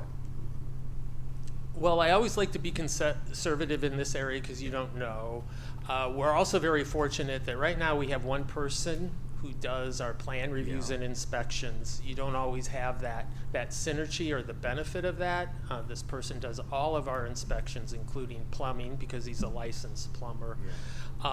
If he should leave for some reason, our expenses will go up because we were able to use him and the skills that he has. So it's on a conservative side, and never knowing where building permits are going, we have budgeted conservatively. Is it, I mean, has it been 130 to 150 over the last several years? I mean, I agree on the conservative, but I mean, I don't know that we need to have Yeah, when I look back, on average, over the last 5 to 6 years, it's been close to 150,000. The last few years have been lower. So we were carrying some extra expense for development projects as well that we'd have to incur. But David's right, there is some volatility in that contractual market where there has been, in other towns, they've lost some safe-built people. So if we lose him, you'd be bringing in, say, just one who's a plumber, as opposed to a plumbing inspector versus somebody who can do all the inspections across the board. So is there a number that you could bring that down to, that you'd be, or it just seems kind of like. It's a reimbursable though, right? yes. yeah, Yeah. I wouldn't. Yeah, we just, really wouldn't. we It's- pay what we're billed in terms of the projects We they pay review. what we're billed, but we also, on plan reviews, the customers, No, they do the not. applicants do not pay for the review? They do through their fees, but Right. it's not tied specifically to the hourly rate that Safe Built charges, if that's what you mean. For some projects, when we have fire safety services do reviews for sprinklers and fire alarms, that is billed directly to the applicant, the amount we're charged. With Safe Built, we collect a building permit fee and a plan review fee separate, and then Safe Built charges us an hourly rate for the time spent, Right. but we don't send the applicant a bill for Safe Built For their specific review. Right. You're just averaging them out and charging X amount of dollars per, Sure. based on And- whatever the scope of the project happens to be. Right, and just to remind everyone that there's a lot more staff time than just the Safe Built time that goes into a building permit. There's the front counter work, there's the code enforcement officer dealing with construction site management issues, there's the assistant director spending time on the projects. So there's additional staff time, there's additional time that the permit revenue has to cover in addition to the Safe Built time. But the bottom line is we're recapturing those dollars through our permit fees. Correct. Okay. But maybe not all of it. So on No, s- probably, we're Right. probably So if you being happen to have a profitable. really bad design team that could be going through 5, 6 reviews at the city, Safe Built's charging us every time. Yeah, and then we Right. do, once it gets to 5 or 6, we then have a plan review fee for those additional, Right, 'cause not I see a lot tied of to the cities we Safe work Built in. hourly rate. Those Safe Built fees are a direct payment by the applicant. Yeah. So there might be somewhere in the future a way to transfer that over if we wanted to. So are you saying that number is kind of insignificant to the budget? Yeah, it's a because wash? It's picked up in the revenue somewhere? Right. In this department? In its So, permit yeah. revenues. In the permit revenue. So you have 200,000 or close to it, I don't see whether the permit revenue is in here somewhere. It's in the general fund revenues. Is it under about permit. 200,000? Is it about a match? Oh, it's well. It's covered by all the permit fees that we collect. It's not I can't say it's tied specifically to, I can't say they charged us 130 and the fees for that was 150. It's because our fees are based upon the value of the project or the square footage of the project. Are we ending up moderately net positive? Yes. At the end of the day? On We're- each individual permit application? Yes. Yeah. Right, yeah. I guess, Chris, the question though is, I mean, and if you don't want to decrease it, fine, don't decrease it. But if it's unrealistically high, if it's just, if we're just saying, gee, the guy could leave and it, you know, in August, and it could lead to higher fees, but if we've been 130 or 140, I don't see why we would put 200 in there. Right. I mean, I don't know. Well, the one wild card here is One Winnetka. Because if that comes up, that's a huge expense Probably won't see and that. pass-through. Probably won't see that I inspection. bet you we could see at the end of this year. You could see at the end of next year. Wasn't that originally, I mean, granted, it's a whole different project. Weren't those fees always gonna be reimbursed anyway at some point, possibly? Oh, they are. Right, right. But you gotta So if carry it the does go. expense side, you gotta carry the Correct, expense side. okay, of it. understand. So I guess in terms of whether it's a 30,000 reduction or $50,000 reduction, it's having enough capacity in your budget to deal with unanticipated departures of staffing or unanticipated activity in your community. I don't know that it's material. When you look at your permit line item, we're fine. We're not eating that expense upside down. So It's just, the odds are pretty high we're not gonna get to that 200. I wouldn't debate that. I Yeah, just, I mean, I would think. it's Okay. more about having enough capacity in his department to be able to handle the unanticipated things that may come. Okay. With that, and not to, this isn't the place to discuss it, and I agree with you about kind of being net neutral on the fees, on the permit fees. I'd love to, you know, at some point are there any ones that are really egregious that I know we had a problem before with, it was cheaper to tear down a house than to just tear it down and buy new than versus renovate. And that was a real problem with the way it's structured. Has that been addressed? Because we were incenting people to tear down, basically. Well, I think what Trustee Apatow is talking about is that the fees for significant renovation projects are significant compared to a new home construction. And we have been this year collecting data as one option is to convert to all permits being on a square foot basis versus new homes and additions are on a square foot basis, but remodels are on a percentage of construction. We just didn't have the data to be able to tell you that if we made that switch, what would be the impact and what would that square footage amount need to be in order to be revenue neutral.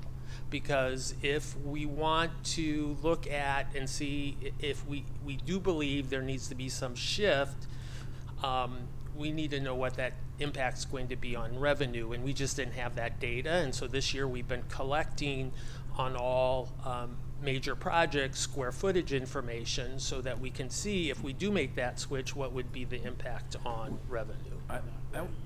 I think that's a really important, I mean, I'm talking to, you know, the house that was saved, the 740 Yardley Road. His fees, I mean, as he's told me, have been astronomical, and he's saved an historic home.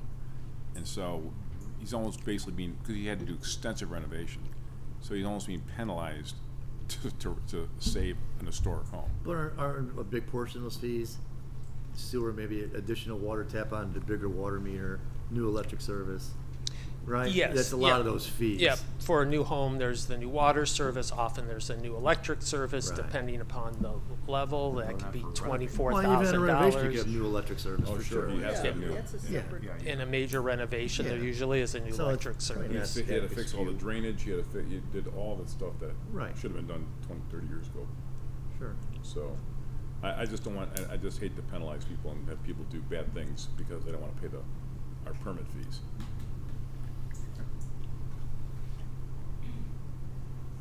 Gather more data, I think, is probably the answer at this point, based upon what David has said. Yeah, we wanted to. I would say that there's other things at play, and market forces at play too, that isn't always driven by permit fees. I think the policy issue is if we're setting a permit fee as a percentage of value of the home on an older house versus square footage for a new house, that's the issue. That's an issue. So And we just need to analyze the impact of fixing that issue, so we don't shoot ourselves in the foot financially. Right. But I would like to eliminate that as an issue as soon as possible. As soon, and there'll be some play where you're gonna have to get more out of the new homes and less out of the. Well, and the other issue is, let's face it, that remodeling dollars are much more expensive than new construction dollars. Oh, yeah. So there's a built-in penalty Double. just by virtue of the kind of project it is. Exactly. So somehow we've got to get that piece of the equation out and try to treat our existing residents who want to improve their homes a little bit better. And using construction cost as part of your permit fee is so subjective. Yeah. To what guy puts down on the permit app, you know, so. And I don't think it's fair. People If don't tell somebody- the truth on if those some- things. If somebody It's your chooses- estimated cost. Yeah, if somebody chooses to put in a $2,000 faucet they imported from England versus a $39 Moen, No, why I should agree. they pay But more? in- if you're doing a 1,000-foot addition, you But, put you know- down 50 grand. You know. Right, Correct. so there's like a. No, it's so not if the they finish, it's just were, the yeah. work in general. We have a governor and a former president who both have that issue. Right. Yeah. Yeah. No, they just cheated. Just outright. too many toilets in the house. That's They just pulled out the Yeah, toilets. so silly. Come back with David. Thank As you. hard as the see what the data is on Yeah. it, That'd be great. the magnitude of this year's budget was, taking a lot of staff time, so I know you've been monitoring it. I haven't had a chance to circle back to you on it yet, so we'll have to come back to you here in the next year.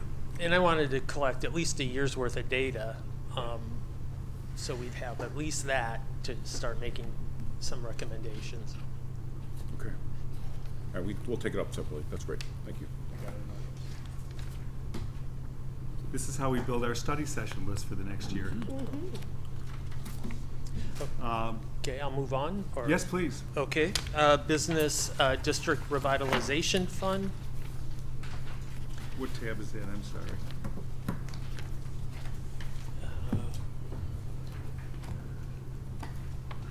I know it was buried I'm back sorry, there I don't somewhere. have the tab. In the buried, let's see, where is it? Tab 11 at the end, 195. Okay, thanks, John. That was, oh no, 185? 95. Oh, it didn't have its own tab.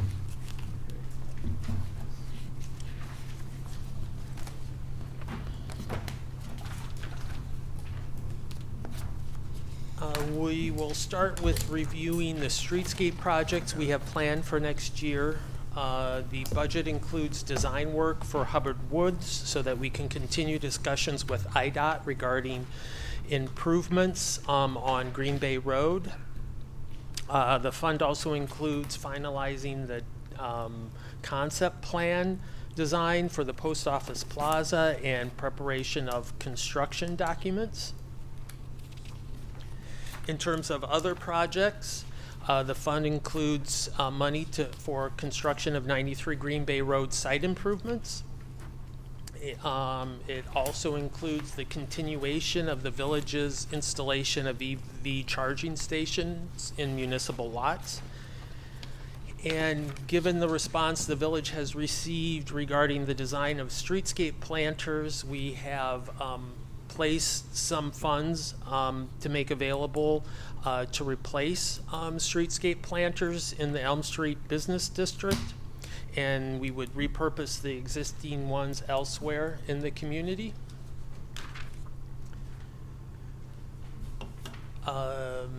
This slide includes the 5-year CIP for the Business District Revitalization Fund. The 2023 items in blue on this slide were discussed earlier.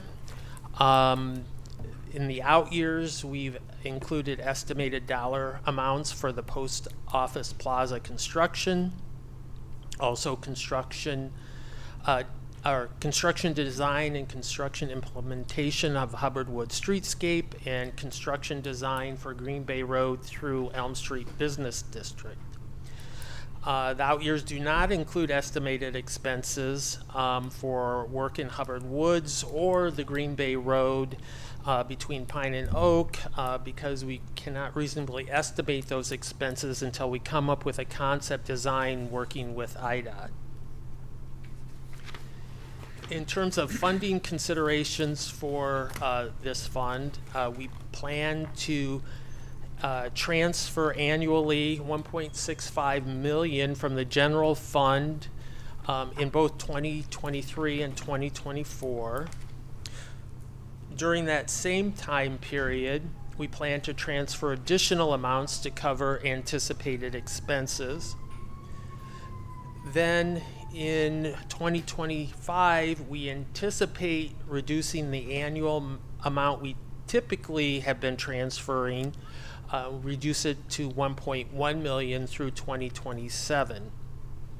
In the end, over the 5-year period, we would be transferring approximately the same amount over that time period that we had anticipated we would need to, but would be transferring more of it in the first 2 years and less in the last 3 years.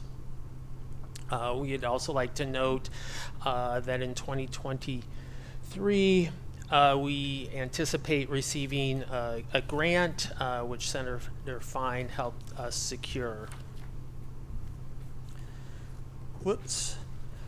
Though the fund shows a positive ending cash balance through the 5 years, this does not take into consideration the design and construction of improvements in Hubbard Woods, which would be a significant investment. So we don't have those numbers yet, but just wanted to note that we're showing a positive cash balance. We still need to identify how to fund construction of those additional improvements. And with that, I'd be happy to answer any questions. How much was the grant? 300,000. What was it specifically, sort of, what was the basis for the grant? It was a Streetscape grant through the state of Illinois. State of Illinois fund. Yep. We have allocated our time and resources towards the stormwater grants from the state this year. Next year is making sure the 300 gets allocated. Is that likely to be a recurring kind of available grant or a one-time? Hope so. But I don't know. To answer the question about the grant on Streetscape, you've seen them come through periodically. There's a lot of placemaking money coming down the pipeline. Yeah. Post-COVID in the Infrastructure Act. Tracking it is insane. Yeah. But it's out there. It's just a matter of understanding whether the biggest trick to this whole thing is understanding who ends up being the ultimate funder that we receive money from. Sometimes it's the state. Sometimes we can go direct to the feds on certain things. Sometimes you have to go through third-party grant administrators. So that's probably the biggest trick to understanding the puzzle is just where you go for the money and when it's going to be there. Yeah. Trustee Kripe, with respect to the infrastructure bill, we're still waiting on some of those formal rules to be set forth as to how the money would be transferred to the state. We're expecting the federal money to go to the state, and then the state would then be the administrators. They'd have the bucket, and then they would award the grants. Like our book. Yeah. I'm sorry, the only other question I have, what's the possible timing on an IDOT? Like, do we have any sense of IDOT? what's possible? With IDOT? Yeah. So IDOT recently came out this year with a resurfacing schedule for Green Bay Road. And I believe it's 2025, 24 to 25. And there's allocated funds for Green Bay Road through our jurisdictional limits of the village all the way up to Scott Avenue. We'd like, since there's money allocated, that would be your negotiating point for a jurisdictional transfer between Tower Road and Scott.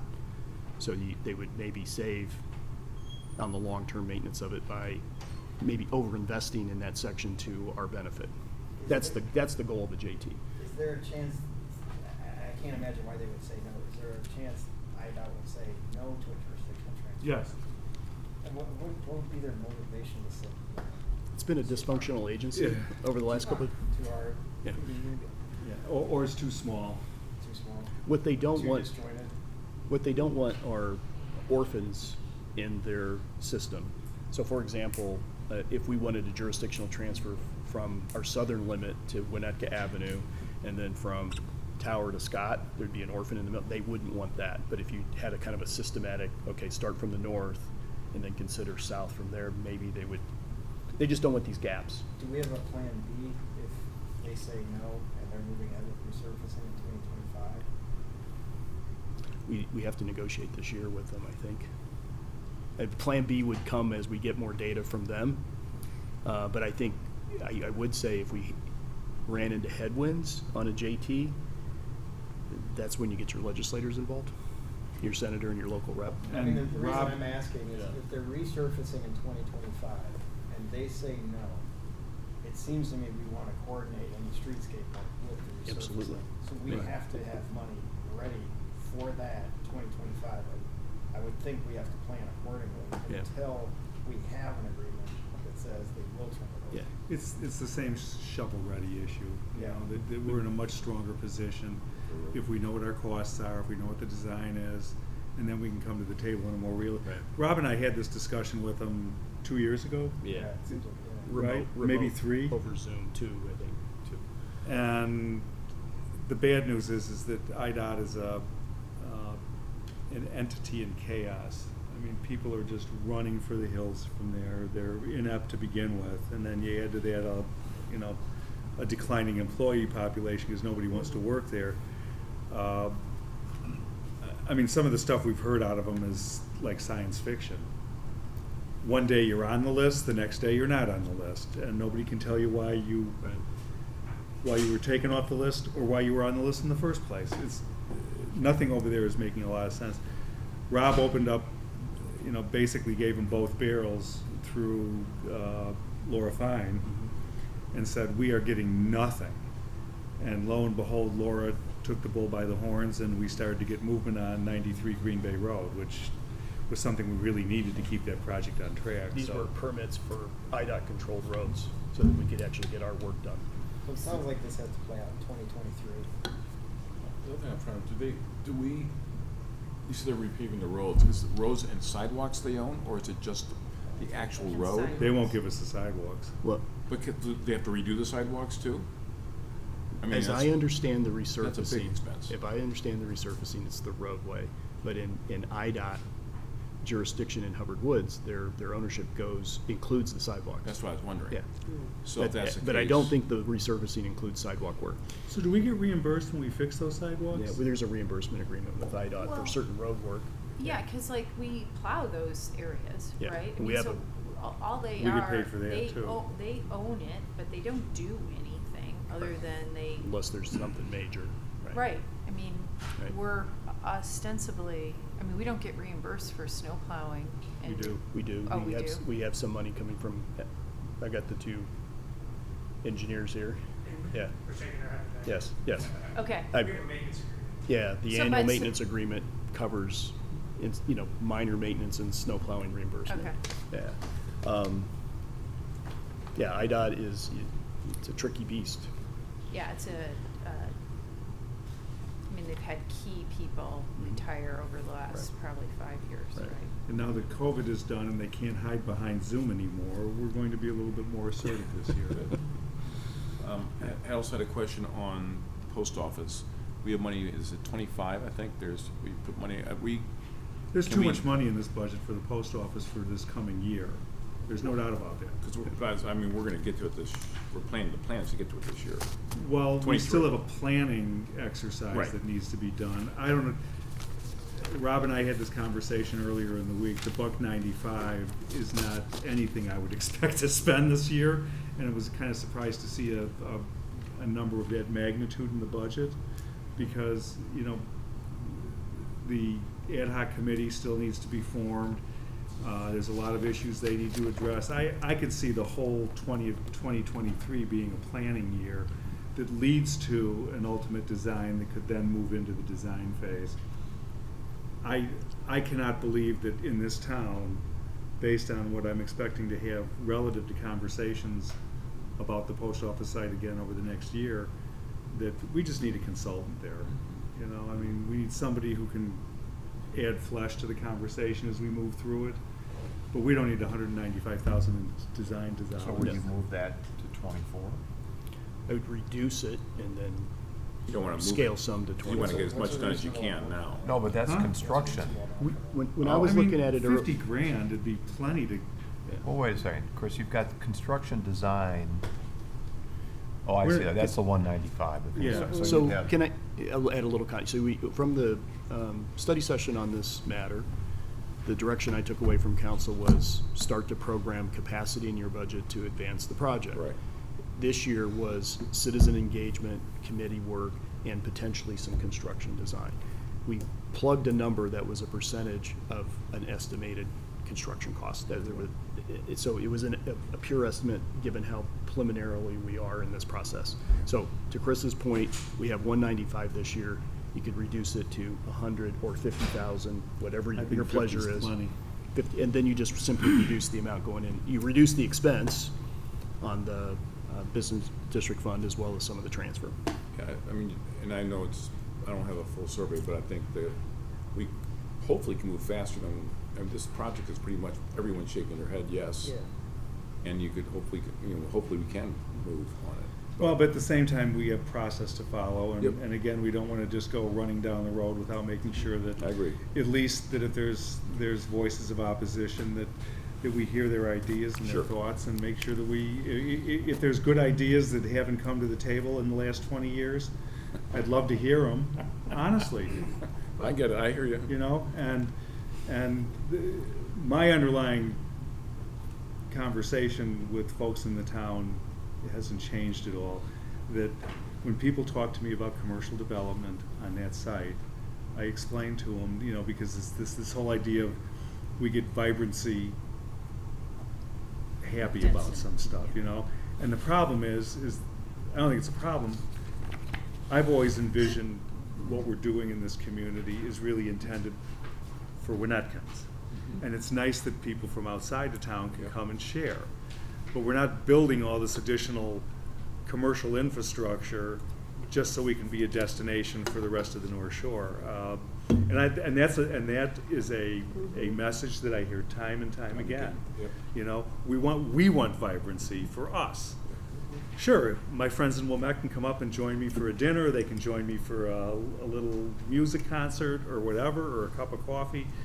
But we're not trying to create Evanston or Highland Park here and be an attraction. So I've always recently been operating under that mindset and may have closed off the conversation too soon. And certainly important to hear from people who might think about this commercial thing, but they have to reconcile the same things we're reconciling for good planning for our communities.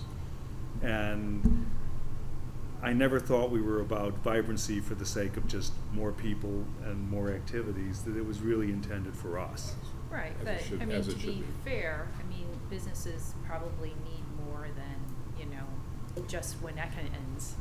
Let to me tell you a survive. story. I've been waiting for this for the No, last I mean, 24 hours. I mean, things are great now. Thank People you, are Tina. working from home. There is a vibrancy during the daytime that's supporting, but, you know, there could come a time, I mean, we can't close off our borders, right? We Oh, want no, our and businesses that's not, to that's not the run. issue either. But a good example, last night, I was Okay. all worked up over today, Okay. and I thought I would take the dog out for a walk. I was out at 7:30, 8 o'clock, Okay, okay? dark, It was dark. yeah. On a Thursday night in Winnetka. Now, I've been walking Well, these that's streets for book, 25 that's years. book club night for Ryan's, Blah, blah, by blah. the way. So, I walk up Spruce, the parking lot at Spruce and Birch, full. Yeah, 'cause All of the parking along Spruce Street, full. I turn the corner, Fred's is rocking like there's no tomorrow. Right. There's 5 spaces available at Chestnut and Elm. The whole street is parked full. I cross the street, there is 1 parking space south of Elm Street on Chestnut. Chestnut Court, parked full, both sides. Yeah. Thursday night. Yeah. I used to walk the dog out in this environment, and if you saw 2 cars, it was a big deal. And I really believe that most of the people that we see out on a Thursday night in downtown Winnetka, dining and enjoying the streets, are people who live here. And It was that way Wednesday night when I went to go get my burrito. I mean, I think it's great, right? I mean, that's why, like. but at some point, you hit a Pizza. tipping point where the businesses need to depend on people from away to keep their doors Yeah. open. And I don't think we want to force growth to the point where No. we're dependent on Wilmette residents or Northfield residents or Glencoe for keeping our businesses vibrant. Right. So there's, you know, and it's always a balancing act here, but Yeah. I think we're getting close to a good balance of commercial uses and things that It's are a lot really better. focused on Still too sleepy. Winnetka-centric. Yeah. We informed the post office. We even noticed the Oh, yeah. post office. Okay, want to make sure. Okay. That was done. So, Yeah. but That's moving well. Great. bottom line on this issue, I never thought that there would be $195,000 in this budget for this item. Do you wanna call it- Rob and David probably did, You which said is fine. you want to scale it back to 50? I'd say leave 50 there, and I doubt if I even need that. So did you move the 145 over for design into 24? If you want to, I mean, you have guess. to have some design costs. Or if you just wanna call it concept development and engagement, 50,000. Right. For 2023, I wouldn't be so presumptuous to add before we have the engagement. I think you raised all the points. Yeah. But you need some good documentation if you're gonna start showing stuff to the public, though. Yeah. We already have And- some stuff. and- Yeah. Well, but if you wanna develop it more, it's gonna be more than 50 grand, maybe. You think more than for concept Depends on what you development? wanna, concept of what you wanna show people. You've I mean, you never could- worked for me before, have you, Jimmy? What about like, forget about the design and the looks part, but like the business side of it, how does it operate?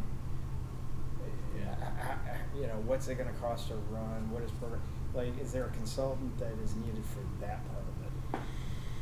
The whole program. That's a really specialized thing, but maybe it's something 'Cause David I think can. that's kinda almost bigger than the images. So I think there's obviously the concept development, citizen engagement piece.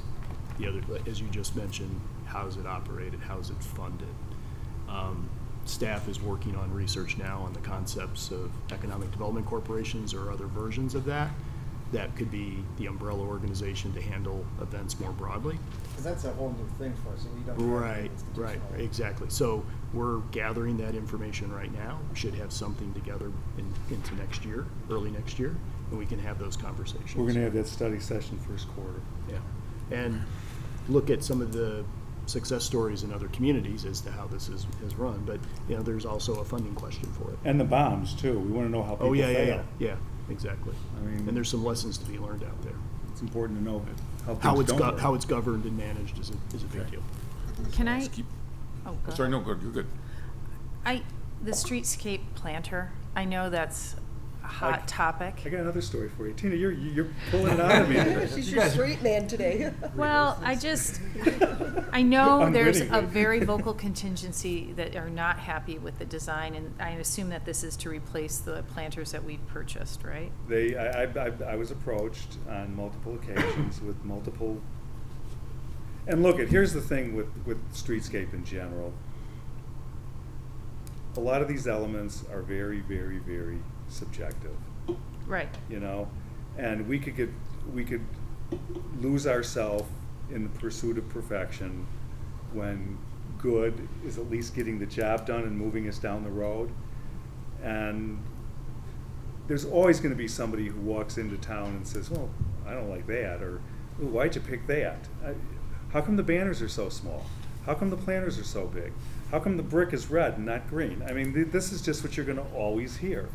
But this group came to me with enough intensity that I thought, okay, it's something that seems to have some concern attached to it. I'll throw it in the budget, and this is probably the only thing that I asked Rob to specifically put into the budget, because I'd been asked for it. Yeah. And I knew that there'd be issues with this. I'm not so sure that it's worth that money, to be honest with you. Matter of fact, I'm pretty sure it's not worth that money, but the citizens that approached me deserve to be heard too. Well, are we going to talk about it? Because I think Right now. Well, because I think, you know, I've talked to some other constituents that are like, I don't know, they seem fine to me, right? So I think there's a vocal group that, and I don't know where up it to is, you. but Well- it seems kind of like they seem fine. I know they They're said pretty ugly. And I'll be, I've heard the same thing, and my wife is one of them, because it's the garden guilds, that we probably should have consulted up front, that have a better aesthetic, I think, long-term. I also think there should be a consistency, because we have some beautiful, what we put on the bridges, terrific. Is absolutely, and why don't we just follow that? It's just very tasteful, very, that type of structure or planters or whatever. The one issue that I have with this whole thing, and I'm going to shut up and let you guys decide what you want to do, is that we had many, and I wasn't even on the council at the time, many meetings with design professionals who reside in this community who were part of the streetscape task force that reviewed all of this stuff in public setting. And a lot of people came. We sent the slide deck that had these planters to the Garden Guild. Oh, you were around then, I wasn't, so. Yeah, and I was on the streets. My dander got up a little bit on this one, so I went back and did the research. And I don't know that. And we've gone through 4 rounds of streetscape with the same planners, and Right. they were sent to the Garden Guild for comment. Now, if they don't like them, It's $140,000. $40,000. This is like, I can't even begin to describe my level of distaste for this as an idea. I So agree. I'll just leave it at that. I mean, how old are they? They're 3 years Like, old, some 4 of years them are old? like a year old. Yeah, there's 50. Some of them just got dropped a couple weeks ago. Yeah, I mean, I don't know. I mean, look, I'm not the arbiter of taste, but it seems, look, I think my company, every entity out there is really looking at, how to, be good stewards of money, because we're probably coming to some choppy waters ahead, and it just seemed to me like we're replacing because of the aesthetics. I don't know. I mean, That were reviewed and approved Multiple more than once. times, and they've been on the street, 4 rounds of streetscape. I know there's a group Speak that's now very or forever hold passionate your about peace, it. it's sort of- Or they can buy. I think they had been, but. Is there something wrong with them functionally? Like, are they not big enough for certain plannings? Like, is there, other than just, we don't like the look? No, I don't know. the interesting thing that came out of this is I went back to the designer, to Jody Yep. Mariano at Tesca, who's a fairly substantial designer in the world, right? I mean, Jody's well respected. She's done a lot of important projects, and people like her work. That's why she's with a big company that does good work. And I asked her, I said, what the hell are you doing? Why is there such a kickback on this one item? And she said to me, Chris, when we were given this assignment, we were told that the original streetscape back in 2006, 7, 8, that at that time, the opposition to streetscape in general, that were not Tea Party people who were talking about the project itself, not the expense, Right. thought that what Lakota did was too ostentatious. And I remember that very clearly, because when I sat right there and they killed the project, it was because it was too ostentatious. So she took that to heart and told me she spent countless hours trying to find something that would still be tasteful and elegant, but would not fall into that category of being ostentatious. So she tried to find something simple but elegant to fill the bill. The committee seemed to like it, and the people who attended seemed to like it, and that's how they ended up where they were. So the whole thing was kind of a move from, and I will say, I mean, Lakota gilded the lily. These were cast iron planters that were just, it was too much. And they're also for protection, correct? Well, that's the other thing, That's is, the we have a major- traffic protection issue here. So we don't have that Wisconsin issue. Right. You mean it's like a blocker, right, It right. has a substantial base to it, so it's not gonna move with weather or things like that. So They're big and heavy. they're meant to be substantial.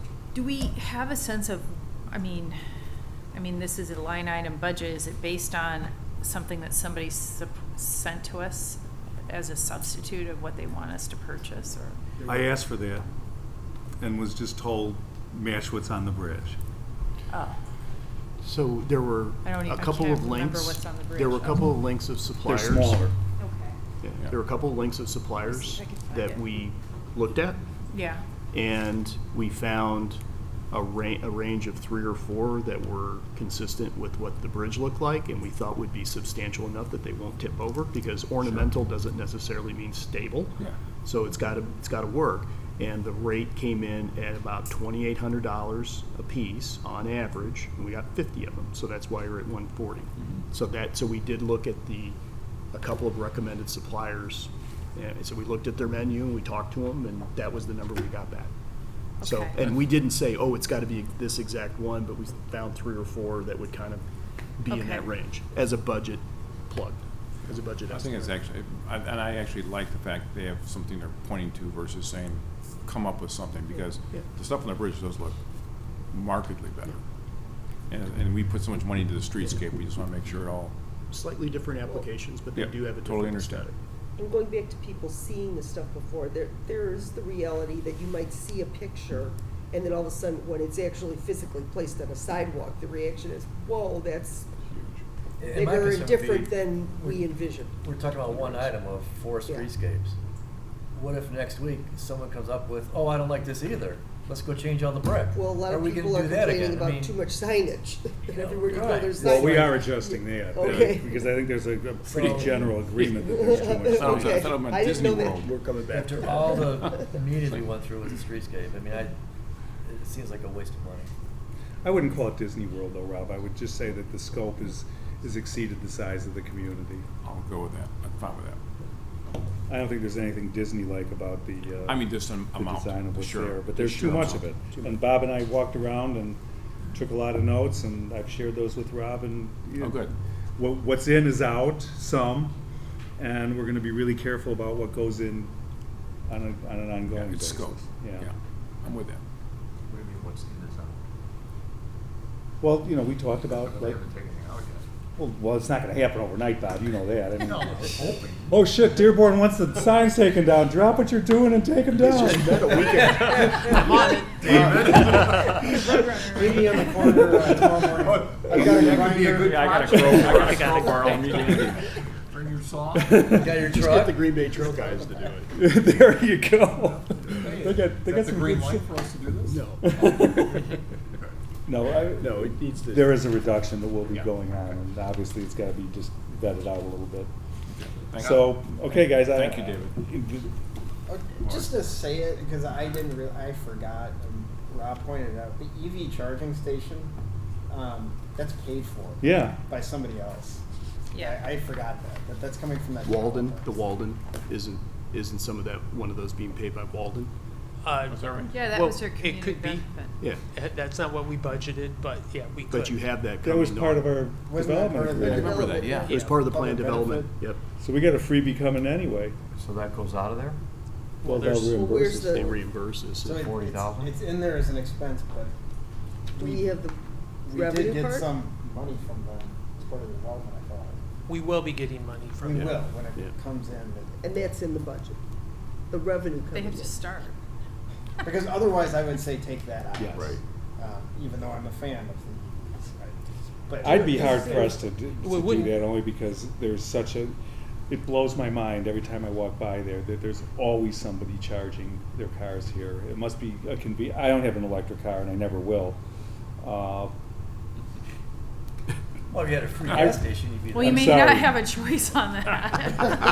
I will hold on to my little mini explosions under my hood until the day I die, and they're gonna bury me in the damn thing, so. There's a lot of you in You're not Detroit, going so on don't EFC. worry. Huh? You're not going on No way. I love it.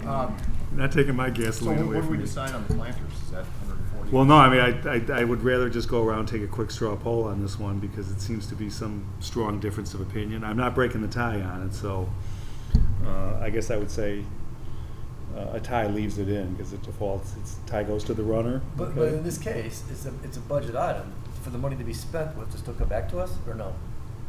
Oh, yeah. If it exceeds Rob's purchasing authority, which I think this does. Clearly. Right, so this straw poll is basically keep it in the budget, but still needs approval somewhere down the road. But Not like it's that's a little automatically late gonna at be that point, spent. because you've gone through design, bidding. Right. This There's a just lot of takes it work. off, this just Yeah, ends there's the a lot of work to add conversation. to it. No, let's do the straw poll. I'm a no. I'm a no. I'm a yes. Hold on, so Kim, yes, I'm a yes. Rob, yes, Guess I'm a yes. Bob is a yes. Yes, meaning keep it in? Keep it. John, you're a no, I'm a no. If I can vote twice. Andy's a no. Danny's a no. Tina? I'm a no. I'm looking at Hubbard Woods expenses. I just feel like, I don't know. I may not personally like the garbage cans. Let's go change them all. I mean. This may be my it's the only most- term on council I as a wanna be on result. top. Break the tie. Because in deference to the fact that I put it in the budget at the request of citizens, I don't feel comfortable stepping up and reneging on a promise that I made to that group, that I would let you guys think about it. And as we do Hubbard Woods. I don't want to put more of the same planters in Hubbard Woods and The design will compound the come back issue. to That's a good point. Yeah. The design will come Let's just back. fix I it. No, think but they're fine. it should be They're not gonna match. consistent. Well, Yeah, I design think still we has do. to come back. We have a much better look. I hate to do it, but that's right. Bob, you're the swing vote on this. And We what's got the- 3 no's and and 3 what's the yeses. safety part of a car driving through one? The ones that are there now are better? It's I don't know not- what that's we're not the comparing big to. It's a issue. barrier, right? Isn't there a way, Substantial Chris, barrier. that we can mull this over a little bit? I mean, Right. I didn't even know the issue. It's like we're making until now. the decision on a I mean, new I don't know thing. what the Well, how do you bridge do was. that how do you do that with respect to the budget? Because that's all we're really concerned Well, about. it may be budgeted Do we for leave it 24. in? Well, put it in contingency and not as an approval of the replacement. Yeah, And have it we're- come back. We're But approving to a Rob's point, what do we spend do and with design Hubbard Woods issue then? in a budget session. You're not buying anything for Hubbard Woods next year. Oh, no. Okay. No, we're Yes, 2 I years guess away. I mean, I don't know what Yeah. the alternative looks like, I don't know how it works relative to Right. barriers or anything, open I the just don't window? know. Has the Garden Guild looked at? When is normally the be a alternative? study session They and it came goes back into with the- council I guess approval? the other question is, bridge. do you want staff time on this or not? Yeah, There's but just they a want budget what's on capacity, the and do bridge, you want staff but time on it? is that available and is it, The cost, I mean, it was a cost thing. It's expensive, I will I don't say. know, it just seems. We're trying to save $400,000 to prevent a $92 a year increase. Where do you found Here's that? $140,000. I Exactly. can't imagine going into union negotiations and telling workers, we're stuck here. We're We changing just spent planters. $140,000 replacing perfectly good planters. Right. We just put out a week ago. That's mental. Sorry. Is it, Agreed. is it possible for us to carry this item as discretionary council? Sure. No. And then we can Yeah. decide what we want to do as we look at alternatives?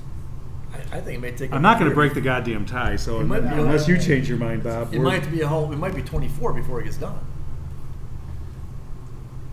If you don't have time to fully vet it, Why if put it's it gonna in? stay in the budget, I would do it in 24 then. I How just think many it's a planters would really- be purchased in 23? This is one of those tone deaf issues people talk about when they talk Probably about like. 5 or 6 more. So you're saying, Rob, that the planners for Hubbard Woods would not be even proposed for purchase until 24?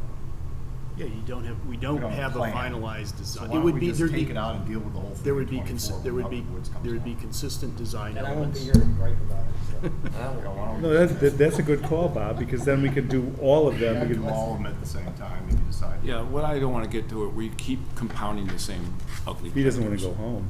Well, Well, we're not buying any more. We're not gonna buy any. Well- That's what I mean. We'll do I mean, Hubbard it Woods has to and be then we'll purposeful. come back. budget. It What has do to we be have? purposeful. We And have then for we'll see what- 93, Yeah. there's some for the coming year. What do we have for this coming year to wrap? Is there anticipated planters for the rest of the, Yes. 93 Green Bay. no, but for the east side Phase wrap 5. up? Can There's we a just couple. say There's a couple. no planters on any streetscape until this is reviewed? We don't need, I mean. Don't buy more. I think we can speak for Elm. Yeah. We don't need one down. We don't need them. We've got too many signs there already. It's starting to It'll be impede- better, I it's starting promise, to impede Andy. the sidewalks. Do you remember when we approved that? I sat there and said, Jesus, it looks like there's way too many signs here. Remember that? Now I understand why I was saying that, because there were. So maybe help me understand how we're gonna repurpose planters if we want them all to be consistent, because I think that's what you meant, of the existing, how many existing Yeah, we're gonna- planters? 50. There's 50 planters 50? You can line arborvitae. that are all under 4 years or 5 years old. Correct. Oh my gosh. And then how would It's we just the repurpose? waste. REFC's head would explode at this guy. Well, so I'm just, how would we repurpose them? I mean, I'm just. We could work with the park district or another taxing Right. body to use them on their facilities, and I think it'd work out fine. Yep. And they would buy them? No. Maybe we'd work out some intergovernmental Yeah. agreement on them of Maybe we could trade run for trade. I just think between it's the- But I go back to the whole, I'm not Mr. Financial, but how does something like this get put into a budget? That now we're deciding to spend money that never was in a budget ever.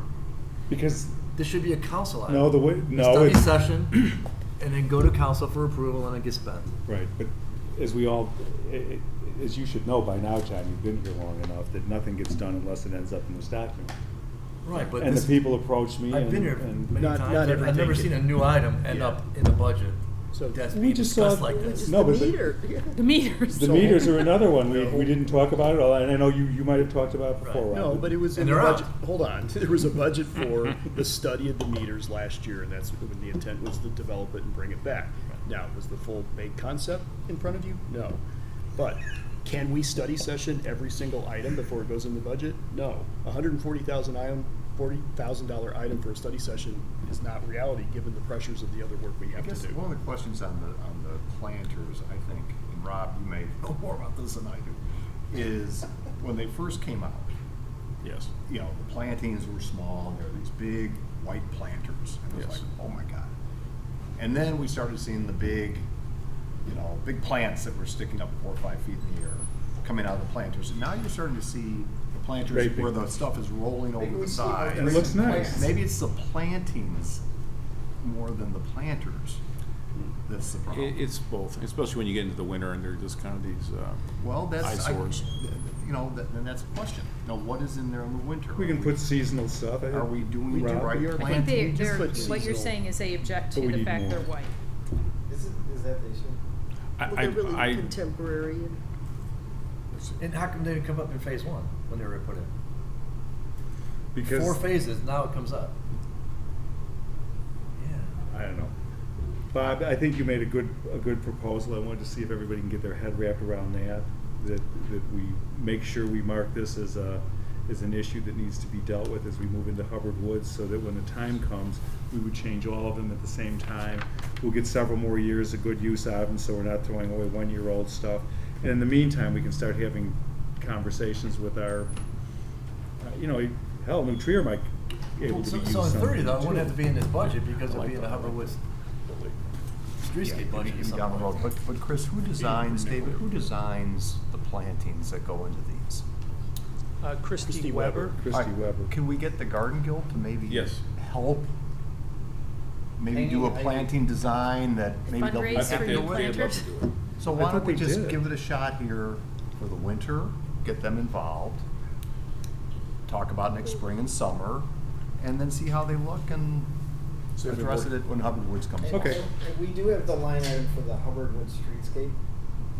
Planning. Maybe as part of that, could they explore what the alternatives look? I mean, if I was gonna be here, which I won't, I would say no anyway, but maybe the person who takes this seat will be swayed that, yeah, throw away $140,000, that's awesome. But at least you have a plan of like what the alternative is. And we haven't And I think thrown- we spend so much money in the streetscapes, I get it, trust me, it's almost as cheap as anybody in this room, but there's certain things that you spend all this money, you want it to look finished. We once painted Versus our these living room with ugly- this yellow color. Yeah. It looked great on the swatch. Well, It there looked you go. radioactive on the walls. Left it there for 10 years. Well, Sometimes. with any big Sometimes. project, Dan, sometimes you're there's That's the. bad. I don't know what the message is there. I'm not sure it's right. Okay. Neon well, yellow. So Bob had an idea that I thought had some traction, just around the table. Would that be workable? To basically understand that we're gonna look at this during the Hubbard Woods cycle design, and then if there is a consideration to make the change, that we coordinate both Hubbard Woods and East and West Elm. Is that a problem? And it comes out of the budget today. It comes out of the budget this year. Agreed. The planning, we go through a little planning exercise as part, with the planners, and see if we can find something that, Don't buy any more And of do these the, white the planting work too. Yeah, and to maybe try talk to the to- landscape. well, the planting is, Would just also that's a be village just manager's Okay, would also office just thing. be gathering new information that could be considered. Can we in the- create is there like a we're not committee getting for- involved with what plants go in those planters. No, but like, I mean, No, instead of having not us. like, But can we get the garden club Guild to be involved in this? So, So they did that, like they to did have it the, at the. like, they've create done a several committee things like about that. plantings or something so that they can have a say up front. David, can you bring these people together? Yeah, Jim and I can bring these people. Jimmy, you can bring Now, the the field garden, together? Or just so we're I clear, forget who the has garden contract club with is Christy engaged in Weber. that way. The Garden Club, Oh, so there's two. There's the guild and the club. Right. And the club, we've been in constant communication forever And on Yes. Moffett Mall. yes, I met with I met with the Garden Club representative last week for the Moffett Mall planting design for next year. We're gonna pick that up in like the third week of January. But in this, we're gonna put a halt on all these new big white planters that is a no mas, no done. So we don't compound the problem, frankly. None in the new streetscape. So, Unless it's approved. well, hang on a second. Does Phase 5 have these has a planters? couple. The current I design would imagine there's does, gonna but be we one at the won't. alley, right? At least one or two at the alley. And at the southwest corner of Lincoln and Elm, that would be consistent with the other ones on the north side of the street. Southwest corner. No, we can live without them for a year till we figure out what we're gonna do. Yeah. Do you own them right now, or do you No, buy those? no. Then I wouldn't Yeah, buy no more. I wouldn't buy any more. Yeah. But I would say to the Guild or the Garden Club, you Or know what? both. We'd like you to make these plantings look as beautiful as you can and make these planters work. That would be the message for the next winter, spring, and summer, and see if they can come up with a planning design. Have they ever worked together as? Well, I was just gonna say, how can we engage with the club and the guild is, I mean, like. The guild does the butterfly garden, the club does Moffett Mall. That's kind of the thing. Oh, okay. Okay, I mean, that's just how things have evolved. Do they both hate the planners? Huh? Do they both hate the planners? Is there a I think so, yes. So the No. club hates the Along with planners? No, we haven't non-members. heard anything from the club. Okay. I don't think so. No, we haven't heard anything from the club on that. Okay. It's just been the guild. Okay, So we good with that? Yes. I think that's a good plan. You think you got it all down, Rob? I think so. Okay. David, on the streetscape. Sorry. No, it needed to be talked about. Is that $1,000,003 simply from hometown or the laundry? Where is that money? We've already approved this, I think, right? We already approved this? $1,000,003? You approved the contract for the construction documents. And so we are in the process of working with Ciorba and Tesca on preparing the construction documents that will be coming back to you later to get your authorization for bids. But this is just the north side. Of Elm. And the southwest corner of Elm and Lincoln. To arborvitae. And did we, I mean, it seems like a lot of money. It does seem like a lot for half, but does this include like the water main? or is Yeah, that- there's utility upgrades, isn't there? That's a separate line item. Right. I mean, what's Why is it so expensive then? Expensive. Jim, do you want to talk about the, I mean, we just used per unit costs from our other streetscape projects. We're gonna bid this one, so. Yeah. Save money getting rid of the planners? Well, a little. We're putting 50 planners on this phase.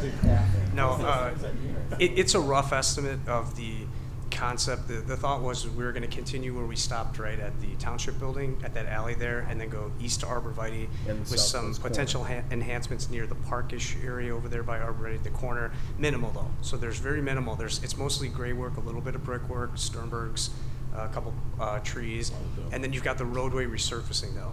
So the roadway resurfacing is going to clean up that corridor pretty much from the crosswalk by Hometown going east to Maple. So it goes a little bit farther. So you got roadway work and some curb and sidewalk work in there as well. And then the southwest corner, which has a little bit of the detail work in there with the seat wall. So seat walls are a little expensive, but that's it's a general number right now. Where's the seawall? Southwest corner. Where the Pace bus stop is. South. What happens with construction? of Directly Woodland? south of Little Honeycomb. It's the other side of the street. Other side of the street. It seems high, but maybe it'll come in. Yeah, No, and and once we get the they'll be final there. design, we'll get closer numbers And for the road final quantities. resurfacing and all that, everything. You know, It's they're that- responsible for Andy, it's that restoring bump out the near the original. parking. Yeah. Yeah. I Yeah. get So it may come back better, it may not. What's that? Gotta bid it. Yeah. It sounds like a lot for the little bit of work, there's no doubt about that, but. Yeah, I mean, that's such a dead corner that's always gonna be dead because it's the train station. I don't know if we need a seawall there. Yeah, but when that get done, it just It'll be finishes nice. the corner. It might be another. Yeah, it needs to gallery be spot. cleaned up, I Yeah. mean, there's no doubt about that, it's just a matter of how much money we put into it. On that southwest corner, the bricks are failing and Yeah, kind no, of goofy. Yeah. okay, I get that. It sounds like like what we have over by Dwyer. That kind of, I don't see that ever being useful. from that corner, even with Winnetka. Oh. Because it's, the metro runs right there, wicked loud all the time. No one's gonna be playing music over there or standing there any longer than you need to catch a bus. Right. So if there's room to skinny that down, I would do it. 'Cause it's, Well, we haven't seen what they've got in mind for that yet, so. maybe it could take a plan. So we leave the 1,000,003 in, but the 140 is a. Right, correct. Any other questions for David? Thank you, David. Who's next? Next. It's the police.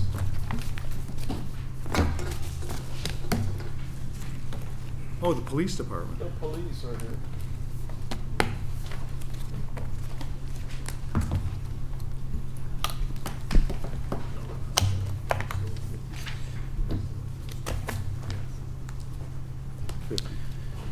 Good afternoon, President Rintz, Council.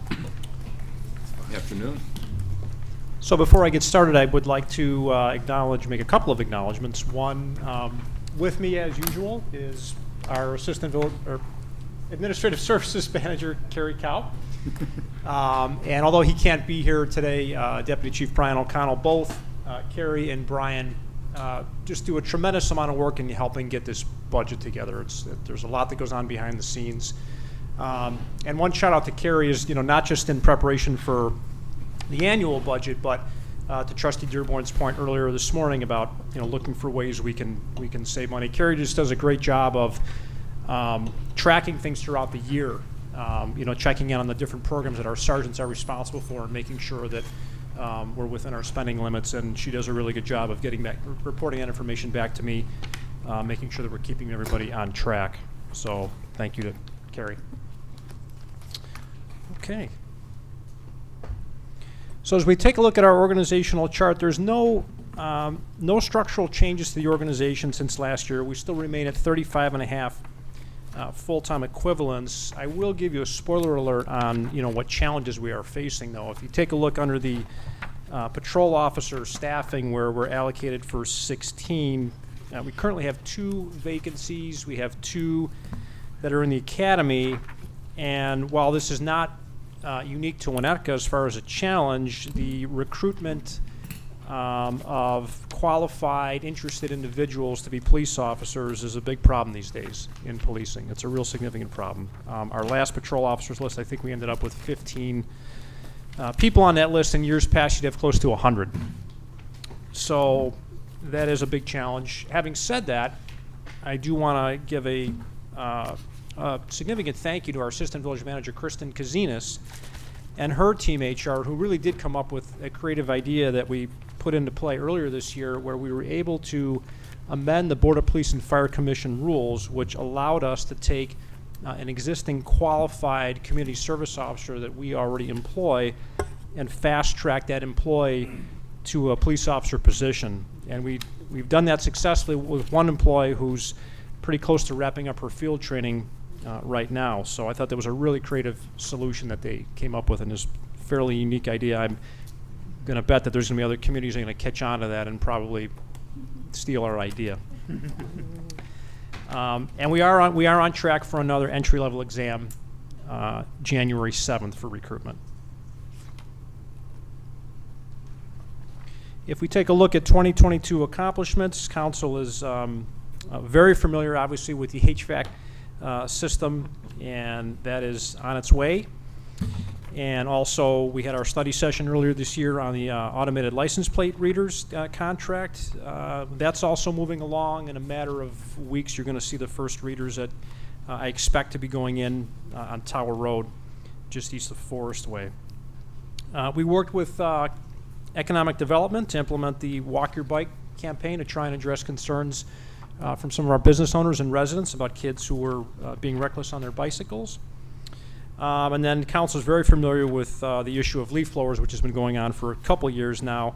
I personally spent a lot of time this year as part of a regional working group with other neighboring communities, and we've put together a really comprehensive report that's going to be shared with Council very soon. I think you'll find it very informative and give you some food for thought for how we want to move forward.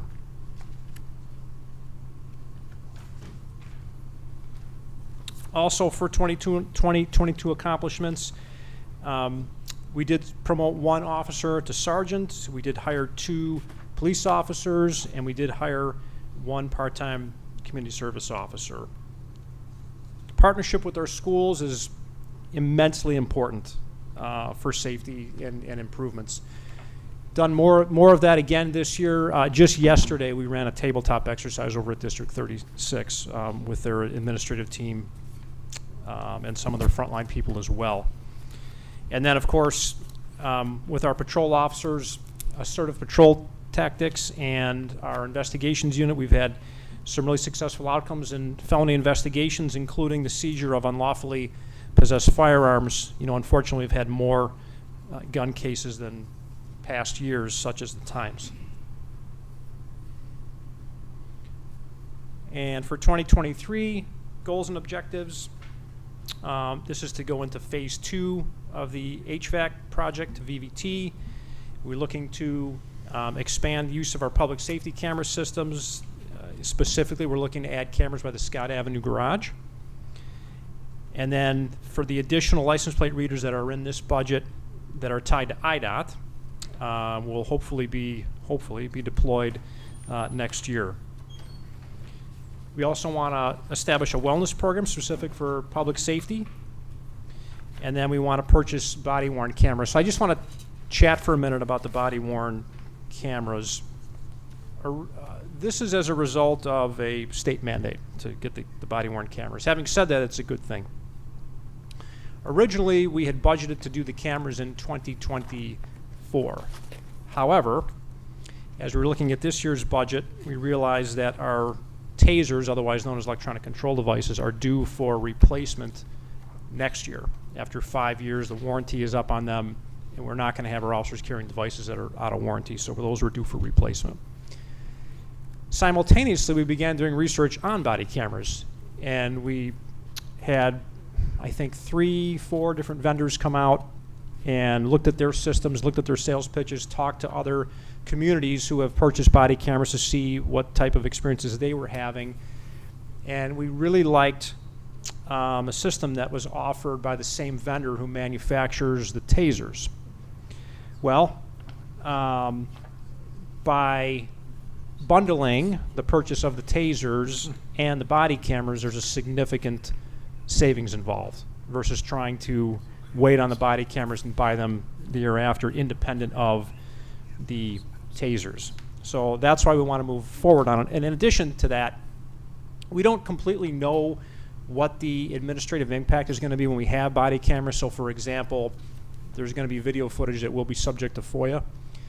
And if you have 3 officers to respond to a scene and they're out on a scene for 30 minutes, that's an hour and a half worth of camera footage that somebody's going to have to review, potentially redact images that are not authorized to be released, and go through that. A person has to do that. It can't be done automatically.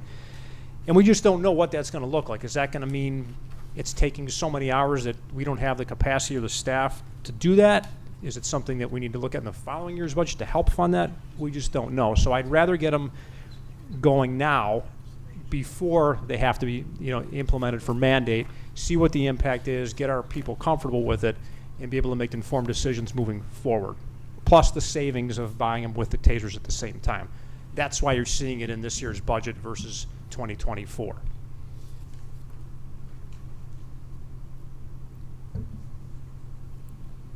So for 2023, these are the cost drivers in our budget.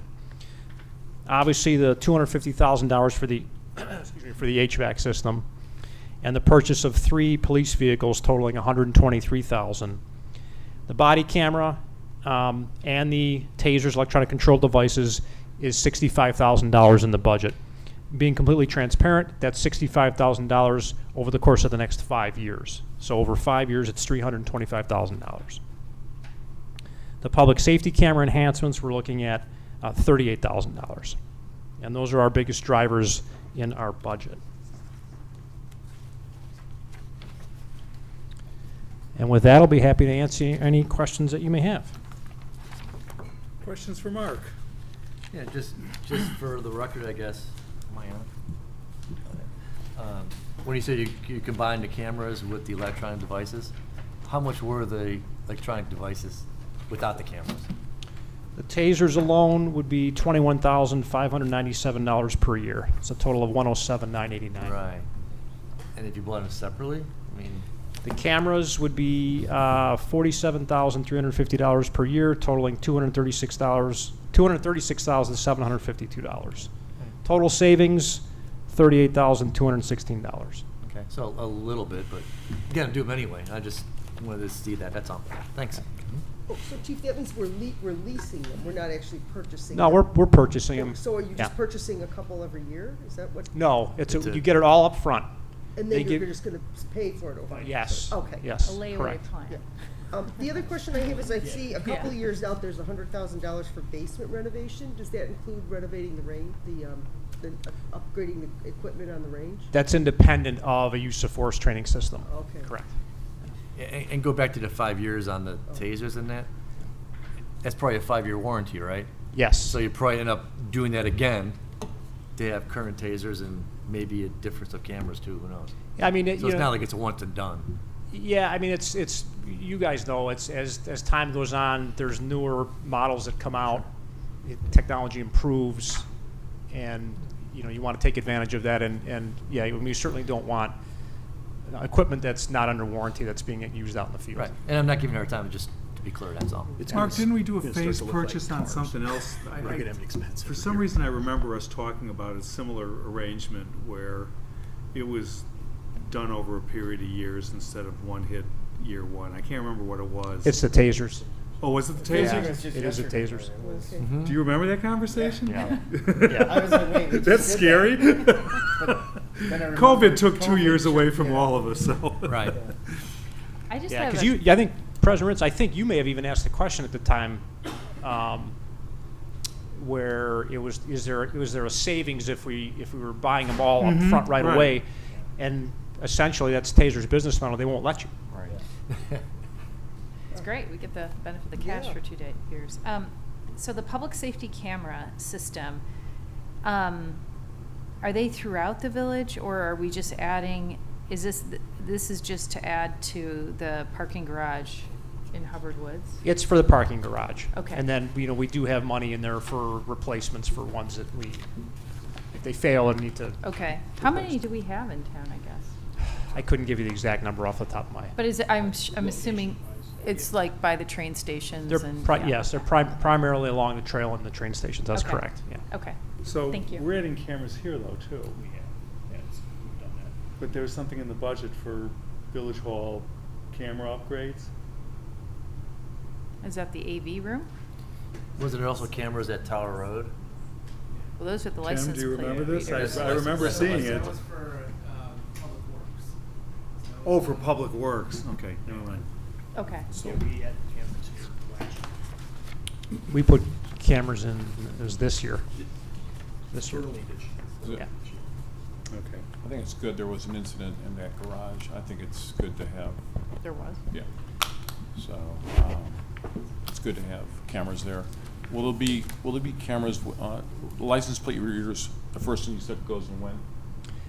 I'm expecting to get the first LPRs in a matter of weeks. Community Development's recently approved their Okay. right-of-way permit, and Flock has a work order in progress with them. Are there cameras in those as well? They're not cameras. Not just They're not readers? video cameras, no. Okay.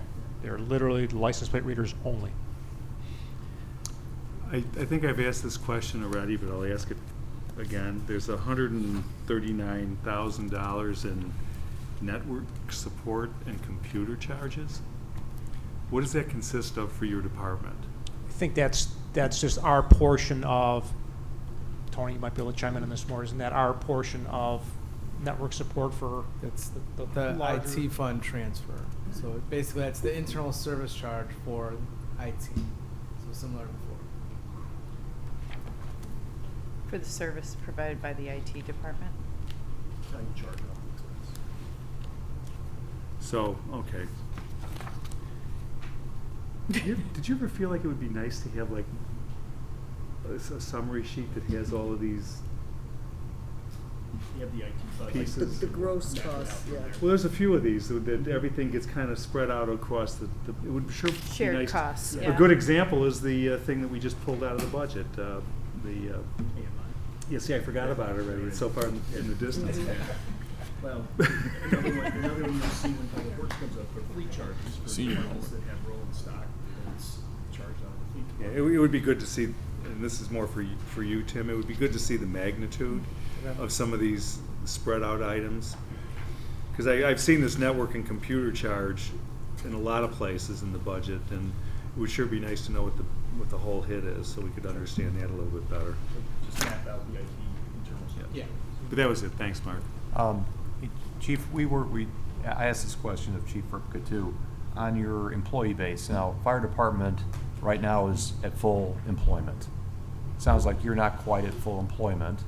Correct. But the 2023 budget, I think, budgets for full employment. So the 6.11 million.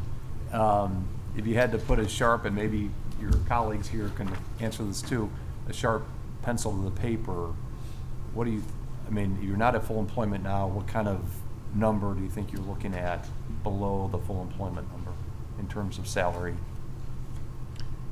Well, I mean, there will be it- we want you to be at full employment, don't get me wrong. But they there- probably have overtime charges, right?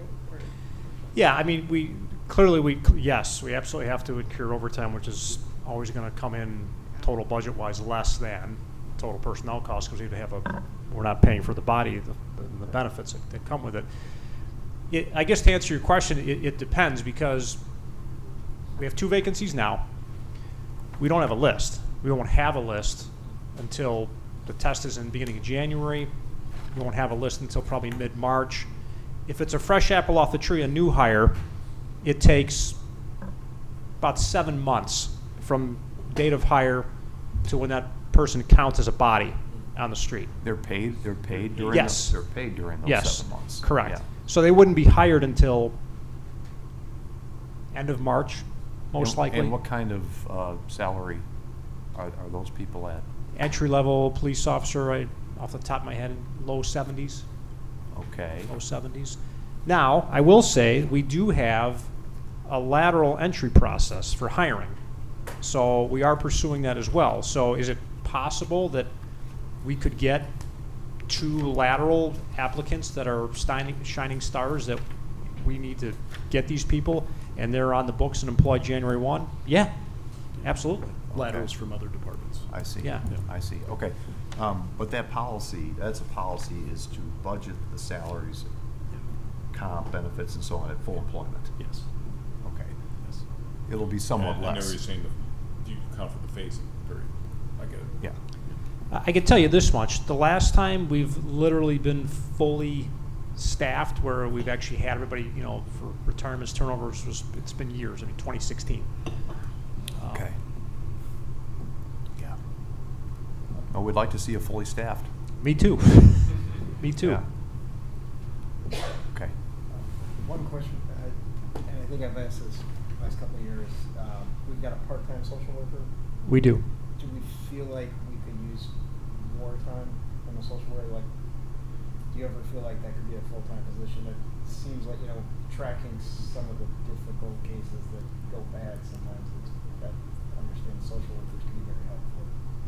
Just wondering. Yeah, and we've Carrie actually, supervises our social worker, and we've talked about, is this a right amount of money, right amount of hours? Yeah. Are we building in enough capacity for the social worker that we have?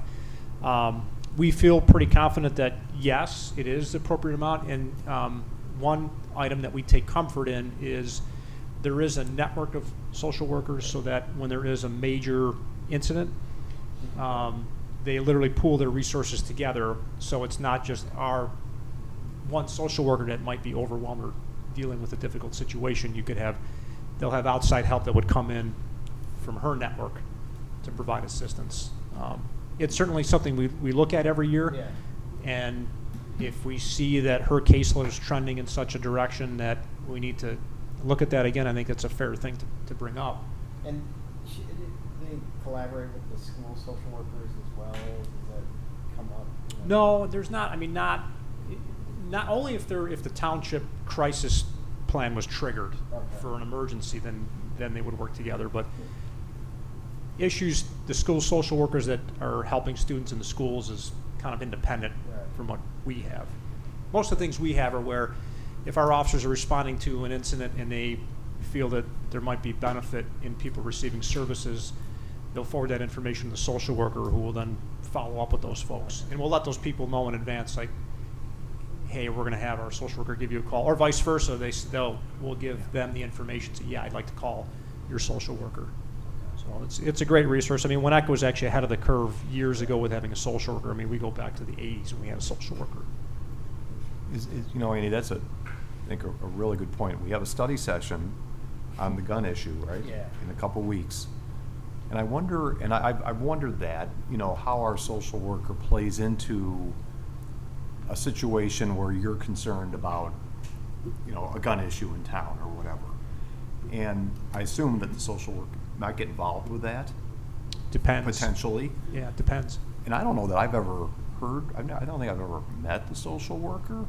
I mean, would it make sense to have that person at that study session and just maybe give a little recap on how that plays into our efforts in terms of gun issues?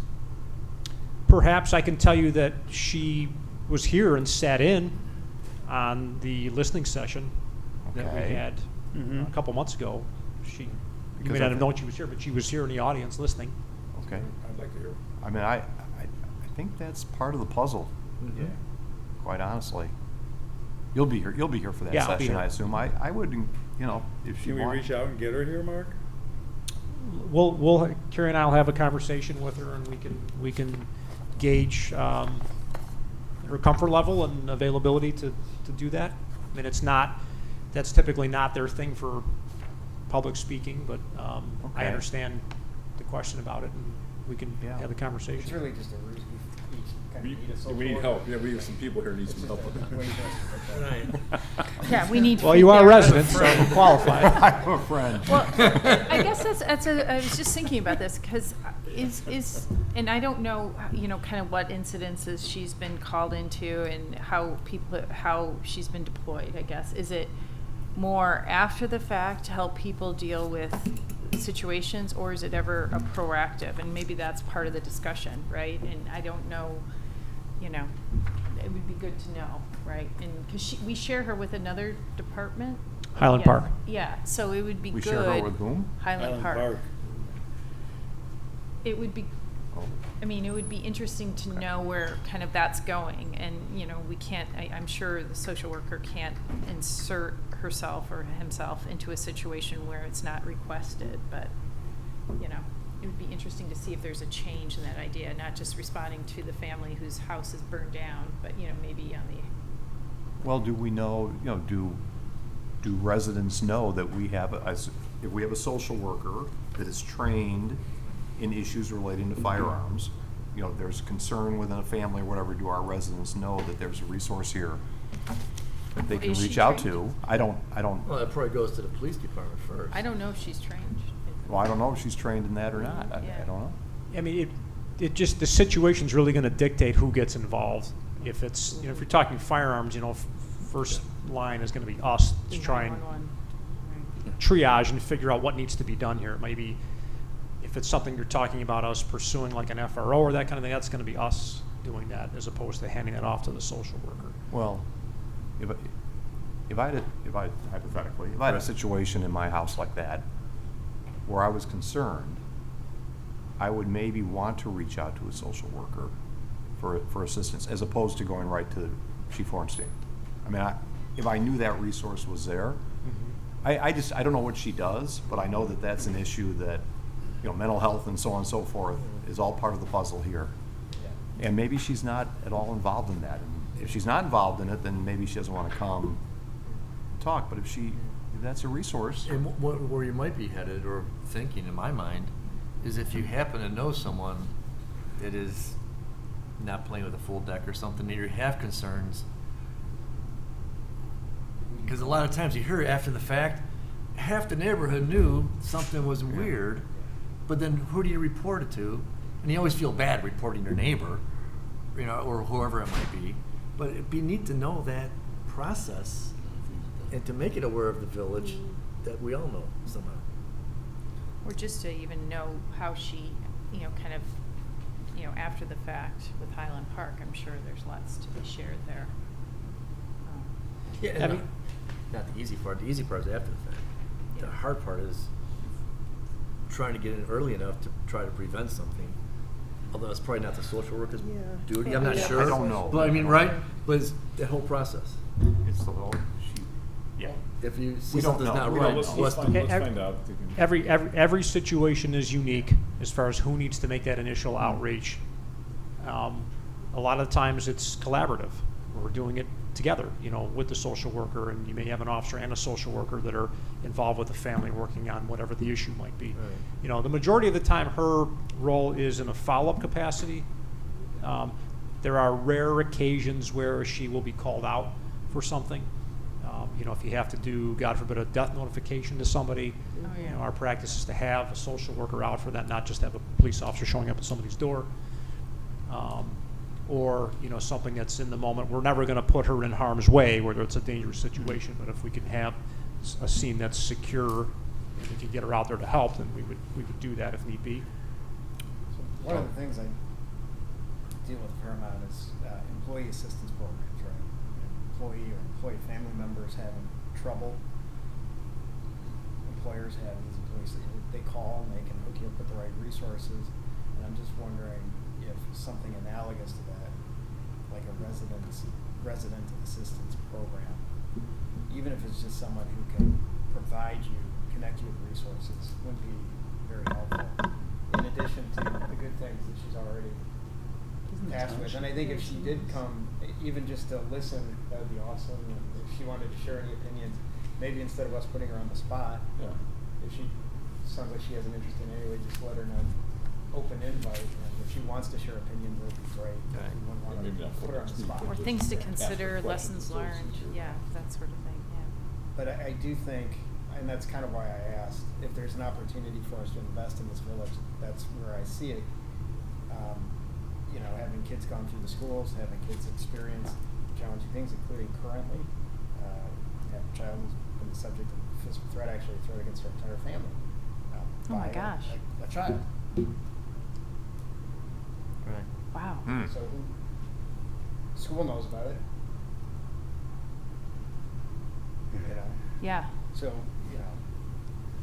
how do we deal with that as a village? It's so frustrating because the silos are there to protect the various interests, but at the same Privacy. time, the silos prevent the people from getting the help they need, right? I mean, And that's, that's what we want. We want a kid doing this sort of thing to get the help.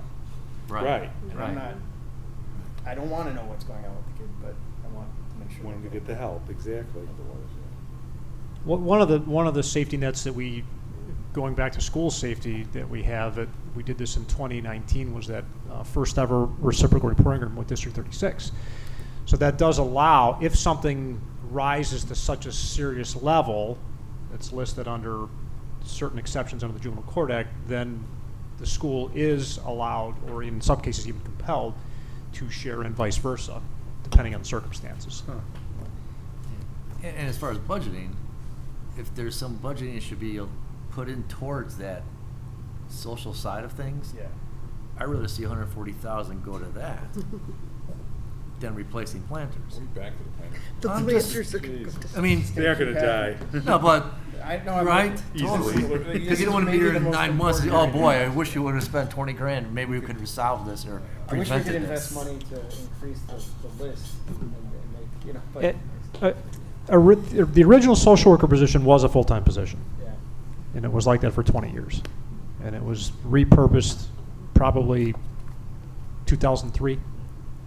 And it may not be that specific position, just some process or a consultant or something. Resource. I mean, if you A come- resource. If you come back to us and tell us that this needs to be full-time instead of part-time, we're not gonna turn a blind eye to Right. that. We're just Right. gonna I'm do it. curious about the history of that. Was it just for budget reasons, or what was the history on going to a part-time? Because it seems like mental health issues and just coping issues and all those things just seem to be on the rise. Do you have a context for that? I do have context with it. So at that point in time, there was a or it's an organization called PERF, Police Executive Research Forum. Don't quote me on that acronym, but they were brought in at that point in time to do a study of the police department and look at the resource analysis of the police department. And a recommendation by PERF was made in that year that the police department would be better served by converting the full-time social worker position into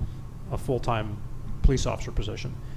So that's what happened. That was one of the changes that happened at the time that led to, actually, let me amend that slightly. The social worker position was actually eliminated as a village employee at that point in time, and then the village outsourced to New Trier Township for contractual. That's what I Correct. thought. And then. That's what happened. And we shared that cost and that employee with the township, and then the township unilaterally ended it.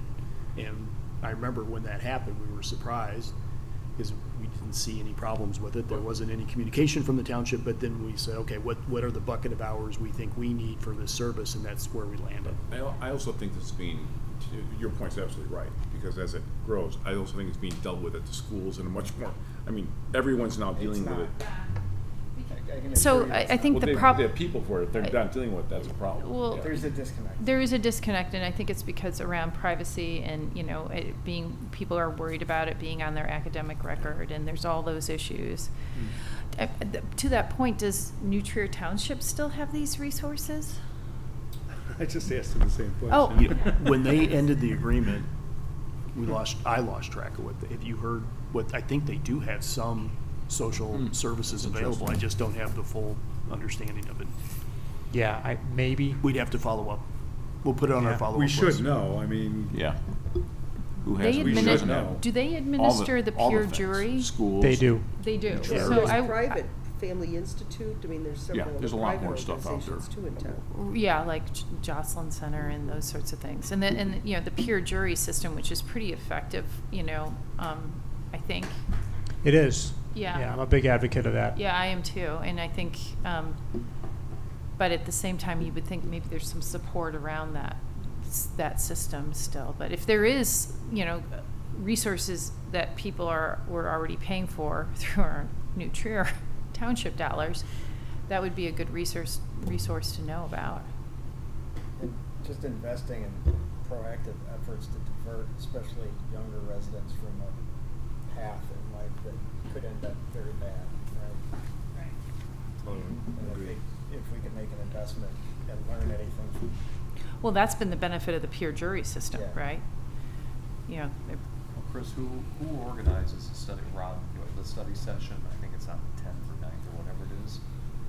I mean, can we get this into some part of the conversation around the gun issue? That's a big piece. The mental health, whether or not we need to consider beefing up our resources on this front? I think probably understanding the full scope of what's available, and how our services are meeting the known or at least perceived need that is in the community. We can address it to an extent. It's short, so in terms of from today until getting ready, we'll do our best to pull some information together. Yeah, I mean, one of the values of the police social worker versus just a traditional social worker is they really have a good understanding of the court systems, specifically for helping with victims get orders of protection and how that process works, where to go, who to talk to, what to do. People who are in those situations are really under a lot of stress, and it helps to be able to go to somebody who has the answers for what to do. Thank you. I'm looking forward to it. That's going to be a good I study think you're right, session. the people will handle it separately, so it isn't on records, or they don't, Right. don't deal with the school with it. family's been on the receiving end of that as well. Yeah. Okay, guys. Okay. Christ, thank you. We thought we saved ourselves a half an hour, but We just we're saved actually it up. behind schedule now. Let's go. Thank you. Sorry, Mark. Thanks, Mark. Thanks, Mark. Good job. Thank you. Ooh, we have some extras. Public Works. But Gio's just going to fly through this Let's thing, go, and that's Gio. going to be that. So Speed read. That's my hope, President Rentz.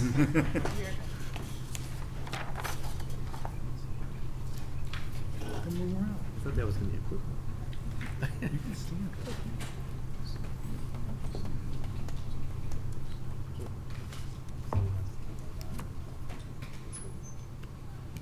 What's our tab on this one? Tab 9. Public works begins on page 139. That'd be tab 9, Presidents. Tab 9? Yes, sir. Awesome. Let's rock. All right. Oh, well, good afternoon, President Rintz, Village Council, and Village Manager Behan. I'd like to thank you for the opportunity for allowing me to present this year's 2023's budget for Public Works. First, I'd like to acknowledge Assistant Director Jensen and our business analyst Puga, who assisted with preparing the budget and this presentation, and also advise that Assistant Director Jensen will be presenting on the Refuse and Fleet Fund. So the Public Works Department is funded from the general fund, and the department is primarily responsible for the operation and maintenance of refuse collection and disposal, roadway and right-of-way maintenance, operation and maintenance of our stormwater systems and sanitary sewer systems, the maintenance activities for public facilities, and fleet services. This slide provides the organizational chart for the department. The headcount remains the same for 2023. We're currently about 4 going on to 5 employees understaffed. HR is currently trying to fill those vacancies, but operations remain the same.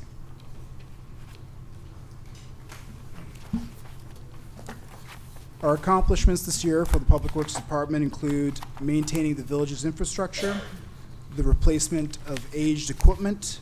As noted on the slide, there was a leaf vacuum and a front-end loader. Annual leaf collection, which if you've been around the village lately, you'll notice we're working diligently to keep up with the leaves that are falling. We've awarded a contract for the repairs of the bell tower at the Village Hall. We currently have some delays with that regarding the fabrication of the post, but we're still on schedule to get that completed as soon as possible. And minor repairs of the Hubbardwood parking structure. And one of the big tickets was the pilot project for utilizing snow melting equipment during our snow and ice operations this past winter. The dragon. The dragon. I like that. Our goals for next year are to continue maintaining the streets, sidewalks, and alleys throughout the village.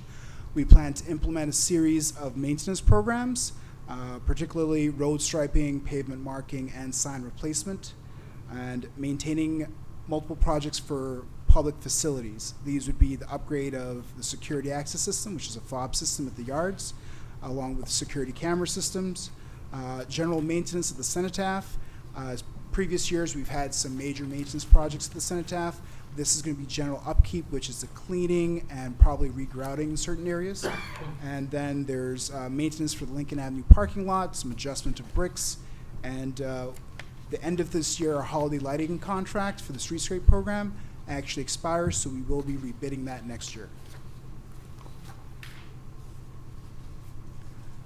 Our capital expenditure for next year is primarily the replacement of aged equipment. For next year's budget, we're proposing to replace a dump truck, a leaf vacuum, and a pickup truck.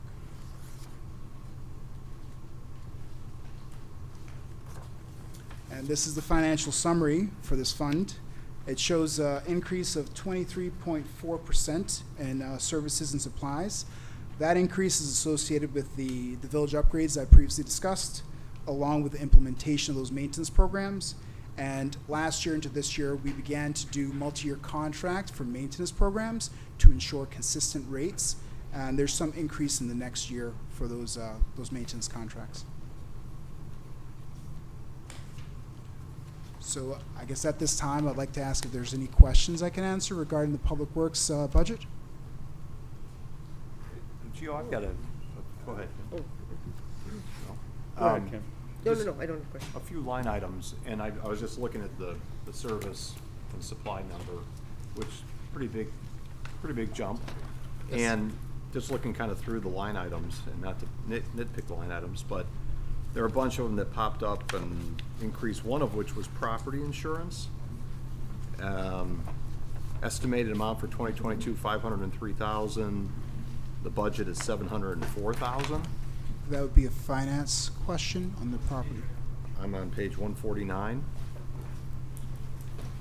So you're not taking credit for that one, Gio, huh? Might be. Oh, okay, services and charges. Yes, I'm sorry. You're right. So that was the total, but the initial line item for property insurance was up above it. And Looks then- like vehicle maintenance service charge. That's the one you were talking about, huh? For property insurance? No, forget property insurance.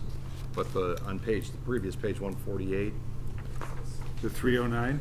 Is that the multi-year contract? the vehicle maintenance service charge went from 172 to 279. So that's an internal service charge to the fleets fund, and that we're seeing increased costs in fleets for repair of vehicles, fuel, parts, et So cetera. ideally, Assistant Director Jensen will provide a little more context to that during his presentation. We use a 3-year average, rolling average, as to what the service tickets are, the increased cost of maintenance, the increased cost of outsourcing repairs, and that increase is directly correlated for the internal services fund. So are all those charges sort of baked in? I mean, that's, Yeah. I guess the question, what, Operational expenses. they're right, they're operational expenses, but we're seeing inflationary trends. but then it gets allocated is what you That- said. That's the It number gets that's allocated Allocated to for the the- departments that have rolling stock. allocated. Right. So each But- department will have a service fee charge that they basically compensate the fleet department as an internal fund. And that is increased by the equipment usage and services, and the trends that we've used for the 3-year average have directed or projected that kind of increase for the upcoming year. Okay, so you're saying that increase of 23.5% or 24% from year to year, you're saying that's gonna be explained to us, or? Well, in addition to the maintenance programs that we are including next year, we also had the internal services charge for the fleet. One of the largest components for the Public Works Department is the fleet. We have more equipment than the Water and Electric Group, so we're heavily weighted on the recharge for services rendered. That's operating the equipment, the fuel costs, the maintenance, any major repairs. Okay. So that actually adds up to that total. So this 309. is a direct inflation Inflation. impact. Yes, I would consider that direct inflation along with the 3-year average. We've seen an increase in service and maintenance for the equipment, so that's pretty direct, I would think. Okay. No, Gio, Vice President Ritz? there were times in previous councils with previous public works directors, I remember at least a couple of occasions when Steve was here and we were having these budget conversations where, things were squeaking, and he would volunteer. And I think it's really a mindset more than anything. He'd say, well, you know what? Dump truck number 3, we can squeeze another year or 2 out of that. So, is there anything that you have in this budget that if you looked at the equipment or you're walking around the yard, you go, oh, that one's still got plenty of life in it. Maybe we can kick it down the road another year. No, that's a great proposal, President Ritz. In fact, under the fleet presentation, you'll note that this year we spent a heavy amount of time creating a scoring model for all the equipment in our fleet. Oh, great. During that time, we were able to reevaluate all of the equipment, not only look at their age of replacement, but actually what we can extend, what additional materials we can buy to upgrade, and that was one of our accomplishments in the fleet department. So when you see the capital expenditure for the fleet fund, you'll also notice there's a little more streamlining. You're not going to have one year where there's maybe $600,000 expense. It's more streamlined to that $300,000 to $500,000, making sure that the larger components are taken care of, and we're trying to increase a bit of maintenance. A good example would be the Kubota scooters. If during our weekly, you notice there was a transmission issue with the Kubotas. The Kubotas were purchased in 2018 and 2019. I remember. That component itself has a 7-year cycle. However, the transmission for that unit lasts approximately 2 years. So part of our replacement program is, do we replace that at a cost of around $35,000, or do we train and develop our staff make sure we can rebuild this transmission in-house, possibly reduce that cost, and push the lifespan of that equipment out to 10 years. So in this budget for '23, you'll see there's a replacement for the scooter. There's two parts of analysis that we'll be conducting. One would be, can we find a scooter that's not going to be as problematic? Or two, can we train and actually buy the components to do the repairs in-house and reduce the cost and also extend the life of that asset? And number three. Yes, sir. Train the people driving them not to beat the living crap out of them either. Because that's where it comes from, is the guys abuse the equipment. And I've been through this a million times. And yeah, sometimes equipment fails, but after 2 years, the transmission blows. It's Something's not right with that. And I do agree with you, President Vince.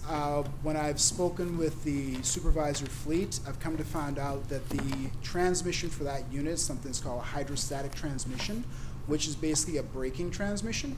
So if you're driving along, it tops at around 25 miles an hour, but it has a self-braking transmission that slows down. Now, the frequent stopping and going does kind of put more strain on that transmission in addition to the load of the transmission. These pieces of equipment are not designed for refuse operations. So typically, so it's actually a Kubota equipment that was retrofitted with a dump to facilitate the easy access and swerving. The nearest comparison we have with this type of equipment on the East Coast, I think New York uses a Gopher. That's a three-wheel scooter. That's a built-in scooter for refuse services. However, there's a safety concern that we had when we demoed that, I think 3 or 4 years ago. All three-wheel vehicles do have an issue with tipping and possibly not being weighted right, but I guarantee we are pursuing the best options we can, whether it's going to be replaced, propose something else, test something out, and definitely hold staff or educate staff as to operate the best they can while in the field. Good. You can bring your refuse to the, street, Chris. I have a question. No. Don't freak them out. Sorry. Don't freak them out. Never gonna do that in your life either? No fossil fuel, no Because electric then car? you don't need those. I want explosions under my hood, and I want to drop the garbage out the back door. I feel so good knowing I'm leaving in 2 this year. So does that cost You have my practice. specifically to the ticket to your backyard? It's on the financial. So I guess I look at certain services that, I look at 90,000 for a leaf sweeper, a couple $100,000 to replace it. I look at that and say, how many people are using it? Because as I go down the streets, I know on our streets, and don't say anything, Bob, there's probably 2 homes out of 27 or 3 that actually use it. As I go down the streets, it's about less than half of people are using it. What do you mean? Where are their leaves going? They were just They're like all carrying- day. They carry them out. Some people sweep them to the curb, others just have they're taken away. You Oh, people- but our landscaping brings them to the curb. Yeah, so does ours. Ours takes them away. Most, from what I've seen, most of the landscape services, once they know leaf season starts, they're not taking them. Yeah. Because they They're got everywhere. Because they're going to pay to drop Be them able to off get too. a reduction in Yeah. fee on your Yeah. service. Well, we get nowhere. Some we get guys charged will, though. more. Rob, you're right. Some will take it. Yeah, they Some will. Most, as I go down the streets and you see who's on the curb, and it's less than half. Huh. Not in our neighborhood. You're Yeah, not. we There always. was a backhoe in there yesterday. You're not. Really? And it's actually kind of hazardous at times. It can be. Yeah. Remember that. Okay, Kids and that's dogs. right. So I'm just looking at, well, we can tell them to So take we them or not. digress. Well, no, I'm just looking at before you spend a couple $100,000. No, I think I know. in Forest Glen, I noticed it yesterday. I think maybe the leaf blower was down or something. So there was the backhoe, and it just operated for like a long time. And there's tons of leaves in the street. So, Trustee Dahlman, regarding that, we recently had high winds on Monday. Yeah. Which, with the recent freeze, it caused a lot more leaves to be in the ground. I think by tomorrow we should be through the village for 1 rotation. Yeah. Our primary responsibility was the rain forecasted for Wednesday, which Oh. was with wet leaves would Yeah. clog the storm drains. So it was an all hands on deck. We dispatched the crews with auxiliary equipment to Yeah. clean and kind of clear away the catch basins to alleviate that stress or that concern. I was That impressed. The- Thank you. One more thing I had, I'll let you go. No. The holiday lighting, it's just for it's for the streets, the contract we're about to enter into. The holiday lighting for it's pretty much done. Like for, right? like for instance, when Chris, is that a village event or a park district event, when you light the Oh, the tree? village It's tree. At the- combined. At Dwyer. Okay, because that was, I think we talked about last year putting there was so many kids there, and it was so dark, it was dangerous. We talked about having proper lighting and sound systems. for Yeah, that. we do not want Costa to bring those monster Klieg lights that they have No. out in the field, because that just is awful. Right, you want the little. Just something tasteful that'll do it. Exactly Yeah, right. I agree. So I'm not sure if that's done, but it was dangerous last year. It was. great, but It was dark but dangerous, Yeah. yeah. I agree. So. Can I just ask a quick Go ahead. question about the work that was completed in the Hubbard Woods parking structure? I apologize, I haven't been there in a while at night. Did we upgrade the lighting? Because I know that was something as part of the streetscape. Recently, Yeah. the main, right. Oh, the- has that been that long ago? Okay. 5-6 years ago, there was a partial rehab to the structure where they redid some sealing of the top floor. Yeah. They redid the lighting to electric to LED. There was Okay, so a it's brighter. rebate for the energy efficiency there. This year, the work in particular, where we had some water infiltration coming from the roof deck, Yep. which deteriorated a series of the emergency lightings and other fixtures. So we went through, changed up the electrical to ensure that everything was sealed, kind of, I want to say, not recessed, but adjusted the fixtures so if there was any infiltration that would actually go through. We also upgraded multiple portions of the fire sprinkler system header, and we're hoping within the next month we'll do a little more cleaning on the upper deck where we can seal some of those cracks to add to some longevity for the structure, and hopefully also go through, wash it through, and apply a new coat of paint to kind of spruce it up Yeah. in time for the winter season. Great, thank you. Okay, refuse. Oh, at this time, I'd like to introduce Assistant Director Jensen to present on refuse and police services. Thank you, Director McLean, and thank you for doing the internal service fund for me. Is the TV on? Go to sleep? Yes, it did. You did go to sleep.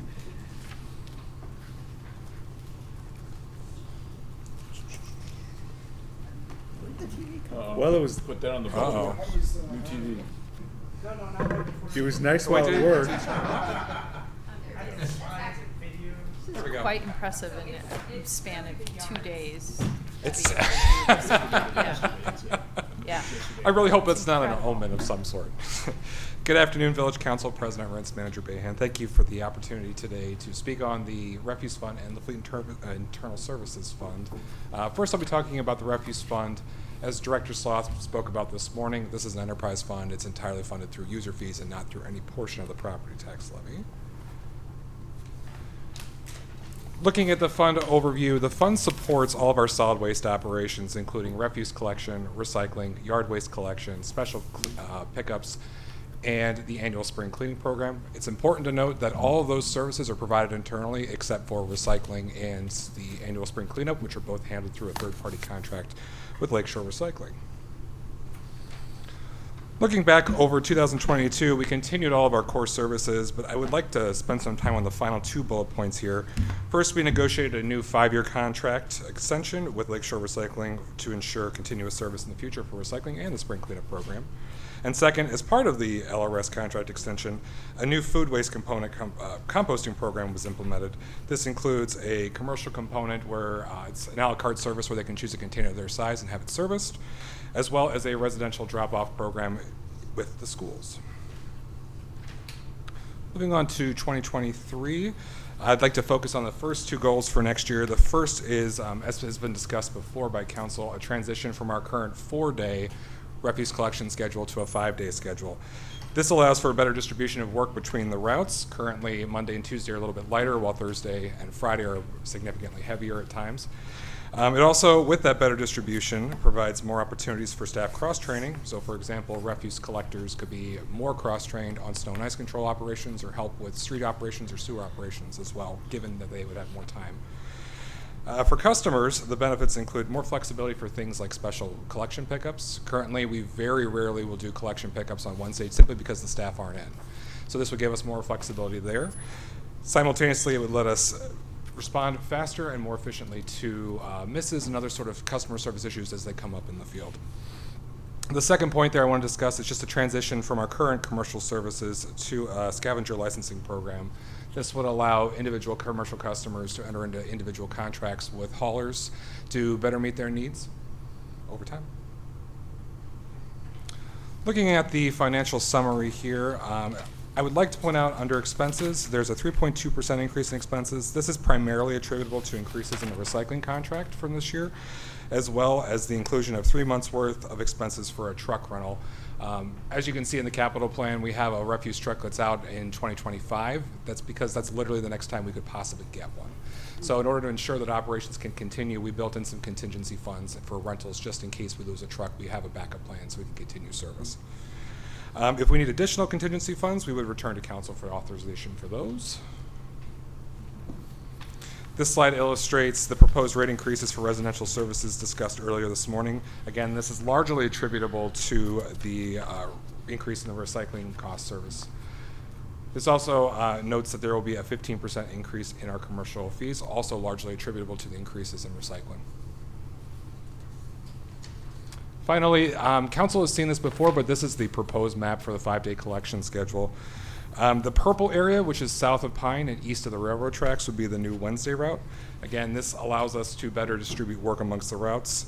It may be hard to see on the slide printouts, but you can see there's actually customer counts there, and you can see it's much more smoothed out than it currently is. We'll have easily more than 1,000 pickups a day on Thursday and Friday, and this will make it a much more even distribution between all of them. In addition to smoothing that out, this proposed map, because of the way it's been drawn, minimizes potential disruption to customers.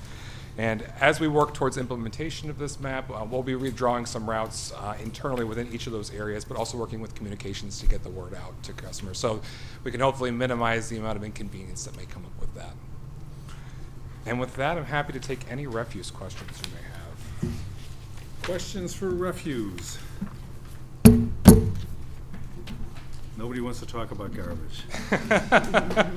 That's all I want to talk about. It's working, it's working. Moving on to the Fleet Internal Services Fund. This is an internal service fund like we just discussed previously, where each of our customers, which would be the departments, contributes part of their budget towards the actual service itself. The primary expenses in Fleet Internal Services are both the maintenance as well as the fuel expenses that come up. So the overriding goal for fleet services is to ensure the reliability of the fleet and provide the maximum useful life possible for each piece of equipment. This past year, we completed to date roughly 28 tickets. Those are both in-house and external tickets. We purchased the vehicles that were discussed before. We developed that model we discussed before as well for streamlining capital purchases. That particular model considers age, the general condition of the vehicle, and the availability of future vehicles, and streamlines those processes to more evenly distribute the cost over the capital improvement plan. And we also awarded a multi-year fuel contract to ensure reliable continuous delivery of fuel for the next few years. Looking ahead to 2023, we continued maintenance and repair despite the supply chain challenges and issues that come up. This goes back to our previous conversation a little bit, but it's kind of a perfect storm when it comes to fleet right now. So you've got the issue of increasing costs for parts and service. There's also, because more people are holding onto vehicles longer, there's more competition for external service as well. So shops can keep increasing their prices as well. So it's an unfortunate situation we find ourselves in, but that is the reality of the current services. Looking forward to 2023, we've got the purchase of new equipment and the continued development of expertise in-house through the ASC and EBT certification programs. Again, if we could complete repairs to the hydrostatic transmission in-house, that would obviously be preferable to sending it back out, both time-wise and cost-wise. So we want to keep developing that expertise in-house. You'll see here, this is the financial summary. You'll see that revenue and expenses are very closely tied, again, because there's a charge back to the departments themselves. As we discussed before, expenses are developed on a 3-year rolling average for maintenance, as well as our projection for fuel costs. The one thing I would put on here is, again, the 12.9% increase in services and supplies, again, largely attributable to supply chain issues that are out there at this time. Hopefully, the market can catch up a bit, and that would help out with that expense, but that's the given market reality for us right now. And with that, I'd be happy to take any questions on fleet. So President Rintz asked about the, looking at the length of use of service of vehicles. Sure. Geo went into this, and I guess I don't understand. Sure. This system of ranking and what that meant in terms of this budget. So what, Geo, maybe you can explain. Okay. So what is this ranking, and sure, what did that mean? What did that teach us? What do we know differently than we didn't know before? So traditionally, when you're replacing vehicles in a capital plan, a lot of people will just look at the replacement cycle and they'll say, you know what, a fleet vehicle should last. Let's say a police patrol vehicle should probably last about 3 years. That's a very traditional way of looking at fleet replacement over time. And certainly that is a component you should take a look at, especially if you want to maximize the resale value of a vehicle. But what we did, this was our fleet services supervisor as well as analyst Puga, is look at age, the general assessed condition, and then the feasibility for something being replaced anytime soon. As I mentioned, the refuse vehicle, that's about 3 years out. That's the earliest we could potentially replace something. And you also saw with aerial lift vehicles earlier this year, 5 to 6 years out for replacement cycle. So we took a look at what's the general age, what's the general condition, we indices those together with some math, and said, okay, based on this ranking, how could we feasibly replace these given lead times right now? And that's how we came to it. We also were looking to smooth out expenses, so you're not seeing 1 year where you're paying $1 million and the next year you're paying $100,000. So you don't not hit with that expense again, and it's much more smoothed out over time. So what did that do for this year's versus what it would have been without that analysis? If you had done it just based on length of service or however else you were doing it before, what did we extend on average our useful life by a year, or what was the outcome of this? It's going to vary significantly based on the vehicle. I will tell you we're running an older fleet on the whole. So, I mean, sometimes age isn't a great an older fleet on the whole, because we've made a good use of our resources and extended the useful life as much as possible. Looking at 106, for example, which is a Ranger, that vehicle probably should have, it's difficult to say without having the data right in front of me, but I know we definitely sat there and moved a bunch of vehicles around based exactly off of that indice and what made sense at the time. So in this capital plan, when we look at all these pieces of equipment, on average, you're saying that they've shifted out? I would say we redistributed based upon both the condition we found them to be in as well as the availability of vehicles that could be replaced. And it's going to be different for every vehicle and every class of vehicle, just because every vehicle is kind of a unique story. Interesting. But I think you're asking, did anything come out of the budget this year? Right. Because of your assessment on kind of was there a vehicle that would have been purchased this year recommended that is not being recommended? Do you have a good example? Is there any cost savings through that exercise? Right. Yeah, I like that. Yeah. Correct. Or is Sorry, it just so- evening it out? Yeah. We one of the big ticket items that we had that was pushed out was the roll-off dump, which I think is PW 12 or 13. That was forecasted to be replaced in 2022. We've now pushed that out to 2025. Two-part, we were able to do some in-house maintenance, but also the availability. So when we invested a bit of funds to do the repairs, along with the availability of that piece of equipment, that was approximately $250,000 has been pushed out on that one piece of equipment. Other pieces of equipment you look at would be the street sweeper. Street sweeper is forecast to be replaced, I think, in another 5 or 6 years, and we did some heavy repairs last year into this year with that, so that's probably pushed out the life for that equipment for another 2 or 3 years as well. The Unimog was due to be replaced, and I see that that's still several years down the line. Yes, the Unimog's due to replace, I think, within 10 years. Our concern with the Unimog right now, or the difficulties we have with the Unimog, is that they're sourced out of Canada. There's extreme delays with the Canadian importing and exporting, along with availability of products, and then the cost of the Unimog itself for the immediate replacement is almost doubled in cost.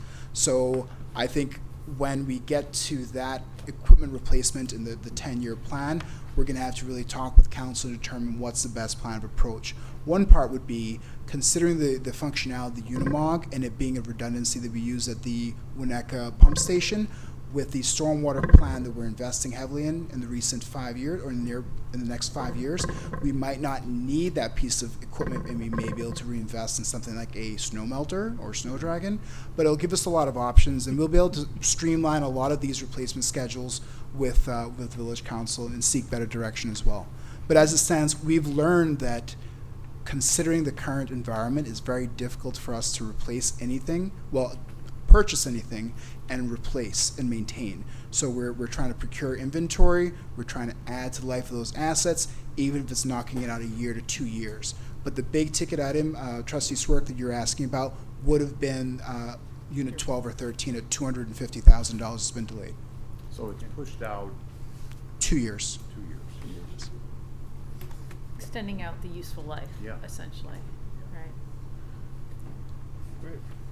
Any other questions? I had one quick one that goes back to refuse. Sorry about that. We keep adding, which is really great, these events. When I was here, first lived here, it was the cleanup day in May or April, and then it's shredding, and then it's pumpkins, and I think it's great. I mean, it's a really nice service to add. I'm curious, how many residents use this, and is it expensive to do? And the weekly electronics, I didn't know, I yeah, didn't know that's- about That's with Swank, the solid waste agency. Oh, okay. We're a host to Swank. Every I'm just week. curious, who's using it, and is it Seasons. expensive to run? I think it's a great service. So electronics would be through Swank. Styrofoam would be through DART, which collects them at no cost to us. It's just the staff time to staff it. Yeah. Do you have anything for planters? But a lot of those programs are held with partnership with other agencies, and there's just the staff time for us to manage. So it's no this. real, like shredding and. No, because Swank will also cover the cost for If shredding. you wanted as to well. offer that a couple, I think we it's should one have a time a year. GoFundMe. We offer it a couple times a year. The only issue is that it would be dependent on Swank's resources to provide for the actual cost. Okay. I think it's great that you're doing that. Okay. Sanitary sewer. Thank you. Thank you. Thank you, Assistant Director Jensen. Yeah, tab 14. Tab Page 14. 290. So the Sanitary Sewer Fund is a enterprise fund, and this department is responsible for the operation and maintenance of the village's sanitary sewer system. The system consists of approximately 247,000 linear feet of sewer main, 1,100 manholes, and one sanitary lift station, which is located at the ravines.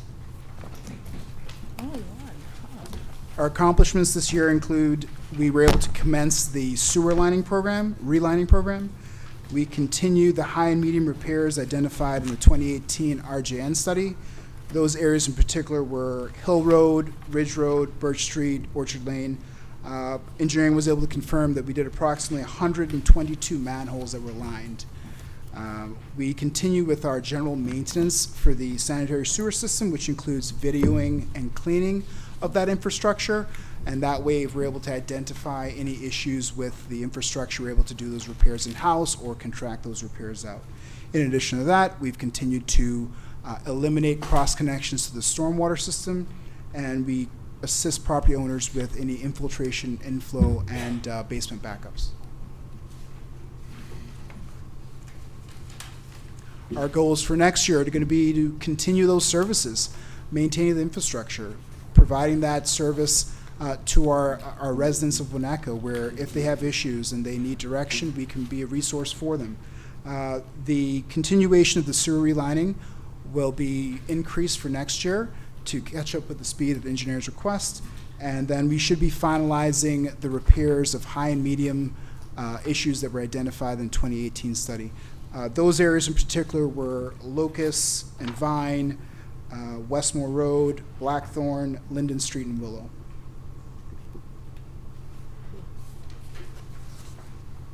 And this slide shows the village's sewer rate in comparison to nearby communities. As Director Sloth stated earlier, there's no rate increase proposed for 2023. The proposed rate is below average, approximately 15%. And just one thing to note, for those that are wondering why there's a kind of a large variation for the the communities at the bottom. A lot of those communities have a capital cost recovery, and they probably have they do have a in-house treatment plant option. Whereas we don't have that infrastructure in-house, we just have the one lift station in the ravines. And this is the financial summary for this fund. It's projecting a 3.2 increase in revenue. Just to provide a little more context on this, I know the question would be, well, how are you increasing revenue yet you're not increasing the rates? The sanitary fund revenue is projected by a multiplier of the water forecast to be consumed by water and electric. So they're projecting there's going to be 100,000 gallons of sales. We do a multiplier to determine what of that sales is actually going to be processed through our sanitary sewers. Water and water out. It's beautiful. We charge both ways. And we also have Sarcastically. an increase in expenses of I'm sorry. No, sorry. We also have an increase of 4.8% in expenses, and that's related to the material cost increase that we've seen in the last 2 years. Start, go ahead. Oh, no, I can go back. No, at the end. Regarding our capital projects for next year, we plan to increase our focus on the sewer relining program. And as previously mentioned, we're going to finalize the repairs that were identified in the 2018 RJN study. Other items to take note of in this capital project expenditure is that in '24, there will be a heavier focus on the relining program, and then we'll be doing or conducting another I&I study to identify high and medium repairs in other areas of the village, and then reaching out to council for approval for that capital expenditure in the years to come. Sorry. At this time, I'll take any questions you may have regarding the sanitary sewer fund. So I'm just curious about the relining. It is a solid working system that we found. It is a reinforced, solid infrastructure So, I mean, it's upgrade working for with, you. It's yes. saving us from a lot of future expenses. Future expenses that would require excavation, obstructions by, utilities that are in conflict, and reinforcing that infrastructure. Yeah. Just the material cost of the pipe. Yeah. So when That's we're doing street repairs and replacing water mains, we're not touching the sewer mains nearby? So equivalently, trustee, sorry. That's okay. Equivalently, what we're doing is, whereas with water mains, you can't really reline them. Right. Well, you can, but it's not really our best Yeah. practices for this village.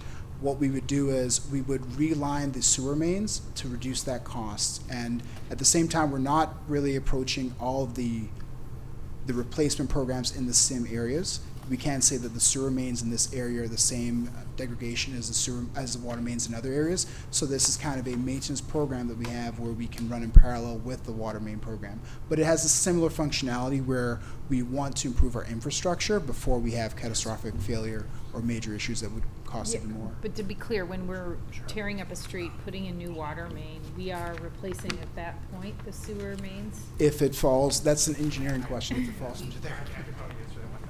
I'll bring it down to the lower level. I'm just curious how that works. So typically when we do our street rehabilitation program, if there's a section of sewer that requires what we call a point repair, where there's a section of sewer that's deformed or collapsed, we'll repair it as part of the street rehab program and make note of that section of sewer for our annual street relining, or for our relining program for the sewers. So typically what we try to do is make the sewer system structurally sound, or while it's still structurally sound before it actually collapses or deforms, and then we put the structural liner through Got it. it. So we repair it first, line it right behind there, and it gives it another 50 to 60 year life plus. So the liners that are going in are structural liners, so they can get rid of certain defects without us actually even touching the sewer and digging them up. Got it, thank you. I had one final question. We're confident that we've smoked out the problems with people tapping their sanitary lines into our sewer lines, into our stormwater lines? That to me was the most unbelievable story I've ever heard. So the way we approached all of this work was first based upon surveying from flooding events. All right, so we knew there were flooding in certain areas, but what type of flooding did you have? Was it a sanitary backup, or did you have water blowing into the house somehow, right? So we got the survey data, and then we linked that survey data to the actual flow analysis, and then it developed what are the extremely high priority areas. So the area that you are referring to, the East Side Elder watershed, was a very high priority area and hadn't probably been maintained in some time. So to answer your question, the methodology got us to the right spot at the right time, prioritized correctly, and I would say yes. I would say we've taken care of majority of the problem. I can't say perfectly, but I would say to a high degree of confidence. That's bad. Thank you. Yeah. So there were, two aspects to it, right? Keep stormwater out of sanitary, keep sanitary out of stormwater. Yeah, Cuts both ways. yeah, that makes sense. Which means keep sanitary out of the lake. Exactly. Or the river. Do we fine people for doing that when we found them tapped in? What did we do? I don't recall finding anybody. I think we were able to get their cooperation. Jim, do you recall? I'm sorry, what was the question? Did we find people for cross connections? We did not. Every person that we approached after we had done the smoke testing and found the illicit connections, they agreed to make the corrections voluntarily on their own. So we never got into an enforcement. Well, it was in their best I can think of maybe a handful of times we sent second letters to say, no, really, we're serious about this. It's a violation. It's actually a federal violation. Yeah. Once we brought it to that level, it was addressed, so we had no problems. Gotcha. Other questions for Gio? No. Nope. Okay. Who picked your images for your reports this year in the budget? They're good and gory. Those are just recurring images that we've used in the previous years. Why? You don't like the underground trenching? Plastic bags for leaves. Where are we? Did I miss something good? In engineering or where? Okay. Quick story. I'm sorry. I know we're short on time. Here I we put go. 10 bags of leaves out on the parkway, and then they were all over my yard. Anybody who's been by my house knows dragging from one side to the other is a complete pain. So I had 10 full bags stuffed full of leaves. However, I failed to put my little stickers on it. Oh. So when I woke up the next morning, there was 10 bags out there with big red stickers saying, "You didn't put your sticker on it." But yet here we show plastic bags, which Diana, if you took this to your board, what do you think the EFC would say about that? I don't think it came from the village yet, but I'll have to double check. But thank you, President Rins, for pointing that out. We'll look forward to changing that in the budget in the near future. Can you tell that I read my book? All right, Jim, you're up next. Right? Just Thanks, covering Gio. I'll just introduce Jim for the vision and the projects for stormwater on the operations side.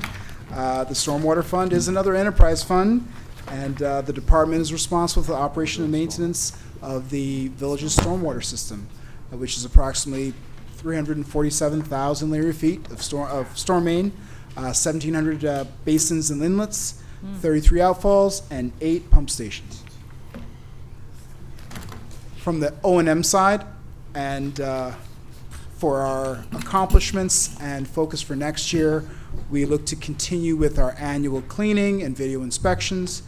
We look to complete the necessary storm repairs or emergent storm repairs, and then we continue to deploy auxiliary equipment along the tree streets and other areas to increase storm flow. The goals and objectives for next year include that. We're going to continue our annual maintenance of inspections and cleanings, perform the critical maintenance to ensure that we have the reliability of the system, and assist the engineering department with the Stormwater Master Plan project. So with that being said, I'd like to introduce the Director of Engineering, James Bernal, who will be speaking on the vision and the projects for the Stormwater Master Plan. Thank you. Thank you. Before Jim kicks off, does anybody need to, this is going to be a pretty good push. Yeah. One Yeah, sec, Jim, let's just. Why don't we take 5 minutes? 5 yeah? minutes. Grab some. And I mean 5 minutes, I'm Yes. sorry. There's Okay. coffee in there, and I might need some to make it to the finish line.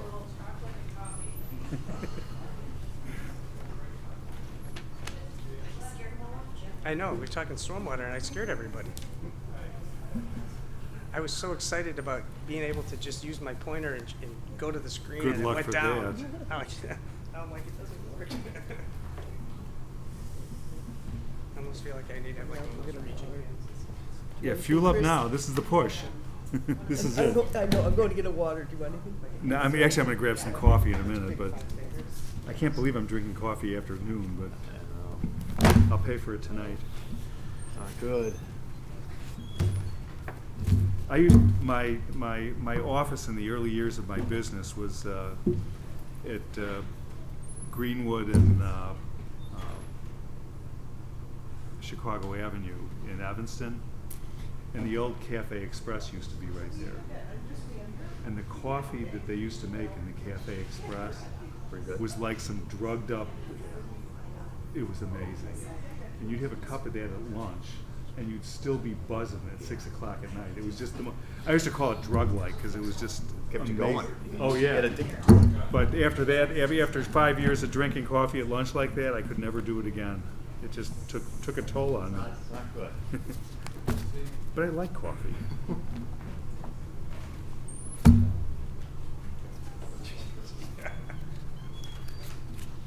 been waiting all day.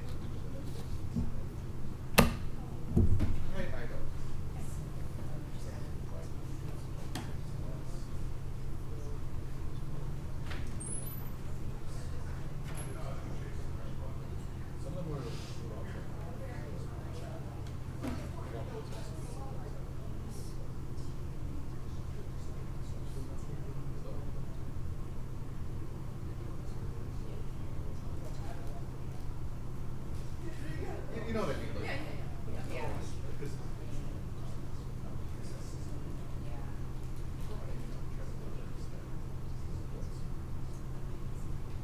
I promise I'll try to go quick. Bless you. We're at the last batten cleanup.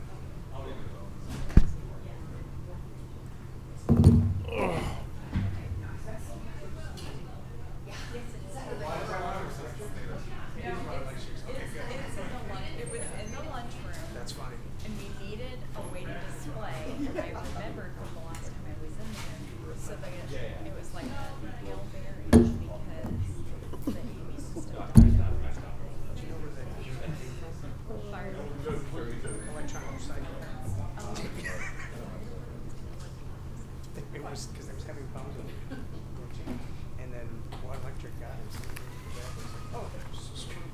Fine, so.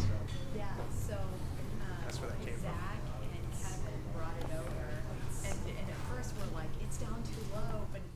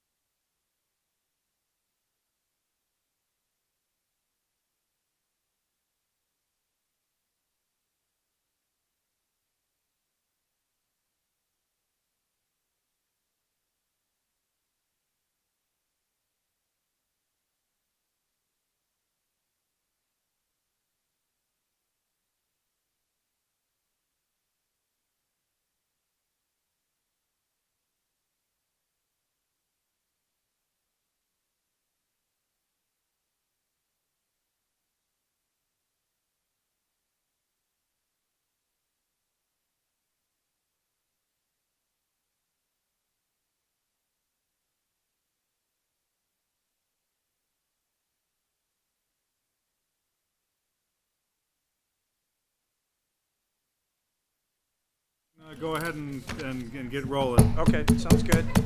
Hard stop. Hard stop for trustee Dolman. We're going to DuckDuckGo. Oh, that's supposed to be really good. Tuck, tuck. I'm going to 1100 Pelham and having marinated chicken in the oven. No, we take the metro. I was down at Gibson Italiana for a dinner last Friday at 6 o'clock. Oh, the one in my building? And I wanted to, despite the fact that these are very close family friends, I wanted to kill them both for saying 6 o'clock, Oh, yeah. 4:30. It's the worst. Introducing our engineering department director, Jim I'm ready. Bernal. Are we all ready? So we're all in a good, happy mood now. Okay. Well, I'm batting cleanup, and I'll move along at a good pace here. Please do. For everybody. So this, thank you, everyone. It's an honor to be here tonight to present to you the rest of the stormwater and then the engineering budget subsequently following. So the first slide that I have up here, this exhibit is showing the current Stormwater Vision program. You've all seen this before. I wanted to start off with this as we get into a little bit of the detail, kind of puts perspective of where we're at and what's going to be coming up here in the near future. So the next 3 slides will primarily be, this is a 5-year stormwater program overview. There's a lot of detail here on the projects over the next 5 years, but I'm gonna go ahead and highlight these projects specific to 2023. Just want to make sure the mic's picking you up. Oh, can you guys hear me? Okay. Okay. So included with this project, in 2023, we're going to be beginning construction on the Hibbard Preserve Wetland Project. The bulk of this work will be taking place in 2023, with the exception of the tree removal contract, which we're looking forward to presenting to you soon and getting the trees removed before the end of 2022. Included with this project is the landfill reconfiguration. This involves the acceptance of the removed soils from the Forest Preserve site, and it's combined with that project. Not shown in 2023, but worth noting here, is the Crow Island Storage Project. And there's some related conveyance projects. And I just want to bring it to your attention, as staff has been in direct contact and communication with the school district on their proposed improvements at the Crow Island School, and a referendum that they've set forth here, which we will know shortly here in November. Basically, if the referendum is not successful, the village can still perform our construction in 2023, and we would still be in compliance with the IGA that we have with the agreement with them on it. So I think that's there. So the North of Willow Road projects is including the underground storage on Duke and Little Duke, the improvements on both the par 3 and the 18-hole golf course. Work is substantially all be completed here in 2023 as well. This also includes the mass earthwork and the restoration work that'll be taking place as well. So included with the North of Willow Road project is the installation of a section of the Hibbard Road conveyance towards Elm Street. This is along the west side of Hibbard Road that is connected directly to the underground storage system and runs north, and it'll be running conveyance. And that was the big, large red sewer you saw going up Hibbard Road. So that's a portion of that will be done. In conjunction with that, there's also some of the larger culvert systems that are directly connected to the storm systems, and that includes the Oak Street, which you'll see at the bottom of the slide, and then a portion of the Ash Street conveyance project here on the next slide. So those 2 projects are involved with that as well. We've also budgeted for a section of Willow Road conveyance project, which we had originally anticipated that could potentially start in 2023 with the Crow Island. It's more likely that that will be be constructed and finalized in 2024. 2025 would be the construction sequence, and that would go in line with an STP grant that we got for the reconstruction of Willow Road. Also budgeted for 2023, lost my one section here, sorry.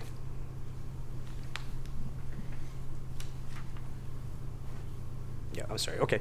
Also, budget here for 2023 are the costs for permitting fees in the forest with the Forest Preserve, which have been finalized as part of the final IGA, which you just saw recently, and the cost to complete the wetland mitigation requirements. That is that contract with RES.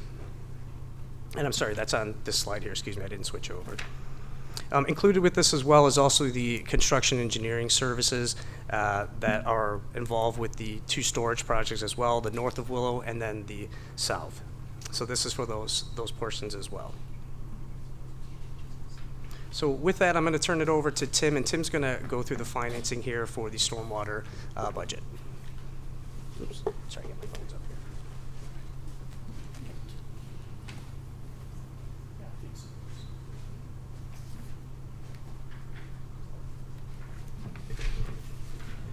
here. Okay, so on this slide, we have the total for the projects for 2023 to 2027. That's the 5-year CIP, $52,559,619, and all the funding sources to go pay towards those. So we have the stormwater annual operating income of $1.6 million, grant funding in the state capital bill of $24 million.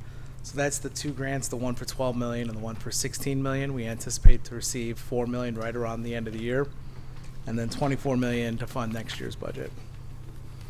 The second half of the ARPA funds tranche of $837,000, Rebuild Illinois funds of $133,000, general fund transfer of $11 million, motor fuel tax fund transfer of $2.8 million.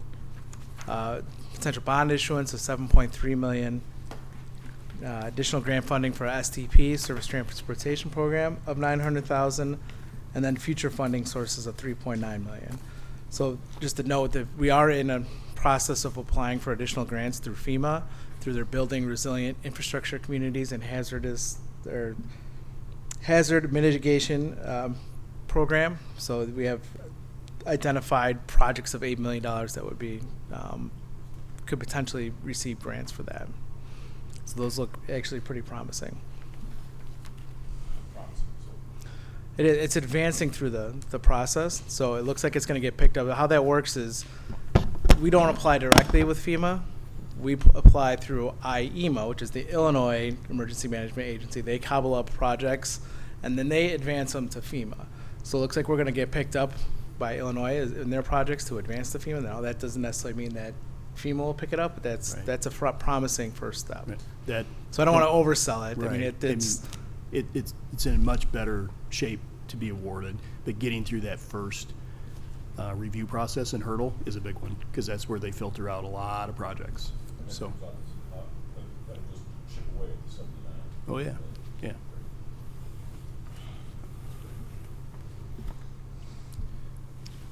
So and then the final financial. Tim, just yeah, sure. Rob, it took me a second. Really, what it chips away at is the $7.275 million bond issuance, and it eliminates the need for that, and actually adds to the fund so that we can apply it in other areas. So, but that's the whole purpose. Is ultimately, just so everybody understands what my strategy is on this, which I think is consistent with Tim and Rob, is to apply for as much grant money as we possibly can so we can maybe begin to pay down the debt that we refinance and get this thing to just cash neutral, which would make the current fees more than enough to ever carry whatever we needed to do. So, but that's kind of the strategy of how the grants roll into this whole process. We don't stop just because we hit zero on future funding sources. We want to keep getting money so we can reduce our liability and pay less. Yeah.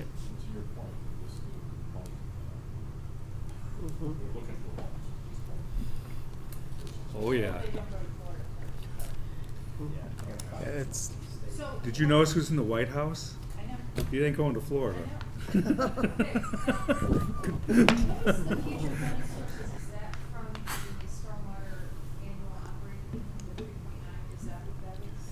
Or TBD. TBD. Oh, TBD. Yeah, Okay. right. So, right.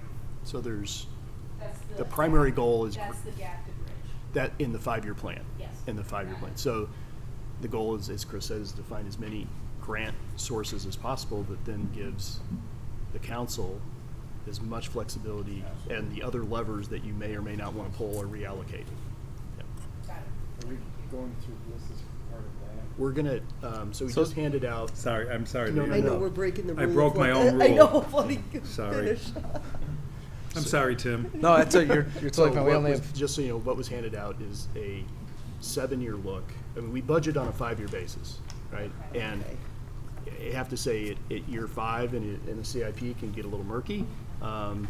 But in order to capture the entire project, it rolls to 7 years.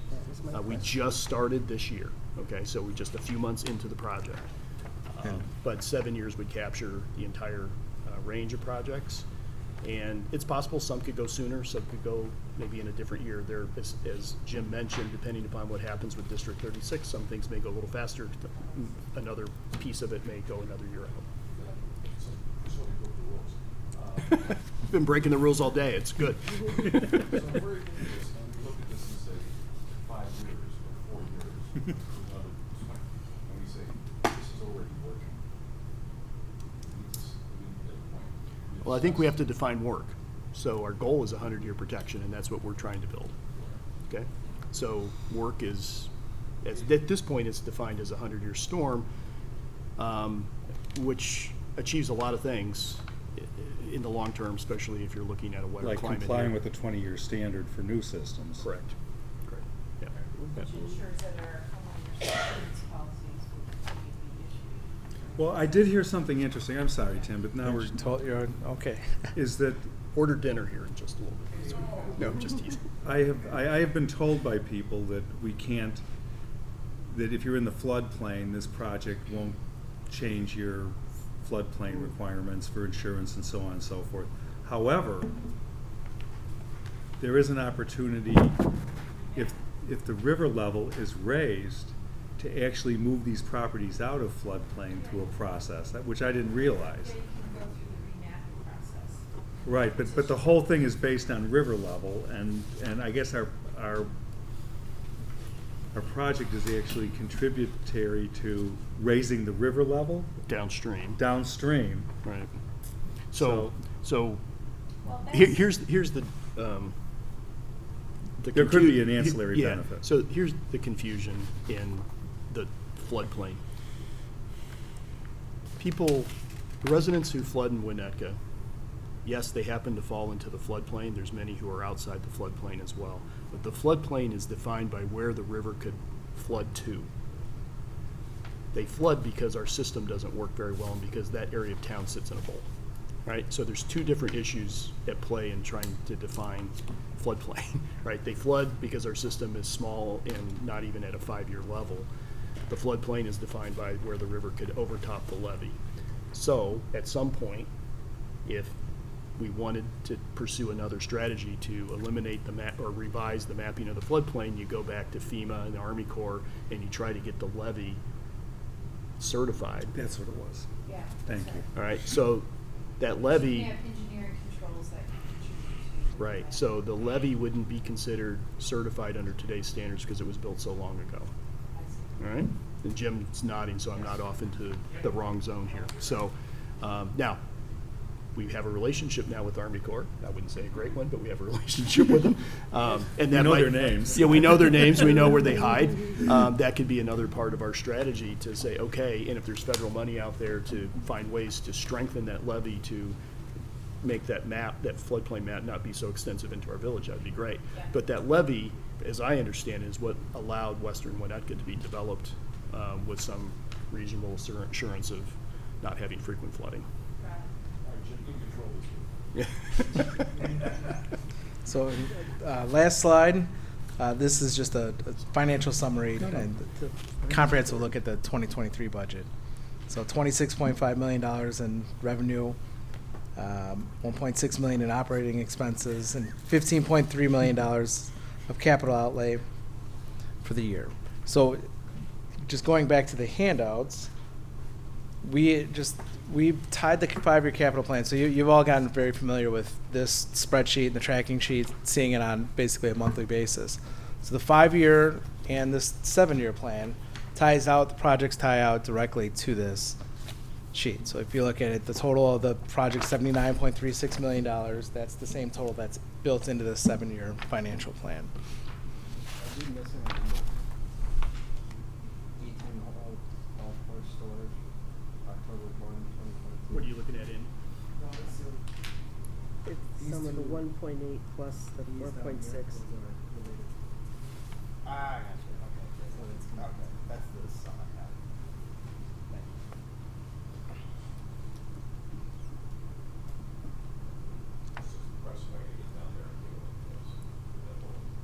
What's that? Oh, the dig? Did you see the drone thing? That was great. I got a helmet that you gave I'll go with you, Rob. Let's make sure they take our Not picture and OSHA put it on the compliant. cover of the quarterly report, too. Those are silly helmets. Kitty helmet. Sorry, go ahead, Tim, I'm sorry. That's it. Any questions So- on the? Bob, go ahead. Yeah, and we talked about, Tim and Rob and I talked about this at length, and Chris, you can weigh in on this too. It had to do with the timing of the contingency, and I see that there was an adjustment of $1 million taken out of this year and spread over the next 2 years. And what I said, Chris, and I was, I looked at 2023, and you say there was $2 million in there.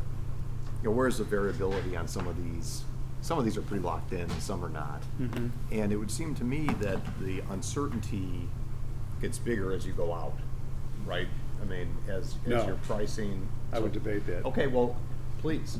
Yeah. I mean, how should we spread that contingency? Can I, Well- can I say one Sure. thing? So, the storm, in order to make, and our goal here was to make sure our documents agree, right?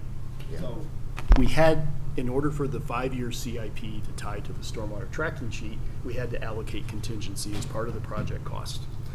So, now, that's why it's there when you had. And it does add up, I Yeah, get that. so, now the question is, you have a total amount of contingency for the remaining part of this project. How do you want to anticipate using it potentially? But, Chris, I know this would be a segue for what you would say in terms of how you might want to allocate. I mean, I've got a couple thoughts, but. It's irrelevant, because you use the contingency when you need it, not when, and it's not gonna, it's the very nature of contingency. It's meant to cover unexpected conditions. And you can't just say, well, we're gonna spend $2 million this year and $1 million next year, because you might spend $4 million this year and then say, uh-oh, we only got a couple $1 million left to live the rest of the project, and then make some determinations based on that. Contingency isn't something that you can just allocate in the cash flow. And it's always been a challenge, even when you finance projects, because you have a chunk of money in your budget, just like we do here. And to be honest with you, this is exactly how I finance a real estate deal. It's the same way. And this is the way you go back to your lenders from time to time and say, we're on track, we're not on track, we're doing what we're supposed to be doing. It's a simple document, but it works. But contingency is always sitting down at the bottom, all on its own. So it's arbitrary. You can pick whatever number you want, put it wherever you want to, and it Well- doesn't make a difference, because in the real world, it's gonna come out when it's needed.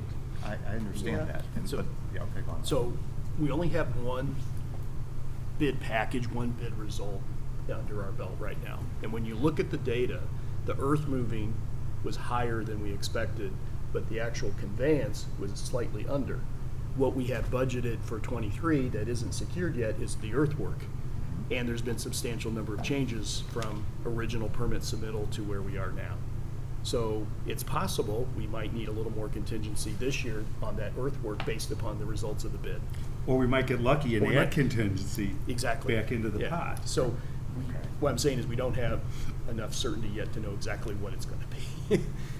Well, any contingency will roll over Right, effectively. but Because it's not gonna be pulled out of the, well, I guess the way it's set up here is that would get pulled out of the general fund and put into the stormwater fund. is that right? I don't think. That's No. the question. That's the question. Yes. No, I mean, it. Oh, it's It's just not a earmarked, revenue. it's not actually pulled out of the general fund No. and put. It's No. a Okay. project cost, it's not a revenue. Well, but I mean, okay, so now it's down to $1 million. I had the same issue Bob did, and I have to say, I feel like a It's down to $1 contingency- million. Well, in the 7 For year. 2023. For this year. In the Not the it total used to be- contingency, Chris, not the total, just the amount that we spread over. We took the contingency and spread it as a project cost over the 7-year plan. And in 2023, we have $1 million. You have a bunch of non-building people trying to cash flow a building project. That's Well- part of the problem. I'm sorry, it Yeah. is, but. Yeah. Well, and as your project goes along, typically the rate of contingency increases because The the information is known. Right, at the beginning of the project, there's more variables as, But in Right. 2023, that's what, I was anxious to see this again, is you go down each of these items, and many of them are locked in or committed. And so it's unlikely, when it was back at the $2 million number, good that point. any of those would be off by, oh my God, we underestimated by Right. $2 million.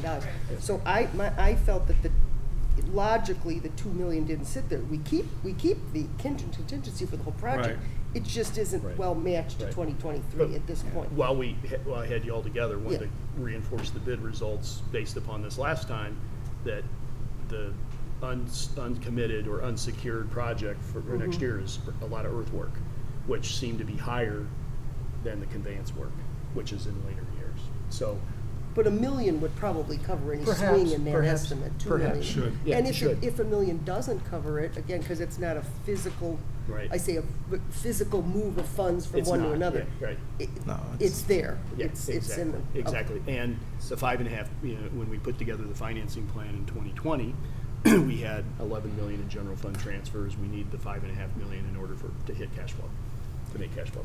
But, and importantly, and this is something for everybody in the room to be cognizant of, is we need to reduce these reserves in the general funds because at a certain point, Rob, Yes. you were sharing with me that at a certain point, from an audit perspective, it's like, what the hell are you doing? You're hoarding now. Yeah, so there's two steps that we're taking. Tim, you So- want to? So as part of the audit process, what we'll be doing, assuming we sign off on the plan and that the $11 million, we will be assigning that $11 million in the general fund. And that's just a simple category so that when you see fund balance, the unrestricted amount will be $11 million less than what it is. So the total, so the total fund balance will be the same, Right. but it'll be a specific designation that it's assigned to be transferred at some point to the stormwater fund. Yeah. That's how you wrap up this And year that- and and avoid that. I don't It's- it's understand. good I enough mean, for do now, yeah. auditors like that? Yeah. Yes. Okay. So it stays in the general fund. Until we're ready to until transfer. You need it, Well, it's, and, right? it It's will, assigned in from a 2023, we It's do have assigned or it, allocated. we have it budgeted transfer, half of that 11 million. So in 2023, we will be transferring, as part of this budget, assuming we get approval, we will be transferring $5.5 I million. thought now it's 4.5, is it not? No, it's 5.5. 5.5 million. Contingency has no Because $1 impact. million of it was not contingency. The transfer is not related to the contingency. The Okay. contingency, so we view this, basically, we view it as a $79.3 million project. Right. That we are financing over 7 years. And we had to allocate, we treated contingency as a project and allocated it over 7 years. And you're right, we don't necessarily know when that's gonna hit. We know that a lot of the projects can be going off over the next couple of years, so I try to front load it a little bit. But I mean, if we wanna make it $1 million this year and spread it out a little bit remainder, I mean, we can be flexible on that. That's- And the other point that you've made, and I think we covered this with you, Bob, is that the grants are reimbursable. So you incur the expense, then you get reimbursed. So Yeah. for cash flow purposes, we'll need to transfer. Did these contingency numbers we're talking about and where they're allocated in any way affect either the levy Nope. or the stormwater? Nope. Not at all. It's just a number. Got it. It's a project, Harry. It's just a So number. Chris, as we look at the figures, I mean, the total spending each year includes the contingency. So if we looked at this year, if everything was properly line item costed out, we'd spend 13.3 million. Well, I won't go down that because there's a lot of reasons why budgets get blown. No, Say, I just for understand purposes that, but of I'm just saying that, as we look at that, and then the next year, it's 13.2 million. And so the question is, you know, how is our confidence on some of these? Well, I can speak to it as a practitioner. Okay. I can't speak to it as a governmental person, but in the early stage of this project, we're doing the work that is less easy to, because it Okay. just isn't done as much. It's not as, building golf courses and digging lakes and even the storm trap, well, no, that's actually a pretty standardized thing right now. But the whole wetlands thing and all this are things that are not common and I think are probably a little bit more volatile. The nice thing is it's a 36-inch pipe going down the middle of whether it's Ash Street, Cherry Street, Elm Street, Oak Street, whatever. There is so much data out there in the world, and Jim draws on this all the time. You can go out there and see all the bid results for all the IDOT projects, and they're all bid unit price. So when you see 30 different bids, and they're all charging $42.25 for a foot of 36-inch pipe, you got a good, when you budget and you say that's the number you're using, you got a really good chance of hitting that number. Okay. But when you're just, and I won't say aimlessly digging, but when you're excavating these customized. You don't know what you're gonna uncover. Right. And there's just a lot more variability to those things. And luckily we've got a contractor who I know there was a lot of concerns about his low number originally, but what I've watched with this man, or with this company, is that they're approaching things with a different thought process. And that gave them a competitive edge. Sometimes I look at what they're doing and think it's crazy, but then when I realize how efficient they're doing certain things, it's like that's how they got the bid cheap. So, and now they're rewarded with the work, and they're actually, I think they're probably going to be profitable on the project. I hope they are. But again, there was one company that had just approached the whole thing differently.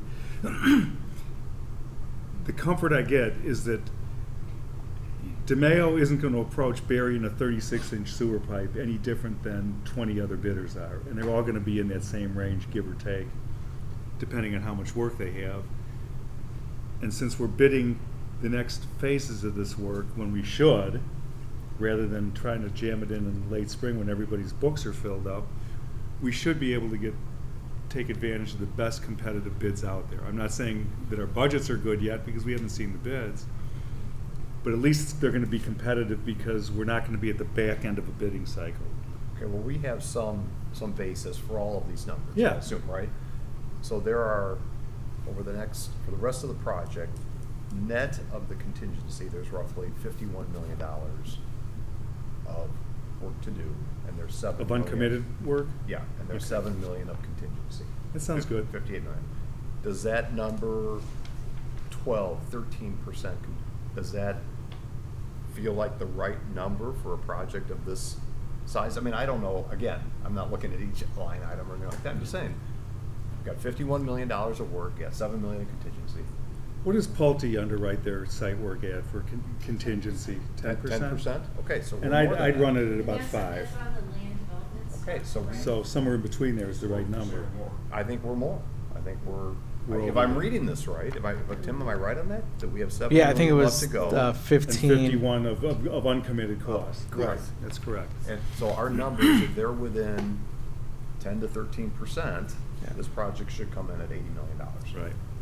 I mean, that's. Adjusted. But there could Obviously. be things in year Adjusted. 2, 3 that reduces the cost. I mean, you just don't know. Well, we Inflation can't do the adjusted. work in year 7 for the same price we're doing in year Okay, 1. so- Maybe we Right. can. In Streetscape, we got 6 years of good numbers from Yeah. Yeah. start to Yeah. finish, so you never know. But some of that'll be the escalation component, but you're not escalating your Are you contingency. concerned that the contingency is too much? I'm just looking at the whole project and saying, are these numbers reasonable? You know, and I think we all had this number, originally we had 75 million in our mind and looked at 80, okay, fine. But, you know, I think we're in the scope here, if this comes through, I'm just wondering if that's still the right, if it's looking good to you. To me, if this was a private project, I'd be able to sleep at night with this one. Okay. I mean, with this kind of contingency sitting there, and knowing that some of the worst of it is behind us, and now knowing who the players are and that we've got everything in motion, I think we're going to see good numbers along the line. Yeah. Jim, I don't know what you're seeing in the other bid things out there in the real world. but- In some of the standard street rehab programs that you see, water mains, concrete pipes, asphalt cut, there's some increases. There's industry stuff. There's prices in steel that's still going on with water mains. Cement is coming up. Obviously, petroleum's still high. But one thing that might put your mind at ease a little bit is as we move along with developing the rest of these programs for the conveyance for Crow Island, we're going to be updating our real-world engineers' estimates, and those become more standard capital projects, as President Ernst was saying, and we'll be able to reduce that contingency number in the overall amount to know exactly what we're looking at. And then we can take those numbers, even if a project is 3 years out, and say, okay, well, let's anticipate 5% a year. We can start to play with that a little bit to see where we're at. So we'll get more and more refined numbers as we get that. It'll also allow us, as we apply for grants, that we'll be far enough advanced to be able to say, now we can get more dollars because we're ready to go, we have a fiscal commitment, and that will offset some of that cost that may go up that we're unprojected on. The hard part with some of the land work ones is they're specialized. This is a specialized wetland project with a 5-year maintenance period on it. There's a lot of risk that gets involved, which is why we saw really high prices with the golf course. There's a lot of requirements that we have, and it's a specialized service. That's the hard part. But once you get away from that, with the Hibbert Preserve being really our last, let's call it our last specialized open cut project, you return more to the capital, your standard capital types of projects, your Willow Roads, the side streets, the meat and potatoes that we have good, solid numbers on. We'll get numbers from the states. There'll be plenty of bids for us to look back on and say, what's a ton of asphalt going for? What size pipe is that? And then we can play with, do we purchase things early? It saves us a little bit before it goes up. We can play that game. Well, the other thing too is if we're able to identify funding earlier, we can accelerate. That's correct. And then That's we'll take it, absolutely correct. then we take the escalation issue out of play and just do more work sooner. That's correct. This isn't a big project. It really, I mean, once we get done with West of Hibbert, it's not a big project. It turns into more of a traditional capital project. Yeah. I will say, though, it's important to keep in mind that the 2 grants, the 16 and the 12, everything we're doing in 2023 and a little bit in the 20, it's all covered under the grants. So we're really using grant dollars to build the most important pieces of this project that are going to take that water and manage it. So that's the good part. And as we said before, if prices really go up, we can look at future grant funding. If we have to maybe push a project to wait or go after a fund and wait a little bit longer to get it to pay for it, we can do that. We'll have that flexibility. But the important thing is to be shovel ready. That's correct. But the more that we have the design finalized, which is why when we authorize Strand to move forward with that, by the end of 2023, we should be pretty close to pre-final plans for everything else. So we'll have some good ideas. Just one thing, Fuel costs right now are really contributing to some of these costs, right? And you know, we can't predict the future, but let's assume fuel costs come down in a year. That would substantially improve some of these numbers, I would imagine, right? I mean, the cost of transport of concrete, asphalt, all those things are substantially higher right now because of the cost of fuel. You can't get cement. Right, you can't get, well, so those things may, you know, who knows the future, but it's possible. There's predictions that those prices will come down in the next 18 months. Yeah. Does a 7-year work for you, Bob? I would never use this sheet, so I'm not a big 7-year person. Well, so. I wanted to see you have the whole project here now. Right. In 2029. I mean, that's what I thought was good to see. Okay. So. More to come. Thank you, Tim. Keep rolling, Tim, and if we've covered it in the chat, then just sit down. Same, Jim, same thing, we covered some of this in the chat. Yep, You can I'm skip over. gonna, Okay. this one's gonna go a lot faster than the other one. So again, thank you for allowing me to present the engineering budget to you all. So this first slide, this is our organizational chart for the engineering department. Right now, the department's comprised of 4.5 full-time employees in both the engineering and forestry division. and a portion of the public works analyst that we share with Geo. The department also includes 2 summer interns, contractual engineering services as needed, and a part-time GIS operator that works for the village 2 days a week. This chart shows primarily no change for 2023 with the staff that we currently have. So the next 2 slides will focus on an overview of the department and some of the roles and responsibilities of our team. I'll just highlight a few of these as most of these are pretty standard that we've seen before. So we develop and in-house and update and implement and provide project management and oversight for capital projects such as stormwater or our annual street rehab, as well as also MFT projects. We prepare engineering plans and specifications in-house. That's a very valuable service to the village. It saves us from having to hire consultants. Then we do the coordinating and bidding with the finance department, and then manage the project ourselves. We also supervise and inspect public improvement and private construction projects, performing annual inspections or daily inspections for home renovations or private projects is all. We assist in grant funding for capital and specialized projects as we have here. We work closely with Tim and Tony in the finance department on that. We also assist departments in obtaining state and regulatory permits. A good example of that is 93 Green Bay Road. We assist David and his team as we go after IPA or IDOT permits for projects that we're looking to do. We also oversee the village's participation in the Community Rating System program, also known as CRS, and this is through FEMA. This is the program that you were all talking about. The projects that we're doing, I would just highlight that the big, large stormwater project we're doing, we're hoping and actually expecting that once these are completed, we'll be able to get a substantial credit for that. And so that'll actually reduce the subsidies that people pay for flood insurance more so than they do now. So we currently have a 20% reduction in flood insurance by just participating and to do the programs that we do now. So we're hoping that this will increase, so that'll actually help folks even more.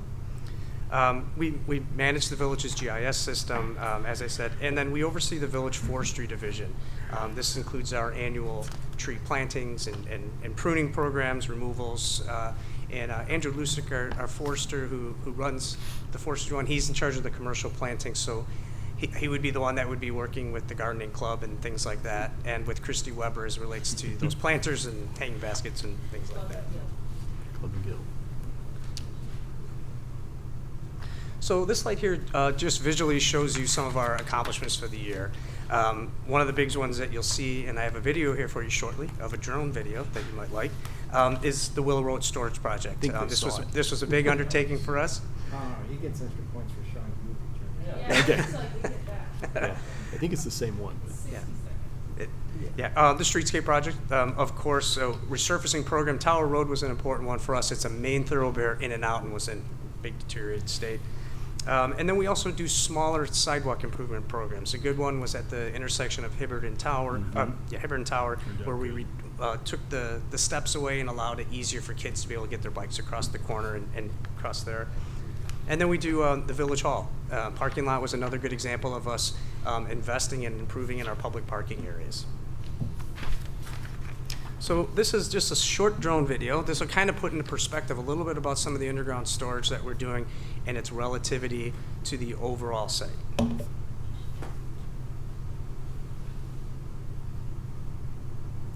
love the backhoe swinging. It's such a great. Oh, yeah. But you could see just in this video alone, we're not even at the end of the vault system. Yep. So this was in the initial beginning when we first got started with it. They are making tremendous progress right now. We're already, I think we're about 1/8 of the, through where we're at What right percent now. done? 25. 25 for the Duke Childs. Yeah, so Duke Child will go pretty Yeah. close to the Cherry Street extension. That's correct. Right? Yep. So that black dirt runway there, that's the span that they need to wrap up. It's a lot. Yeah. But they're backfilling and covering as they go, too. That's which correct. I think, Yep, that's correct. So we'll touch base here a little bit on some of the accomplishments for 2022. I'm just focused, this is stormwater only. I've hit on all these. So just, again, kicking off north of Willow Road was super important to us. we entered into our agreement with RES, which was a milestone for us, and it was actually the first of the agreements that we've had for wetland mitigation. So it was the first for Winnetka. It was thinking outside the box a little bit on how we can meet our requirements. And then the other big one for us was we officially closed the landfill. That was huge for us, that we were able to do it in a short period of time. But it allowed us to now take that soil and place it on top of the landfill, saving us millions, literally millions of dollars in doing that. Some of these other accomplishments, which you saw some photos on, we finished our streetscape project, completed the annual street rehab program, which I'll talk about next year's program here shortly, completed the Village Hall parking lot, and then also we continue to replace, as part of our annual maintenance, sidewalks throughout. We replaced 13,600 square feet of public sidewalks throughout the village to address cracks and trip hazards and things like that.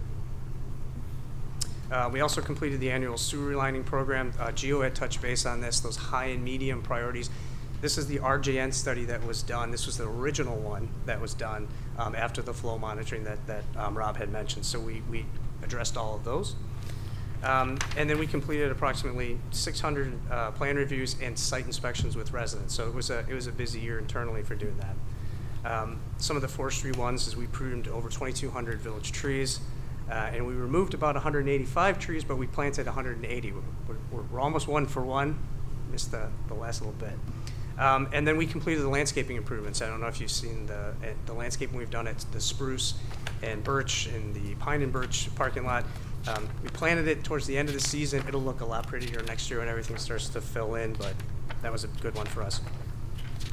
So now moving towards some of our goals and objectives here for 2023. So again, we're looking to complete the first phases of the stormwater project, the north of Willow, and also that Hibbert Preserve project. We want to complete the design and permitting and award the contract for construction potentially. This is in coordination with District 36 for the Crow Island project, if we think it needs to move forward. If not, this would just get pushed to 2024. We'd like to advance the final design and permitting for the west and southwest Winnetka stormwater management. That's the contract we released to Strand that finalizes it for everything else. So by the end of the year, we want to have a good understanding of where we're at and what those dollar costs are. And then we want to continue to implement the landfill configuration while we continue to receive soils from these various stormwater projects. So that'll be an ongoing one for us.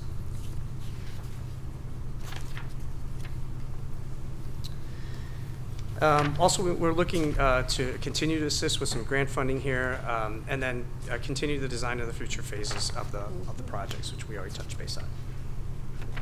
So some of our department goals and objectives, we're looking to design next year's street rehab program, which I'll show you here briefly. We're going to be focusing on completing the next phase of the Elm Street Streetscape project, which would be phase 5 for us. We're looking to continue our commitment to replacing damaged pieces of sidewalk and sections of curb.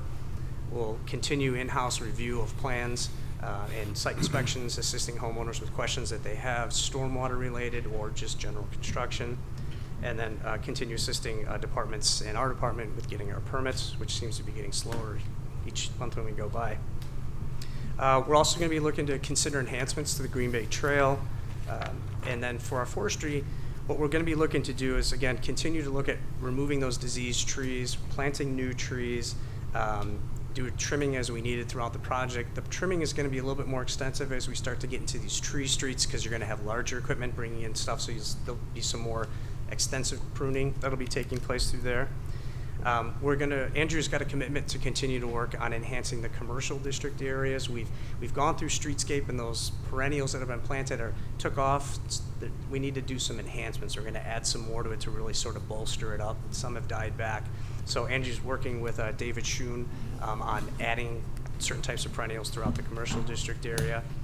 And then we're looking to manage, he'll be looking to manage the annual landscaping public contract as well.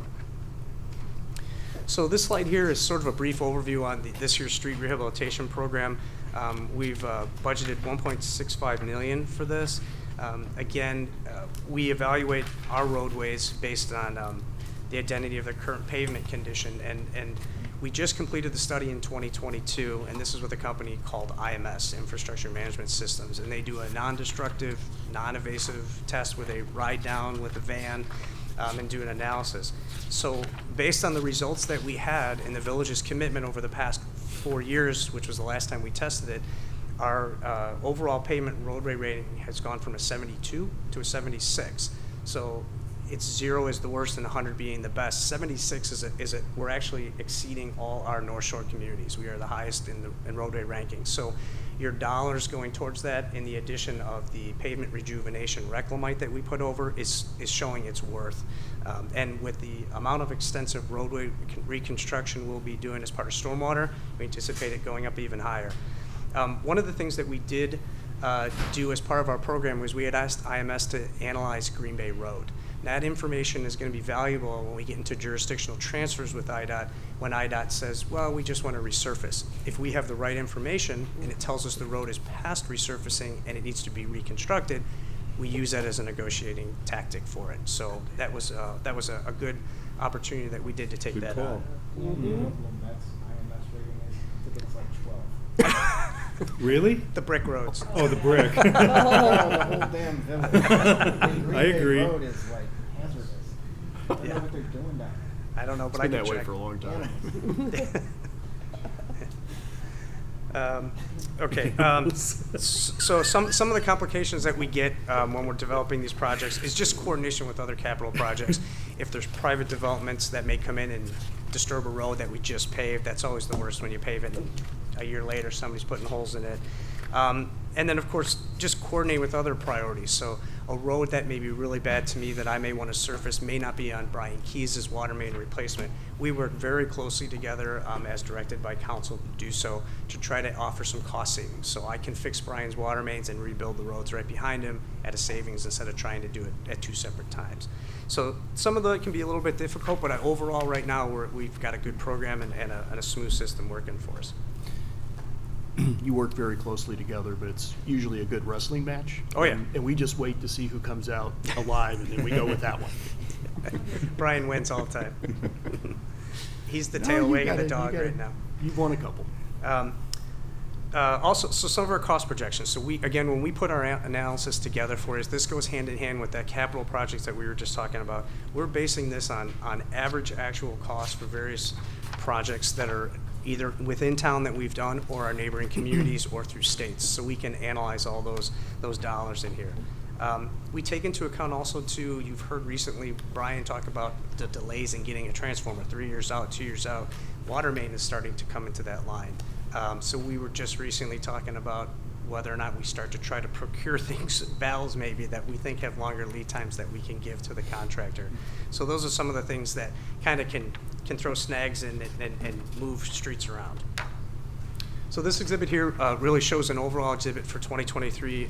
All the locations in red are streets and locations that we're looking to either resurface or do some form of water main. So as you can see, it's not one location, it's sort of spread throughout the town. It's going to be a very good water main robust program next year. This is just a list of the streets and a rough cost of what we see it as for the roadway part. At this point right now, all these locations total about $1.49 million for roadway. This does not include the repairs that we do for point repairs to sewers, structure replacements, and things like that. Engineering works closely with the Public Works Department to walk through those programs, have their folks do an analysis and combine their thoughts and comments on repairs in our program. As you'll see on here, Brian has a commitment, a rough estimate of a little over $2 million for his water main, for a full contract price of about $3.5 million is what we'd be looking for next year. So wait, Jim, I'm sorry. Yep. I just want to back up one slide. Sure. So you and Brian have worked together on this list, and that's your combined budget? That is correct. Oh, Yep. cool. That's Okay, correct. Yep. Thanks. That's all. Yep. And a couple of these streets actually pick Brian's number 1 and number 4, if I'm not mistaken. So That's great. We're grabbing his biggest priority ones. So this slide is our financial summary slide. This provides an overview of our dollars here for 2023. As you'll see, salaries and benefits for 2023 are proposed at $466 $1,369. This is a slight decrease from the initial estimate for the department, and really this decrease is based on actual salaries. This is with the department being new, we're kind of working out all that. You'll see for services and supplies, we're proposed a little over $818,000, which is slightly higher than the department budget last year. The proposed increase here, though, is related to a few additional items. There is $100,000 for contracted engineering services. This is really due to the increase in the capital projects that we have. We're looking to get a professional consultant on board to assist us with that and help us with our day-to-day operations and some reviews and things like that. There's $50,000 that's in our budget as well, and that's for the future Green Bay Trail enhancements that may come up as part of the discussions. There's also $30,000 in this year's budget for the plantings in Moffett Mall. This is part of that streetscape that we didn't do last year. We have a new irrigation system that's actually going in next week, and the bricks will be all restored within that same week. So early spring, we can go out and do all the plantings early on. This design was in conjunction with the gardening club. So they're the gardening guild, excuse me. No, it's the club. Was it the club? Sorry, club, yeah. We gotta make sure both of them are on the same. The club the guild has has jurisdiction the on that. butterfly garden. Alright. The club has Moffett Mall. The gardening club was the one that worked with Tesco on that final concept. So that. I have no idea.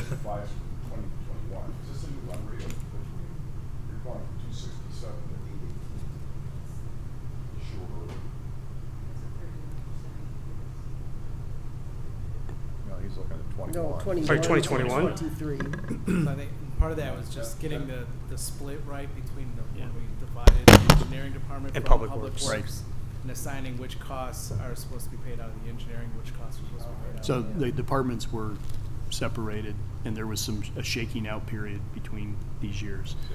So it's not as much as you would. That's right. You had to reallocate. Some went to Public Works when it should have been going to engineering. I guess I'm looking at that, they're both going up. They're both going up, but there's, the increases are attributable to the Really, projects. those are the big three driving factors for us. No, it's not. It's the reallocation from a reorganization of those two departments. I mean, salaries and benefits. It went down. Went down. Yeah. Right, no, yes, they did a good job there, but, I'm sure it's a good reallocation, but still. Yeah. This is just a big. But the three that Jim mentioned, there's some contractual assistance, and then the Moffett Mall, and then Green Bay Road, or Green Bay Trail. Yeah, and as the department split, there's been new roles and responsibility that forestry has taken on as well. So the total operating expense also includes a little over $510,000 for the forestry department. That's within the slides as well. That's their operating budget, which includes programs and services such as tree trimming, plantings, disease control, and supplies. The forestry operating budget has been slightly increased. This is based on an increase to existing programs that we're undertaking. This is the addition of the commercial, and then as we just discussed, some of the transfers of who's observing the overall landscaping contract from Public Works to forestry. There's that switch as well.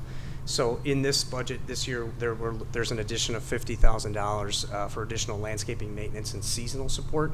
Right now, the forestry department is made up of one person with an intern in the summertime, so he needs a little bit of help. There's a lot of vegetation that's going on. And then finally, the capital outlay for engineering department is proposed at a little over $1.8 million. This is a decrease of $48,000 from the previous year. The capital program for the engineering department this year includes the major programs are $150,000 for our annual sidewalk program, and the $1.63 million or $6.5 million, excuse me, for the street rehab program. And with that concludes engineering. Okay. Go ahead. No. A quick question. Over the last couple of years, there's been some talk about like the Park District working with the village on, for lack of a better term, I'm going to say bike paths, bike lanes, bike markings on our streets to connect Sheridan Road, Green Bay Trail, and the Forest Park. Is that like on our radar, or is that just something we wait for the Park District to initiate? Comp plan? Okay. There's a draft of the master bike plan. Well, I know, Part but of it's like, but I. that. you In the know, comp plan? I don't even There know you if go. it would fall under There was an you, old Jim, one. but I was, just because There was an old it's one. street marking. Yeah. That's what I was thinking. It would probably be with Public Works, would probably coordinate that Okay. with their striping that they do, but it's probably something that, it's just putting a contract. for. Yeah, okay. I didn't enjoy a lot of popular support at the time. Right. That's what I know, it's like, that's why I said it's been like mentioned over the years. It comes and goes. Jim, You I- didn't have support with you? Is No, that it? no, most Oh. of the members of council at that time were incapable of riding a bike. Oh, okay. Oh, I remember that. Yeah. So do I was there. Jim, I know we have a member of the public here that's interested in the Green Bay Trail. Yep. So we have $50,000 in there for some, whatever that means. I don't know if you have an idea of what that means. But also, as we all know, that we've had, a group of volunteers that have done a good job of clearing out a lot of the deadfall and so on. They have more work to do next year. We sort of ran into a wall in terms of funding to take the stuff away. Is there enough capacity in the forestry budget to take care of that next year for the rest of that work that the volunteers would like to do? Yeah, unfortunately not. There may be a little bit of capacity to maybe help with a small clearing part, but a majority of that, this past year was a perfect example when we had a lot of the wind damage that came through. Andrew not only went through his budget, but exceeded it and actually had to minimize other projects within his total operating budget to cover the increased cost for tree trimming. Can we try to find some money for that? So here's the thing, this was a tough budget, right? So we had to try to draw the line wherever we could, and this was an area that, especially on those kind of costs for forestry, there's $50,000 that is a seed funding for the trail. I would suggest that some of the additional cost, whatever that may be for the clearing of the deadfall, could be charged there, and then the rest could be maybe for the additional start of a project. I would anticipate the study from Lakota to come to us early next year, and then we can look at a funding model to decide, where revenues would come from to sustain it. I do know, based on prior discussions, that once you have a plan in place, then you have something to start to chase grants funds for, whether OSLAD grants, that could be a joint application with the Park District. All those things will have to come together. But there's money in this budget to begin, and I would say if you need a little extra maintenance money, I would charge it to that account. Well, And I did talk to Andrew about this too. Yeah.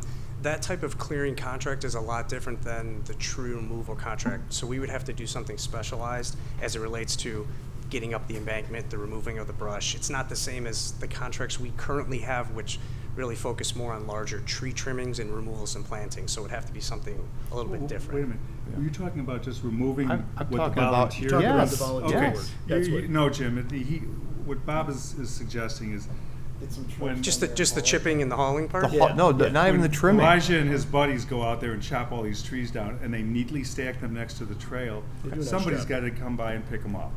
So we were sharing that between the Park District and some of our contractual staff. That's correct, yeah. I know that there was enough at least to help in the contractual forestry budget. There should be some capacity to do some. I just don't, matching, we don't know exactly how much is gonna get done versus how much we have to get done with our contracts. I think we can continue to help. We would certainly want help from the Park District, but there is the initial funding of the $50,000 where if the Right. forestry budget is exceeded or limited, we could go there. So there's some budget flexibility there.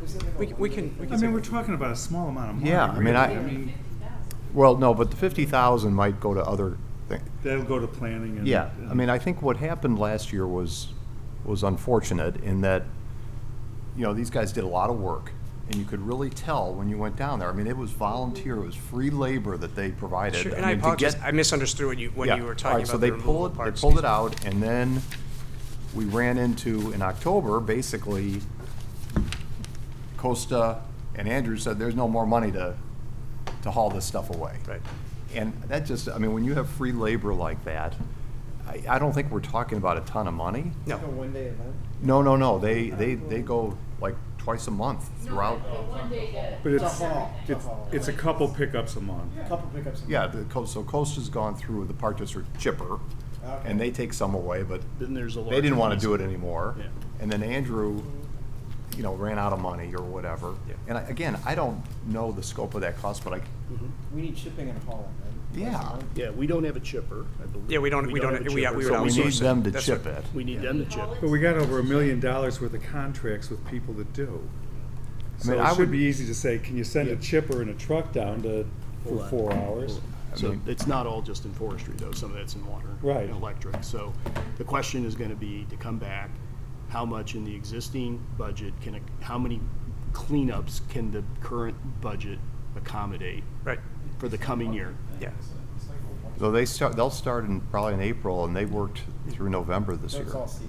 So I think Yeah. what we would just need to clarify with is how big are the loads, and then our current chipper company that we use that does, what would it cost for them to go down and do a quick cleanup for us? I've just added Andrew up. and Costa know exactly what it'll Yep, take. I'll work with them. All I'm saying is, unless we don't want this group to provide the free labor, I mean, they would go in there and haul it, and if you go down there, they Sure. haven't clear cut it. I mean, there's plenty of forestry still there. Yeah. But they pulled a lot of stuff out, and they ran into a brick wall, and when we said we couldn't take it anymore.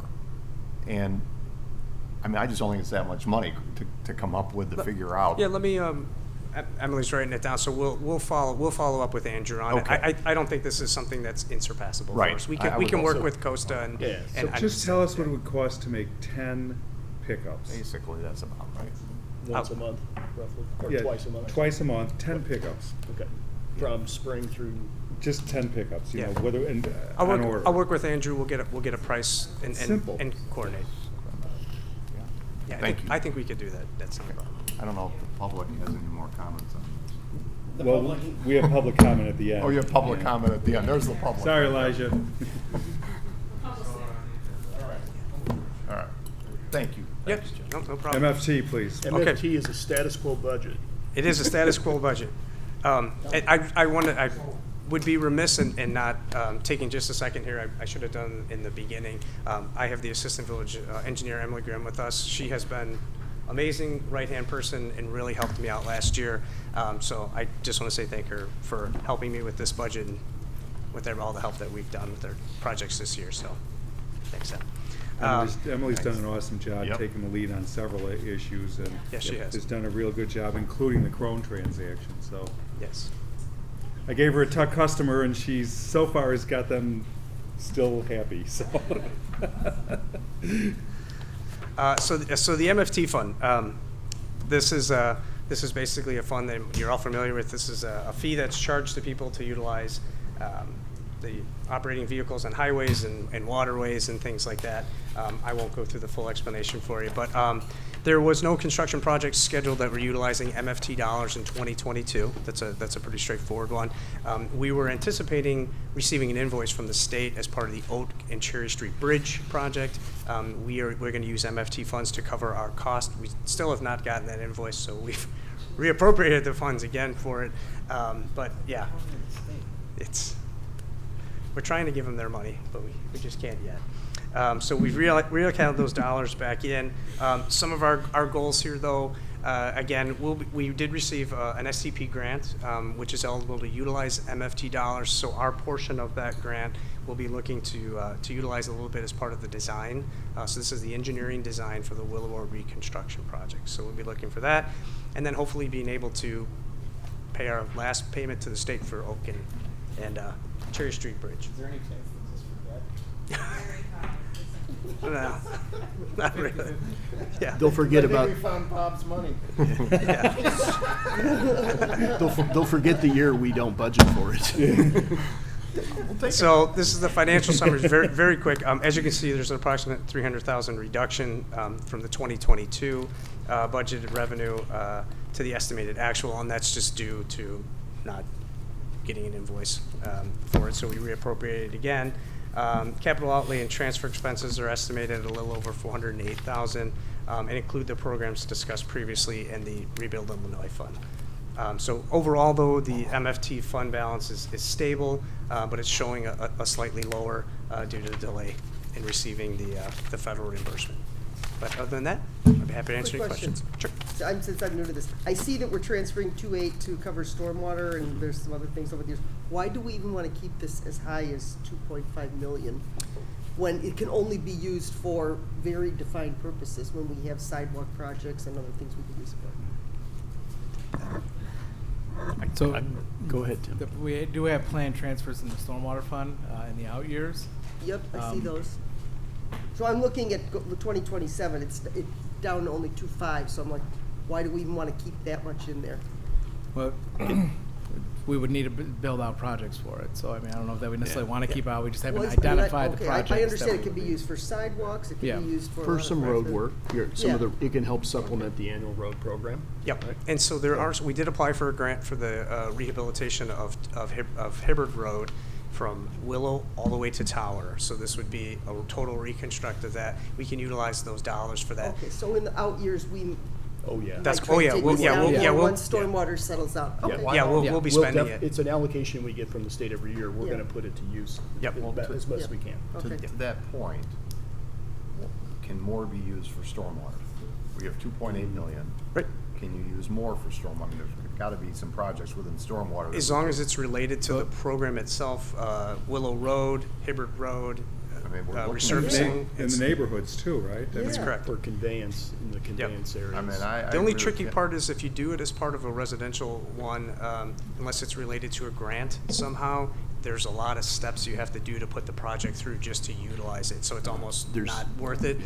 So the biggest bang that we can get is when we use it for those big chunks. When we reconstruct, Willow Road's gonna use a majority of that. Or if we did the streetscape project up in Hubbard Woods and we wanted to use a portion for our share to enhance something, we could use it for that. Okay, spend it. It's a flexible fund, but there are administrative or bureaucratic requirements with the state. Well, And it's some are limited, easier to sorta work narrow, with than so others. when we have an Yeah. opportunity to use it, I'd Yeah. use it. Yeah, we don't want the fund balance to be too high, Mhm. for sure. So do you think 2.8 million is the extent we can use it for stormwater? Or What- is there? We'll have to come back and look, Bob. Yeah. I don't I think we mean, can you give you have an to answer speak with today. Strand and Jim and see if, I know that it's not, there's a some limitations on the use of the MFT, so Yeah. some of the We'll projects keep might not looking be at it. applicable, but we'll have to take a look. The more, everything that we could use it for, we'll definitely use it for, because it's easier to do it for a larger project than for smaller ones. Thank you. Sure. Thank you, Jim, good job. Thank you. All right, well, we've been through the book.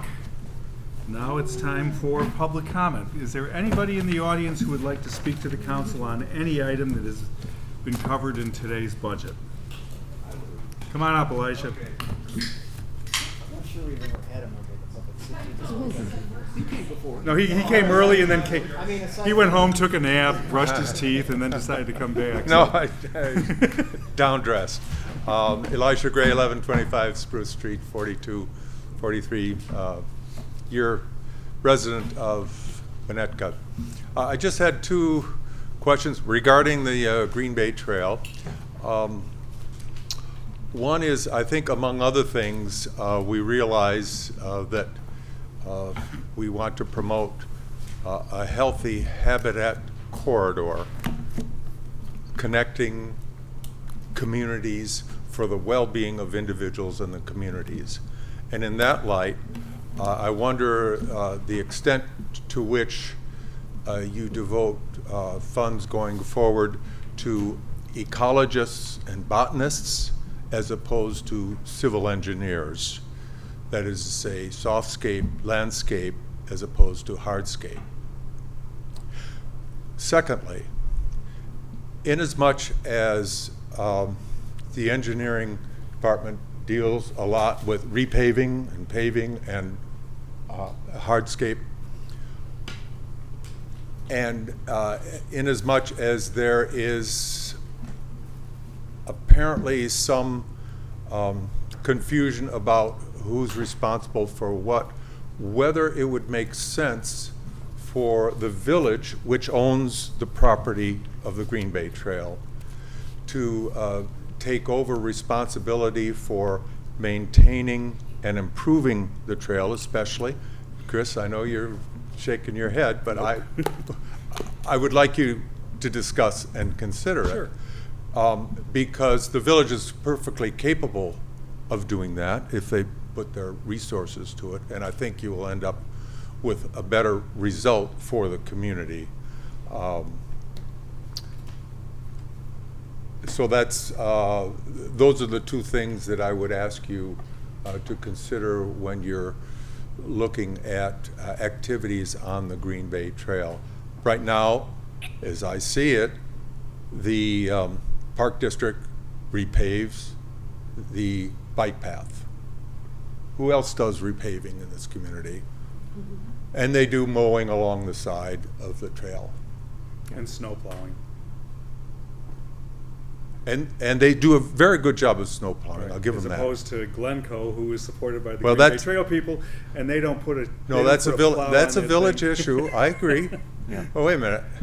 Glencoe is abandoned that trail, and you guys have picked up the load, and we thank you for that. Well, I don't want to get into comparing communities about it. I do. But, you know, you can do a better job then, and you do in some respects, and for the snow plowing, I congratulate you. For sure. But I think there would be a benefit for not bifurcating responsibilities on the entire property.